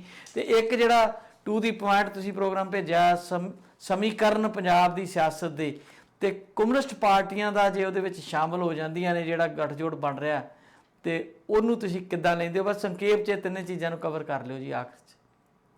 ਦੇਖੋ, ਨੰਬਰ 1 ਤਾਂ ਇਹ ਆ ਵੀ ਕਾਂਗਰਸ ਪਾਰਟੀ ਦੀ ਜਿਹੜੀ ਜਿਸ ਕਿਸਮ ਦੀ ਹਾਲਤ ਹੈ ਇਸ ਵੇਲੇ, ਉਹਦੇ 'ਚ ਜਿੰਨੀ ਉਹ ਦੇਰੀ ਕਰਨਗੇ ਉਹਦਾ ਨੁਕਸਾਨ ਉਠਾਉਣਗੇ। ਉਹਨਾਂ ਨੂੰ ਛੇਤੀ ਕਾਂਗਰਸ ਪਾਰਟੀ ਨੂੰ, ਵੈਸੇ ਕਾਂਗਰਸ ਪਾਰਟੀ ਦਾ ਕਲਚਰ ਇਹ ਰਿਹਾ ਹੈ ਬੜਾ ਲੰਮਾ ਸਮਾਂ ਤੱਕ ਲਮਕਾਉਂਦੇ ਆ, ਹਾਈਕਮਾਂਡ ਦੀ ਕਮਜ਼ੋਰੀ ਆ ਜਾਂ ਪਤਾ ਨਹੀਂ ਉਹਨਾਂ ਦੀ ਕਿਹੜੀ ਰਣਨੀਤੀ ਹੈ, ਇਹ ਹਰ ਥਾਂ ਦੇ ਉੱਤੇ ਉਹਨਾਂ ਨੇ ਨੁਕਸਾਨ ਉਠਾਇਆ, ਹਰ ਸੂਬੇ ਦੇ ਵਿੱਚ ਉਹਨਾਂ ਨੂੰ ਇਸ ਕਰਕੇ ਨੁਕਸਾਨ ਉਠਾਉਣਾ ਪਿਆ। ਅਸਾਮ ਇਸੇ ਕਰਕੇ ਹਾਰਿਆ ਉਹ। ਅਸਾਮ ਦੇ ਵਿੱਚ ਵੀ ਆਹੀ ਤਮਾਸ਼ੇ ਉਹਨਾਂ ਨੇ ਕੀਤੇ ਸੀ। ਜਿਹੜਾ ਇਸ ਵੇਲੇ ਉੱਥੇ ਦਾ ਮੁੱਖ ਮੰਤਰੀ ਆ ਬਿਸਵਾ, ਤੇ ਉਹ ਕਿਸੇ ਵੇਲੇ ਕਾਂਗਰਸ ਪਾਰਟੀ ਦਾ ਟੌਪ ਦਾ ਲੀਡਰ ਹੁੰਦਾ ਸੀ, ਜਿਹੜਾ ਹੁਣ ਭਾਰਤੀ ਜਨਤਾ ਪਾਰਟੀ ਵੱਲੋਂ ਉੱਥੇ ਮੁੱਖ ਮੰਤਰੀ ਹੈ। ਨਹੀਂ ਤਾਂ ਜਿਹੜੇ 5 ਸੂਬਿਆਂ ਦੀ ਚੋਣਾਂ ਸੀ ਉਹ 'ਚ ਪੂਰੀ ਤਰ੍ਹਾਂ ਭਾਰਤੀ ਜਨਤਾ ਪਾਰਟੀ ਜਿਹੜੀ ਸਾਫ਼ ਹੋ ਗਈ ਸੀ, ਸਿਰਫ ਅਸਾਮ ਜਿਹੜਾ ਉਹਨਾਂ ਕੋਲ ਬਚਿਆ ਤੇ ਕਾਂਗਰਸ ਦੀਆਂ ਇਸੇ ਤਰ੍ਹਾਂ ਦੀਆਂ ਗਲਤੀਆਂ ਕਰਕੇ। ਦੂਜਾ, ਹੁਣ ਪੰਜਾਬ ਦੇ ਵਿੱਚ ਜੋ ਸਾਡੇ ਕੋਲ ਜਾਣਕਾਰੀ ਉਹ ਇਹ ਹੈ ਕਿ ਇੱਕ ਤਾਂ ਫੈਸਲਾ ਹੋ ਚੁੱਕਾ ਆ ਗੱਲਾਂ ਤੇ ਲੀਕ ਹੀ ਕਰਵਾਈਆਂ ਜਾਂਦੀਆਂ, ਹਾਲੇ ਕਿਸੇ ਨੇ ਦੱਸਿਆ ਤਾਂ ਹੈ ਨਹੀਂ, ਪਰ ਜਾਣਬੁੱਝ ਕੇ ਮੀਡੀਆ 'ਚ ਗੱਲਾਂ ਲੀਕ ਕਰਵਾਈਆਂ ਜਾਂਦੀਆਂ। ਵੀ ਜਿੱਦਾਂ ਖੁਦ ਸੁਨੀਲ ਜਾਖੜ ਨੇ ਕਹਿਤਾ ਵੀ ਜੇ ਮੈਨੂੰ ਪ੍ਰਧਾਨ ਹਟਾ ਕੇ ਕਾਂਗਰਸ ਜਿਹੜੀ ਆ ਬਚਦੀ ਆ ਪੰਜਾਬ ਦੇ ਵਿੱਚ, ਤਾਂ ਮੈਂ ਬਲੀਦਾਨ ਦੇਣ ਨੂੰ ਤਿਆਰ ਹੈ। ਤਾਂ ਇਹ ਲੱਗਦਾ ਹੈ ਕਿ ਸ਼ਾਇਦ ਪ੍ਰਧਾਨ ਤਾਂ ਬਦਲ ਦਿੱਤੇ ਜਾਣਗੇ। ਪ੍ਰਧਾਨ ਕੌਣ ਹੋਏਗਾ? ਕੀ ਕਿਸੇ ਦਲਿਤ ਨੂੰ ਪ੍ਰਧਾਨ ਬਣਾਇਆ ਜਾ ਸਕਦਾ ਹੈ? ਰਾਜਪਾਲ ਵੇਰਕਾ ਦਾ ਨਾਂ ਚੱਲ ਰਿਹਾ ਹੈ, ਜੀ। ਜਾਂ ਸ਼ਮਸ਼ੇਰ ਫੁੱਲੋ ਨੂੰ, ਜਾਂ ਫਿਰ ਪ੍ਰਤਾਪ ਸਿੰਘ ਬਾਜਵੇ ਨੂੰ ਫਿਰ ਤੋਂ ਪ੍ਰਧਾਨ ਬਣਾਇਆ ਜਾ ਸਕਦਾ, ਜਾਂ ਫਿਰ ਵੱਡੀ ਗੱਲ ਹੋ ਸਕਦੀ ਹੈ ਜੇ ਨਵਜੋਤ ਸਿੰਘ ਸਿੱਧੂ ਨੂੰ ਪ੍ਰਧਾਨ ਬਣਾਇਆ ਜਾਵੇ, ਤਾਂ ਫਿਰ ਚੀਜ਼ਾਂ ਬਦਲ ਜਾਣਗੀਆਂ, ਕਿਉਂਕਿ ਫਿਰ ਟਿਕਟਾਂ ਦੀ ਜਿਹੜੀ ਵੰਡ ਹੋਏਗੀ ਉਹ 'ਚ ਉਹਦਾ ਦਖਲ ਬਣ ਜਾਏਗਾ। ਕੈਪਟਨ ਅਮਰਿੰਦਰ ਇਹ ਨਹੀਂ ਚਾਹੁੰਦੇ। ਕੈਪਟਨ ਅਮਰਿੰਦਰ ਇਹ ਤਾਂ ਚਾਹੁੰਦੇ ਆ ਵੀ ਤੁਸੀਂ ਜਿਹੜੇ ਬਾਕੀ ਲੋਕ ਇਹਨਾਂ 'ਚੋਂ ਲੈ ਲਓ ਜਿਹਨੂੰ ਮਰਜ਼ੀ, ਨਵਜੋਤ ਸਿੰਘ ਸਿੱਧੂ ਨੂੰ ਨਾ ਕੋਈ ਐਡਾ ਵੱਡਾ ਜਿਹੜਾ ਅਹੁਦਾ ਪਰ ਦਿਓ। ਬਾਜਵਾ ਨੂੰ ਲੈਣਾ ਵੀ ਮੈਨੂੰ ਲੱਗਦਾ ਨਹੀਂ ਉਹਨਾਂ ਵਾਸਤੇ ਪੋਸੀਬਲ ਹੋਵੇ, ਕੈਪਟਨ ਸਾਹਿਬ ਵਾਸਤੇ, ਕਿਉਂਕਿ ਉਹਨਾਂ ਦਾ ਵੀ ਧੁਰ ਵਿਰੋਧੀ ਰਹੇ ਨੇ ਉਹ ਹਮੇਸ਼ਾ ਹੀ। ਬਿਲਕੁਲ ਕੈਪਟਨ ਨੇ ਆਪਣੀਆਂ ਜਿਹੜੀਆਂ ਗੱਲਾਂ ਦੱਸ ਦਿੱਤੀਆਂ ਹਾਈਕਮਾਂਡ ਨੂੰ ਵੀ ਆਹ ਬੰਦੇ ਮੈਨੂੰ ਪਸੰਦ ਹੈਗੇ ਆ। ਨਹੀਂ ਹੁਣ ਦੇਖੋ ਹਾਈਕਮਾਂਡ ਉਹਨੂੰ ਮੰਨਦੀ ਆ ਨਹੀਂ ਮੰਨਦੀ, ਪਤਾ ਲੱਗੂਗਾ। ਪਰ ਜਿਹੜੀ ਗੱਲ ਤੁਸੀਂ ਕਹੀ ਹੈ, ਕਿਉਂਕਿ ਬਾਕੀ ਲੋਕਾਂ ਦੇ ਇੰਟਰਸਟ ਹੈ, ਨਵਜੋਤ ਸਿੱਧੂ ਜਿਹੜਾ ਵੱਡੀ ਕੁਰਸੀ ਹਾਸਲ ਕਰਨਾ ਚਾਹੁੰਦਾ, ਪ੍ਰਤਾਪ ਸਿੰਘ ਬਾਜਵਾ ਅਗਲੀ ਵਾਰ ਨੂੰ ਆਪਣੇ ਆਪ ਨੂੰ ਚੀਫ ਮਿਨਿਸਟਰ ਦਾ ਕੈਂਡੀਡੇਟ ਸਮਝੀ ਜਾਂਦੇ ਆ, ਤੇ ਬਾਕੀ ਜਿਹੜੇ ਰੰਧਾਵਾ ਹੋ ਰਹੀ ਹੈ ਜਾਂ ਹੋਰ ਉਹਨਾਂ ਦਾ ਆਪੋ ਆਪਣੇ ਇੰਟਰਸਟ ਆ ਵੀ ਜਿਹੜੇ ਮੇਰੇ 4 ਬੰਦੇ ਉਹਨਾਂ ਨੂੰ ਟਿਕਟਾਂ ਮਿਲ ਜਾਣ। ਪ੍ਰਗਟ ਸਿੰਘ ਦਾ ਇਦਾਂ ਦਾ ਕੋਈ ਇੰਟਰਸਟ ਨਹੀਂ ਹੈ। ਪ੍ਰਗਟ ਸਿੰਘ ਇੱਕ MLA ਆ, ਉਹਨਾਂ ਨੂੰ ਕੋਈ ਵੱਡੀ ਕੁਰਸੀ ਦੀ ਕਿਤੋਂ ਉਮੀਦ ਨਹੀਂ, ਨਾ ਹੀ ਉਹ ਚਾਹੁੰਦੇ ਆ। ਉਹਨਾਂ ਦੇ ਕੁਝ ਬੇਸਿਕ ਮੁੱਦੇ ਉਠਾਏ ਸੀ, ਇਸ ਕਰਕੇ ਜ਼ਿਆਦਾ ਨੁਕਸਾਨ ਪ੍ਰਗਟ ਸਿੰਘ ਦਾ ਹੋਣਾ ਹੈ, ਕਿਉਂਕਿ ਉਹ ਸੱਚੇ ਬੰਦੇ ਆ। ਤੇ ਇਦਾਂ ਦੀ ਪੋਲਿਟਿਕਸ ਜਿੱਦਾਂ ਦੀ ਸਾਡੇ ਹੈ ਇੱਥੇ, ਸੱਚੇ ਬੰਦਿਆਂ ਦਾ ਜ਼ਿਆਦਾ ਨੁਕਸਾਨ ਹੁੰਦਾ ਹੈ। ਸੋ ਮੈਨੂੰ ਲੱਗਦਾ ਉਹਨਾਂ ਨੂੰ ਆਪਣੀ ਪੋਲਿਟਿਕਸ ਜਿਹੜੀ ਹੈ, ਜੇ ਉਹਨਾਂ ਤੇ ਬਹੁਤਾ ਨਜ਼ਲਾ ਡਿੱਗਦਾ ਹੈ, ਜਿਹਨੂੰ ਹਿੰਦੀ ਵਾਲਾ ਲਫ਼ਜ਼ ਕਈ ਵਾਰੀ ਆਪਾਂ ਵਰਤ ਲੈਂਦੇ ਹਾਂ, ਗਾਜ ਡਿੱਗਦੀ ਹੈ, ਜੇ ਉਹਨਾਂ ਤੇ ਨਜ਼ਲਾ ਡਿੱਗਦਾ ਹੈ ਕਾਂਗਰਸ ਹਾਈ ਕਮਾਨ ਦਾ ਜਾਂ ਕੈਪਟਨ ਅਮਰਿੰਦਰ ਦੇ ਕਹੇ ਦੇ ਉੱਤੇ, ਤਾਂ ਮੈਨੂੰ ਲੱਗਦਾ ਪ੍ਰਗਟ ਸਿੰਘ ਹੋਰਾਂ ਕੋਲ ਇੱਕ ਬਹੁਤ ਵਧੀਆ ਮੌਕਾ ਹੋਏਗਾ ਪੰਜਾਬ ਦੀ ਸਿਆਸਤ ਦੇ ਵਿੱਚ ਇੱਕ ਸਾਫ਼ ਸੁਥਰੀ ਸਿਆਸਤ ਦਾ ਆਗਾਜ਼ ਕਰਨ ਵਾਸਤੇ। ਕੁਝ ਇੱਦਾਂ ਦੇ ਲੋਕਾਂ ਨੂੰ ਨਾਲ ਲੈ ਕੇ ਤੇ ਇੱਕ ਸਪੇਸ ਉਹਨਾਂ ਦੀ ਬਣਨੀ ਸ਼ੁਰੂ ਹੋ ਜਾਏਗੀ। ਸੋ ਉਹਦਾ ਨੁਕਸਾਨ ਇੱਕ ਵਿਧਾਇਕ ਦੇ ਤੌਰ ਤੇ ਤਾਂ ਹੋ ਸਕਦਾ, ਉਹਨਾਂ ਨੂੰ ਵੀ ਅਗਲੀ ਵਾਰੀ ਟਿਕਟ ਨਹੀਂ ਮਿਲੇਗੀ, ਕਾਂਗਰਸ ਤੋਂ ਬਾਹਰ ਜਾ ਸਕਦੇ ਆ। ਪਰ ਜੇ ਤੁਰਨਗੇ ਤਾਂ ਜਿਹੜਾ ਪੰਜਾਬ ਦੇ ਲੋਕਾਂ ਨਾਲ ਬਾਕੀ ਪੋਲੀਟੀਸ਼ੀਅਨਾਂ ਨੇ ਧੋਖਾ ਕੀਤਾ, ਚਾਹੇ ਉਹ ਨਵਜੋਤ ਸਿੱਧੂ ਹੋਵੇ, ਸੁਖਪਾਲ ਸੁਖਹਿਰਾ ਹੋਵੇ, ਸਿਮਰਜੀਤ ਸਿੰਘ ਬੈਂਸ ਹੋਵੇ, ਆਮ ਆਦਮੀ ਪਾਰਟੀ ਹੋਵੇ, ਤੇ ਫਿਰ ਇੱਕ ਜਿਹੜੀ ਸਪੇਸ ਬਣਨੀ ਆ ਉਹਦੇ 'ਚ ਪ੍ਰਗਟ ਸਿੰਘ ਜੇ ਸਿਹਤਮੰਦ ਕਿਸਮ ਦੀ ਪੋਲਿਟਿਕਸ ਲੈ ਕੇ ਤੁਰਨਗੇ, ਭਾਵੇਂ ਥੋੜੇ ਲੋਕ ਹੀ ਨਾਲ ਹੋਣ, ਪਰ ਉਹਨਾਂ ਦਾ ਕਿਤੇ ਨਾ ਕਿਤੇ ਵਕਾਰ ਬਣੇਗਾ, ਇੱਜ਼ਤ ਬਣੇਗੀ, ਮੈਨੂੰ ਇਹ ਲੱਗਦਾ। ਦੂਜਾ ਜਿਹੜੀ BSP ਦਾ ਤੇ ਇਹਦਾ ਗੱਠਜੋੜ ਹੈ ਅਕਾਲੀ ਦਲ ਦਾ, ਇਹਦੇ 'ਚ ਬਹੁਤ ਥੱਲੇ ਜਿਹੜਾ ਰੌਲਾ ਰੱਪਾ ਸ਼ੁਰੂ ਹੋ ਗਿਆ। BSP ਦੇ ਥੱਲੇ ਕਾਡਰ 'ਚ ਗੁੱਸਾ ਆ ਵੀ ਜਿਹੜੀਆਂ ਸੀਟਾਂ ਦਿੱਤੀਆਂ ਗਈਆਂ ਉਹਨਾਂ ਸੀਟਾਂ ਦਾ ਕੋਈ ਮਤਲਬ ਨਹੀਂ ਸੀ। ਮਾਝੇ ਤੇ ਮਾਲਵੇ ਦੀਆਂ ਜਿਹੜੀਆਂ ਸੀਟਾਂ, ਉਹਦੇ 'ਚ ਇੱਕ ਵੀ ਸੀਟ BSP ਜਿੱਤੇਗੀ ਨਹੀਂ, ਮੈਂ ਤੁਹਾਨੂੰ ਅੱਜ ਹੀ ਕਹਿ ਦਿੰਦਾ। ਮਤਲਬ ਪਠਾਨਕੋਟ ਦੀ ਸੀਟ ਉਹਨਾਂ ਨੂੰ ਦਿੱਤੀ ਗਈ ਹੈ, ਜਿੱਥੇ ਪਿਛਲੀ ਵਾਰ ਉਹਨਾਂ ਨੂੰ 417 ਵੋਟਾਂ ਪਈਆਂ ਸੀ, ਤੇ ਜਿਹੜੀ ਦੇਣੀ ਚਾਹੀਦੀ ਸੀ ਫਲੌਰ, ਜਿੱਥੇ 28,000 ਤੋਂ ਜ਼ਿਆਦਾ ਵੋਟਾਂ ਪਈਆਂ, ਉਹ ਦਿੱਤੀ ਨਹੀਂ। ਬਲਾਚੌਰ ਨਹੀਂ ਦਿੱਤੀ, ਜਿੱਥੇ ਦਲਿਤ ਆਧਾਰ ਹੈ ਉਹਨਾਂ ਦਾ। ਸੋ ਇਸ ਸਮਝੌਤੇ ਦਾ ਅਕਾਲੀ ਦਲ ਜਿਹੜਾ ਆ ਕਾਫੀ ਹੱਦ ਤੱਕ ਬਹੁਤ ਜ਼ਿਆਦਾ ਨਾ ਵੀ ਸੀ ਲਾਭ ਉਠਾ ਰਿਹਾ, ਤੇ BSP ਜਿਹੜੀ ਆ ਉਹਦੀ ਪੋਲੀਟੀਕਲੀ ਸੁਸਾਈਡਲ ਸਟੈਪ ਮੈਂ ਸਮਝਦਾ BSP ਦਾ ਅਕਾਲੀ ਦਲ ਦੇ ਨਾਲ ਜਾਣਾ। ਬਾਕੀ ਤੁਹਾਡੇ ਸਾਹਮਣੇ ਕਈ ਚੀਜ਼ਾਂ ਹੋਰ ਆਉਣਗੀਆਂ। ਹੋਰ ਇੱਕ ਗੱਲ ਪਤਾ ਨਹੀਂ ਕਿਹੜੀ ਗੱਲ ਤੁਸੀਂ, ਮੈਂ ਉਹ ਵੀ ਤੁਹਾਨੂੰ ਦੁਹਰਾ ਦੇਣਾ। ਵੈਸੇ ਇਹ ਸਮਝੌਤੇ ਨਾਲੋਂ ਜ਼ਿਆਦਾ ਸੌਦੇਬਾਜ਼ੀ ਲੱਗਦੀ ਹੈ ਜੀ, ਜਿਸ ਤਰੀਕੇ ਦਾ ਹੋਇਆ ਇਹਨਾਂ ਦਾ ਐਗਰੀਮੈਂਟ। ਤੇ ਮੈਂ ਕਮਿਊਨਿਸਟ ਧਿਰਾਂ ਦੀ ਜਿਹੜੀ ਗੱਲ ਚੱਲ ਰਹੀ ਆ ਉਹਦੇ ਬਾਰੇ ਗੱਲ ਕਰ ਰਿਹਾ ਸੀਗਾ ਕਿ ਅਗਰ ਉਹ ਵੀ ਇਸ ਜੁਆਇਨ ਕਰਦੀਆਂ ਨੇ ਤੇ ਕੀ ਸਮੀਕਰਨ ਬਣਨਗੇ, ਕੀ ਕਮਿਊਨਿਸਟਾਂ ਨੂੰ ਇਹਦਾ ਲਾਭ ਹੋਊਗਾ? ਦੇਖੋ ਇਹਦਾ ਲਾਭ ਲੂਪ ਤਾਂ ਕਮਿਊਨਿਸਟਾਂ ਨੂੰ ਤਾਂ ਕਦੀ ਵੀ ਨਹੀਂ ਲਾਭ ਹੁੰਦਾ। ਕਮਿਊਨਿਸਟ ਫਿਰ ਉਹਨਾਂ ਕਰਨਾ ਕਾਹਦੇ ਲਈ ਆ? ਜੇ ਲਾਭ ਹੀ ਨਹੀਂ ਹੁੰਦਾ ਤੇ ਇਸ ਸਿਆਸਤ ਦਾ ਹਿੱਸਾ ਵੀ ਰਹਿਣਾ ਆ, ਤੇ ਫਿਰ ਕਰਨਾ ਕਾਹਦੇ ਲਈ ਆ? ਜਿਹੜਾ ਬਚਿਆ ਖੁਚਿਆ ਆਧਾਰ ਆ ਕਮਿਊਨਿਸਟ ਪਾਰਟੀਆਂ ਦਾ ਵਕਾਰ ਹੈ, ਉਹ ਵੀ ਗਵਾ ਬੈਠਣਗੇ।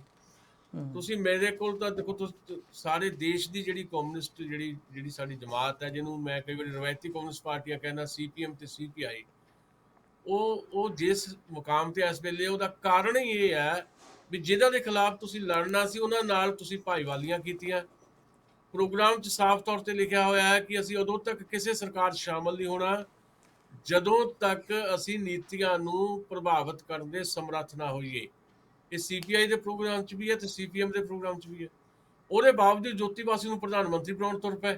ਨੁਕਸਾਨ ਹੋਇਆ ਨਾ, ਨਹੀਂ ਬਣਾ ਸਕੇ ਕਿਉਂਕਿ ਵਿੱਚ ਵਿਰੋਧ ਹੋ ਗਿਆ। ਉਹਦਾ ਅਸਰ ਇਹ ਹੋਇਆ ਕਿ ਮਤਲਬ ਜਿਹੜੀ ਪਾਰਟੀ ਆਪ ਉਸਾਰੀ ਸੀ ਕਿਸੇ ਵੇਲੇ, ਕਾਮਰੇਡ ਹਰਕਿਸ਼ਨ ਸਿੰਘ ਸੁਰਜੀਤ ਨੇ ਆਪ ਹੀ ਉਹਨੂੰ ਭੰਨਣਾ ਤੋੜਨਾ ਸ਼ੁਰੂ ਕਰਤਾ। ਪੰਜਾਬ ਦੀ ਵੰਡ ਜਿਹੜੀ ਆ CPIM ਦੀ, ਉਹਦੇ ਪਿੱਛੇ ਕਾਰਨ ਹੀ ਇਹ ਹੈ। ਦੂਜਾ, ਉਹ ਸੋਮਦਾਸ ਚੈਟਰਜੀ ਨੂੰ ਬਣਾ ਲਿਆ ਸਪੀਕਰ, ਉਹ ਮੁੜ ਕੇ CPM 'ਚ ਵੀ ਨਹੀਂ ਰਿਹਾ। ਉਹਦੀ ਰੂਹ ਨੂੰ ਸ਼ਾਂਤੀ ਮਿਲੇ, ਹੁਣ ਤਾਂ ਜਿਉਂਦਾ ਨਹੀਂ ਉਹ। ਇੰਦਰਜੀਤ ਗੁਪਤਾ ਨੂੰ ਬਣਾਤਾ CPI ਨੇ ਹੋਮ ਮਿਨਿਸਟਰ। ਅੱਜ CPI ਦਾ ਇੱਕ ਵੀ ਕਿਤੇ ਤੁਹਾਨੂੰ MP ਨਹੀਂ ਦਿਸੂਗਾ। ਮੰਨ ਲਓ ਕਿਸੇ ਵੇਲੇ 55-56 ਹੁੰਦੇ ਸੀ, ਭਾਈਵਾਲੀਆਂ ਪਾ ਕੇ ਜਿਹੜੀਆਂ ਨਾ ਇਦਾਂ ਦੀਆਂ ਜਿਹੜੀਆਂ ਕਰਪਟ ਕਿਸਮ ਦੀਆਂ ਜਿਹੜੀਆਂ ਜ਼ਿੰਮੇਵਾਰ ਹੈ ਭਾਰਤ ਦੀ ਤਬਾਹੀ ਲਈ, ਉਹਨਾਂ ਨਾਲ ਭਾਈਵਾਲੀਆਂ ਕਰ ਕਰਕੇ ਆਪਣਾ ਆਪ ਵੀ ਤਬਾਹ ਕਰ ਲਿਆ। ਉੱਦਾਂ ਵੀ ਡੋਮੀਨੇਟ ਕਲਚਰ ਜਿਹੜਾ ਹੁੰਦਾ ਜੀ, ਚਾਹੇ ਉਹ ਕਲਚਰ ਦੇ ਲੈਵਲ ਤੇ ਰੱਖ ਲਓ ਜਾਂ ਪੋਲੀਟੀਕਲ ਕਲਚਰ ਕਹਿ ਲਓ, ਡੋਮੀਨੇਟ ਕਲਚਰ ਜਿਹੜਾ ਹੈ ਉਹਨੇ ਛੋਟੇ ਕਲਚਰ ਨੂੰ ਖਾਣਾ ਹੁੰਦਾ। ਤੁਸੀਂ ਵੱਡੀ ਧਿਰ ਨਾਲ ਸਮਝੌਤਾ ਕਰਦੇ ਹੋ ਤਾਂ ਹੌਲੀ ਹੌਲੀ ਤੁਹਾਨੂੰ ਖਾ ਜਾਂਦੇ ਆ। ਪਿਛਲੀ ਕੈਪਟਨ ਅਮਰਿੰਦਰ ਵੇਲੇ 2002 ਦੇ ਵਿੱਚ CPI ਤੇ CPM ਨੇ ਸਮਝੌਤਾ ਕੀਤਾ, 2 ਸੀਟਾਂ ਜਿੱਤ ਕੇ ਭਾਰਤੀ ਕਮਿਊਨਿਸਟ ਪਾਰਟੀ ਵਾਲੇ, ਦੋਨੋਂ ਹੀ 6 ਮਹੀਨੇ ਬਾਅਦ ਕਾਂਗਰਸ ਚਲ ਗਏ। ਕੀ ਮਿਲਿਆ CPI ਨੂੰ? ਹੁਣ ਹਾਲਤ ਇੰਨੀ ਪਤਲੀ ਆ ਜੇ ਹਾਲੇ ਵੀ, ਕਿਉਂਕਿ ਸੁਖਬੀਰ ਬਾਦਲ ਨੇ ਕਿਹਾ, ਇਹ ਚਰਚਾ ਕਿਉਂ ਸ਼ੁਰੂ ਹੋ ਗਈ? ਸੁਖਬੀਰ ਬਾਦਲ ਨੇ ਕਿਹਾ ਵੀ ਹੁਣ ਸਾਡਾ ਅਗਲਾ ਟਾਰਗੇਟ ਖੱਬੀਆਂ ਪਾਰਟੀਆਂ ਆ, CPM ਤੇ CPI ਨਾਲ ਸਾਡੀਆਂ 2-3 ਮੀਟਿੰਗਾਂ ਹੋ ਗਈਆਂ, ਸੀਟਾਂ ਦਾ ਰੌਲਾ ਰਹਿ ਗਿਆ। ਤੇ ਜੇ ਹੋ ਜਾਂਦਾ, ਮੈਨੂੰ ਲੱਗਦਾ ਹੈ ਇਹ ਵੀ ਆਪਣੇ ਆਪ ਦੇ ਵਿੱਚ ਕਮਿਊਨਿਸਟ ਜਿਹੜੀਆਂ ਪਾਰਟੀਆਂ ਨੇ, ਜਿਹੜਾ ਬਚਿਆ ਖੁਚਿਆ ਉਹਨਾਂ ਕੋਲ ਮਾੜਾ ਮੋਟਾ ਕਾਡਰ ਹੈ, ਉਹ ਵੀ ਗਵਾ ਬੈਠਣਗੀਆਂ। ਤੇ ਇਹਨਾਂ ਨੂੰ ਚਾਹੀਦਾ ਇਮਾਨਦਾਰੀ ਨਾਲ ਪਬਲਿਕ ਸਟਰਗਲਸ ਜਿਹੜੀਆਂ ਆ, ਜਿਹੜੇ ਜਨਤਕ ਸੰਘਰਸ਼ ਉਹਨਾਂ ਦੇ ਟੇਕ ਰੱਖਣ, ਚੋਣਾਂ ਦਾ ਖਹਿੜਾ ਛੱਡ ਦੇਣ। ਜਦ ਤੱਕ ਤੁਹਾਡਾ ਕੁਝ ਬਣਦਾ ਨਹੀਂ ਆ, ਬੇਸ ਨਹੀਂ ਬਣਦਾ। ਸੋ ਇਸ ਕਰਕੇ ਮੈਨੂੰ ਲੱਗਦਾ ਹੈ ਵੀ ਜੇ ਇਹ ਗਲਤੀ ਉਹ ਕਰਨਗੇ ਤਾਂ ਫਿਰ ਇਹ ਵੀ ਇੱਕ ਕਿਸਮ ਦੀ ਸਿਆਸੀ ਖੁਦਕੁਸ਼ੀ ਵਾਂਗ ਹੀ ਹੋਏਗੀ। ਆਪਣੇ ਦਸਾਂਝ ਸਾਹਿਬ, ਪੰਜਾਬ ਦੇ ਵਿੱਚ CPI ਤੇ CPM ਦੇ ਨਾਲ ਜਿਹੜੀ ਰੈਵੋਲੂਸ਼ਨਰੀ ਮਾਰਕਸਿਸਟ ਪਾਰਟੀ ਆ, ਪਾਸਲਾ ਸਾਹਿਬ ਵਾਲਾ ਗਰੁੱਪ ਜਿਹੜਾ ਵਾ, ਉਹਨਾਂ ਦਾ ਵੀ ਥੋੜਾ ਬਹੁਤ ਆਧਾਰ ਤੇ ਜ਼ਰੂਰ ਹੋਏਗਾ। ਉਹਨਾਂ ਦਾ ਵੋਟ ਪੋਲਿਟਿਕਸ ਬਾਰੇ ਕੀ ਮਤਲਬ ਨੀਤੀ ਆ, ਤੇ ਕੀ ਕੱਲ ਨੂੰ ਉਹ ਵੀ ਕਿਸੇ ਨਾਲ ਸਮਝੌਤਾ ਕਰ ਸਕਦੇ ਆ, ਕਿਸੇ ਹੋਰ ਧਿਰ ਨਾਲ ਜਾਂ ਇਹਨਾਂ ਨਾਲ? ਦੇਖੋ, ਮੇਰੇ ਕੋਲ ਜਿਹੜੀਆਂ ਜਾਣਕਾਰੀਆਂ ਆ, ਉਹਨਾਂ ਦਾ ਯਤਨ ਰਿਹਾ ਵੀ ਜਿਹੜੀ ਲੈਫਟ ਫਰੰਟ ਹੈ ਤੇ ਕੁਝ ਜਿਹੜੇ ਹੋਰ ਛੋਟੇ ਧੜੇ ਹੈ, ਜਿੱਦਾਂ ਪਿਛਲੀ ਵਾਰੀ ਉਹਨਾਂ ਨੇ ਕੋਸ਼ਿਸ਼ ਕੀਤੀ ਸੀ ਵੀ ਬਹੁਜਨ ਸਮਾਜ ਪਾਰਟੀ ਵੀ ਨਾਲ ਆ ਜਾਂਦੀ। ਮੇਰਾ ਆਪਣਾ ਮੰਨਣਾ ਇਹ ਹੈ ਵੀ ਸਾਡੇ ਪੰਜਾਬ ਦੇ ਵਿੱਚ ਨੈਚੁਰਲ ਜਿਹੜਾ ਅਲਾਇੰਸ ਜਿਹੜਾ ਨਾ, ਉਹ BSP ਆਮ ਆਦਮੀ ਪਾਰਟੀ ਨੂੰ ਭਾਵੇਂ ਮੈਂ ਲਗਭਗ ਉਦਾਂ ਦੀ ਸਮਝਦਾ, ਪਰ ਫਿਰ ਵੀ ਕਾਂਗਰਸ, ਅਕਾਲੀ ਤੇ BJP ਦੇ ਮੁਕਾਬਲੇ BSP, ਆਮ ਆਦਮੀ ਪਾਰਟੀ ਤੇ ਖੱਬੀਆਂ ਧਿਰਾਂ ਦਾ ਜਿਹੜਾ ਇੱਕ ਸਾਂਝਾ ਪਲੇਟਫਾਰਮ ਸੀ ਨਾ, ਉਹ ਇੱਕ ਨੈਚੁਰਲ ਅਲਾਇੰਸ ਬਣ ਸਕਦਾ ਸੀ। ਪੰਜਾਬ 'ਚ ਇੱਕ ਚੌਥੀ ਟੱਕਰ ਦੇ ਰੂਪ ਦੇ ਵਿੱਚ ਚੌਥੀ ਧਿਰ ਸਾਹਮਣੇ ਆ ਸਕਦੀ ਸੀ। ਉਹ ਨਹੀਂ ਮੌਜੂਦਾ ਹਾਲਾਤਾਂ 'ਚ ਪਾਸਲਾ ਸਾਹਿਬ ਦਾ ਕੀ ਸਟੈਂਡ ਹੋਏਗਾ? ਮੈਨੂੰ ਇਹ ਲੱਗਦਾ, ਬਾਕੀ ਤਾਂ ਉਹ ਦੱਸਣਗੇ, ਪਰ ਮੈਂ ਕਿਉਂਕਿ ਉਹਨਾਂ ਦਾ ਤਰਜਮਾਨ ਉਹ ਤਾਂ ਸਮੀਕਰਨ ਬਣੇ ਨਹੀਂ ਜਿਹੜੇ ਤੁਸੀਂ ਸੁਜੈਸਟ ਕਰ ਰਹੇ ਹੋ, ਉਹ ਸਮੀਕਰਨ ਤੇ ਬਣੇ ਨਹੀਂ। ਤੇ ਇਹਨਾਂ ਹਾਲਾਤਾਂ ਦੇ ਵਿੱਚ ਹੁਣ ਪਾਸਲਾ ਸਾਹਿਬ ਦੀ ਕੀ ਨੀਤੀ ਹੋਏਗੀ? ਬਈ ਦੇਖੋ, ਮੈਂ ਉਹਨਾਂ ਦਾ ਤਰਜਮਾਨ ਨਹੀਂ, ਨਾ ਮੈਂ ਉਹਨਾਂ ਦਾ ਬੁਲਾਰਾ ਆ, ਪਰ ਮੈਂ ਫਿਰ ਵੀ ਜਿੰਨੀ ਕੁ ਮੈਨੂੰ ਜਾਣਕਾਰੀ ਆ, ਉਹਨਾਂ ਦੀ ਕੋਸ਼ਿਸ਼ ਇਹ ਹੈ ਵੀ ਘੱਟੋ ਘੱਟ ਜਿਹੜਾ ਲੈਫਟ ਆ ਉਹਨੂੰ ਇੱਕ ਥਾਂ ਰੱਖਿਆ ਜਾਏ। ਉਹ CPI ਨੂੰ ਵੀ ਨਾਲ ਰੱਖਣ ਦੀ ਕੋਸ਼ਿਸ਼ ਨੇ, CPM ਨੂੰ ਵੀ ਨਾਲ ਰੱਖਣ ਦੀ ਕੋਸ਼ਿਸ਼ ਨੇ, ਤੇ CPI ML ਜਿਹੜੀ ਹੈ, ਮਾਲੇ ਜਿਹਨੂੰ ਕਹਿੰਦੇ ਆ, ਉਹ ਤਾਂ ਨਾਲ ਕਈ ਜਿਹੜੀਆਂ ਪਬਲਿਕ ਸਟਰਗਲ 'ਚ ਵੀ ਨਾਲ ਹੁੰਦੀਆਂ। ਤੇ ਪਿਛਲੀ ਵਾਰ ਵੀ ਉਹ ਇਕੱਠਿਆਂ ਹੋ ਕੇ ਇਹਨਾਂ ਨੇ ਇਲੈਕਸ਼ਨ ਦੇ ਵਿੱਚ ਆਏ ਸੀ ਇਹ, ਤੇ ਉਹਨਾਂ ਦਾ ਯਤਨ ਇਹੀ ਹੈ। ਤੇ ਜੇ CPI ਤੇ CPM ਇਸ ਪਾਸੇ ਵੱਲ ਨੂੰ ਵੱਧਦੇ ਆ, ਤੇ RMPI ਤੇ ਜਿਹੜੀ CPI ML ਜਿਹੜੀ ਮਾਲੇ ਹੈ, ਤੇ ਇਹ ਸਾਰੀਆਂ ਧਿਰਾਂ, 4-5 ਧਿਰਾਂ ਇਕੱਠੇ ਹੋ ਕੇ ਇੱਕ ਪ੍ਰੋਗਰੈਸਿਵ ਲੈਫਟ ਜਿਹੜਾ ਅਲਾਇੰਸ ਆ ਬਣਾਉਣ ਦੀ ਕੋਸ਼ਿਸ਼ ਕਰਨਗੀਆਂ। ਭਾਵੇਂ ਸੀਟ ਕੋਈ ਜਿੱਤ ਸਕਣ ਨਾ ਜਿੱਤ ਸਕਣ, ਪਰ ਘੱਟੋ ਘੱਟ ਲੋਕ ਨਜ਼ਰੀਏ ਦੀ ਆਪਣੀ ਪੋਲਿਟਿਕਸ ਤਾਂ ਉਹ ਦੇ ਸਕਣਗੇ। ਤੇ ਲੱਗਦਾ ਮੈਨੂੰ ਏਦਾਂ, ਬਾਕੀ ਤਾਂ ਹੁਣ ਆਉਣ ਵਾਲੇ ਦਿਨਾਂ ਦੇ ਵਿੱਚ ਪਤਾ ਲੱਗੂਗਾ। ਮੈਨੂੰ ਨਹੀਂ ਲੱਗਦਾ ਕਿ RMPI ਇਸ ਤਰ੍ਹਾਂ ਦੀ ਕੋਈ ਕੁਤਾਹੀ ਕਰੇਗੀ ਕਿ ਉਹ ਕਾਂਗਰਸ ਪਾਰਟੀ ਨਾਲ ਗੱਠਜੋੜ ਚੱਲ ਜਾਣਗੇ ਜਾਂ ਅਕਾਲੀ ਦਲ ਨਾਲ ਚੱਲ ਜਾਣਗੇ। ਬਿਲਕੁਲ ਦਸਾਂਝ ਸਾਹਿਬ, ਸਮਾਂ ਆਪਣਾ ਕਾਫੀ ਹੋ ਗਿਆ। ਮੈਂ ਵੈਸੇ ਸਮਾਪਤ ਕਰਨਾ ਚਾਹੁੰਦਾ ਸੀ, ਗੱਲਾਂ 'ਚੋਂ ਗੱਲ ਨਿਕਲ ਆਉਂਦੀ ਆ। ਲਾਸਟ ਦਾ ਮੈਂ ਵੀ ਕਰ ਲਾਂ। ਤੁਸੀਂ ਪ੍ਰਗਟ ਸਿੰਘ ਨੂੰ ਸੁਜੈਸਟ ਕਰ ਰਹੇ ਹੋ ਕਿ ਉਹ ਇਸ ਪੋਲਿਟਿਕਸ ਨੂੰ ਛੱਡ ਕੇ ਤੇ ਇੱਕ ਪੋਜ਼ਿਟਿਵ ਬੰਦਿਆਂ ਨੂੰ ਨਾਲ ਜੋੜਨ। ਇਦਾਂ ਦੀਆਂ ਕਈ ਗੱਲਾਂ ਚੱਲ ਰਹੀਆਂ ਨੇ। ਪਿਛਲੇ ਦਿਨੀ ਅਸੀਂ ਲੋਕ ਅਧਿਕਾਰ ਪਾਰਟੀ ਦੀ ਗੱਲ ਕਰ ਰਹੇ ਸੀਗੇ, ਸਾਬਕਾ VC ਔਲਖ ਸਾਹਿਬ ਹੋਰਾਂ ਦੇ ਗਰੁੱਪ ਦੀ ਉਹਨਾਂ ਨੇ ਪਾਰਟੀ ਵੀ ਬਣਾ ਲਈ, ਤੇ ਭਾਵੇਂ ਤੁਸੀਂ ਦੱਸਿਆ ਸੀ ਕਿ ਉਹਨਾਂ ਦੀ ਪੰਜਾਬ 'ਚ ਕੋਈ ਗੱਲ ਹੀ ਨਹੀਂ ਹੈਗੀ। ਇੱਕ ਇਦਾਂ ਦੇ ਫੋਰਨ ਸਰਵਿਸਿਜ਼ 'ਚੋਂ ਆਏ KP ਸਿੰਘ ਬੜਾ ਵੱਡਾ ਯਤਨ ਕਰ ਰਹੇ ਹੋ, ਮੈਂ ਦੇਖ ਰਿਹਾ ਅੱਜ ਕੱਲ੍ਹ ਕਾਫੀ ਚੈਨਲਾਂ 'ਤੇ ਚਰਚਾ 'ਚ ਨੇ। ਉਹ ਵੀ ਇੱਕ ਵੱਖਰਾ ਧੜਾ ਕੋਈ ਇਸ ਤਰ੍ਹਾਂ ਦਾ ਬਣਾ ਰਹੇ ਨੇ, ਜਿਹੜੇ ਪੁਰਾਣੇ ਬਿਊਰੋਕਰੇਟ, ਉਹ ਕਹਿੰਦੇ ਜਿਹੜੇ ਇਮਾਨਦਾਰ ਲੋਕ ਨੇ, ਉਹਨਾਂ ਨੂੰ ਇਕੱਠਿਆਂ ਕਰਕੇ ਉਹ ਚੰਡੀਗੜ੍ਹ ਡੇਰੇ ਲਾਈ ਬੈਠੇ ਨੇ। ਚੰਡੀਗੜ੍ਹ ਉਹਨਾਂ ਦਾ ਘਰ ਵੀ ਹੈ ਵੈਸੇ, ਤੇ ਉੱਥੋਂ ਆਪਣੀ ਪੋਲਿਟਿਕਸ ਰੰਭੜੀ ਚਾਹ ਰਿਹਾ ਇਸ ਇਲੈਕਸ਼ਨ ਦੇ ਵਿੱਚ। ਤੇ ਕੀ ਇਸ ਤਰ੍ਹਾਂ ਦਾ ਵੀ ਕੁਝ ਜਿਹੜੀਆਂ ਚੱਲ ਰਹੀਆਂ ਗੱਲਾਂ ਨੇ ਉਹ ਗਰੁੱਪ ਬਣ ਸਕਦੇ ਆ, ਜਿੱਦਾਂ ਪ੍ਰਗਟ ਸਿੰਘ ਆ, KP ਸਿੰਘ ਆ, ਲੋਕ ਅਧਿਕਾਰ ਪਾਰਟੀ, ਮਤਲਬ ਜਿਹੜੇ ਲੈਫਟ ਨਹੀਂ ਆ, ਜਿਹੜੇ ਵਿਚਕਾਰ ਜੇ ਆ, ਨਾ ਉਧਰ ਨਾ ਉਧਰ, ਉਹਨਾਂ ਦਾ ਕੀ ਬਣੂਗਾ?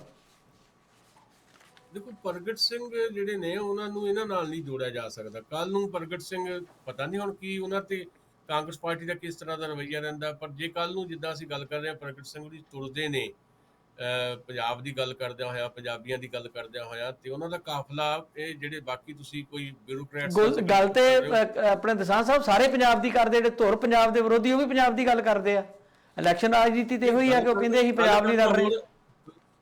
ਗੱਲ ਕਰਨਾ ਹੋ ਰਿਹਾ, ਨਿਭਣਾ ਹੋ ਰਿਹਾ। ਨਿਭਣਾ ਤਾਂ ਉਦੋਂ ਦਿਖਾਈ ਦਊਗਾ ਨਾ ਜਦੋਂ ਕੁਰਬਾਨੀ ਜਿਹੜੀ ਆ ਪ੍ਰਗਟ ਸਿੰਘ ਨੂੰ ਦੇਣੀ ਪਈ, ਜਿਨ੍ਹਾਂ ਨੇ ਸਾਰੀ ਉਮਰ ਆਪਣੇ ਉੱਥੇ ਬੈਠ ਕੇ ਕਹਿ ਲਓ ਵੀ ਬਿਊਰੋਕਰੇਟਸ ਦਾ ਜਿਹਨਾਂ ਦਾ ਜ਼ਿਕਰ ਕਰਦੇ ਹੋ, ਸਾਰੀ ਉਮਰ ਜਿਹੜਾ ਉਹਨਾਂ ਨੇ ਅਫਸਰਸ਼ਾਹੀ ਕੀਤੀ ਆ, ਉਹਨਾਂ ਨੂੰ ਲੋਕਾਂ ਦਾ ਕੀ ਪਤਾ ਲੋਕ ਕਿਹੜੀ ਤਕਲੀਫ ਚੋਂ ਗੁਜ਼ਰ ਰਹੇ ਆ।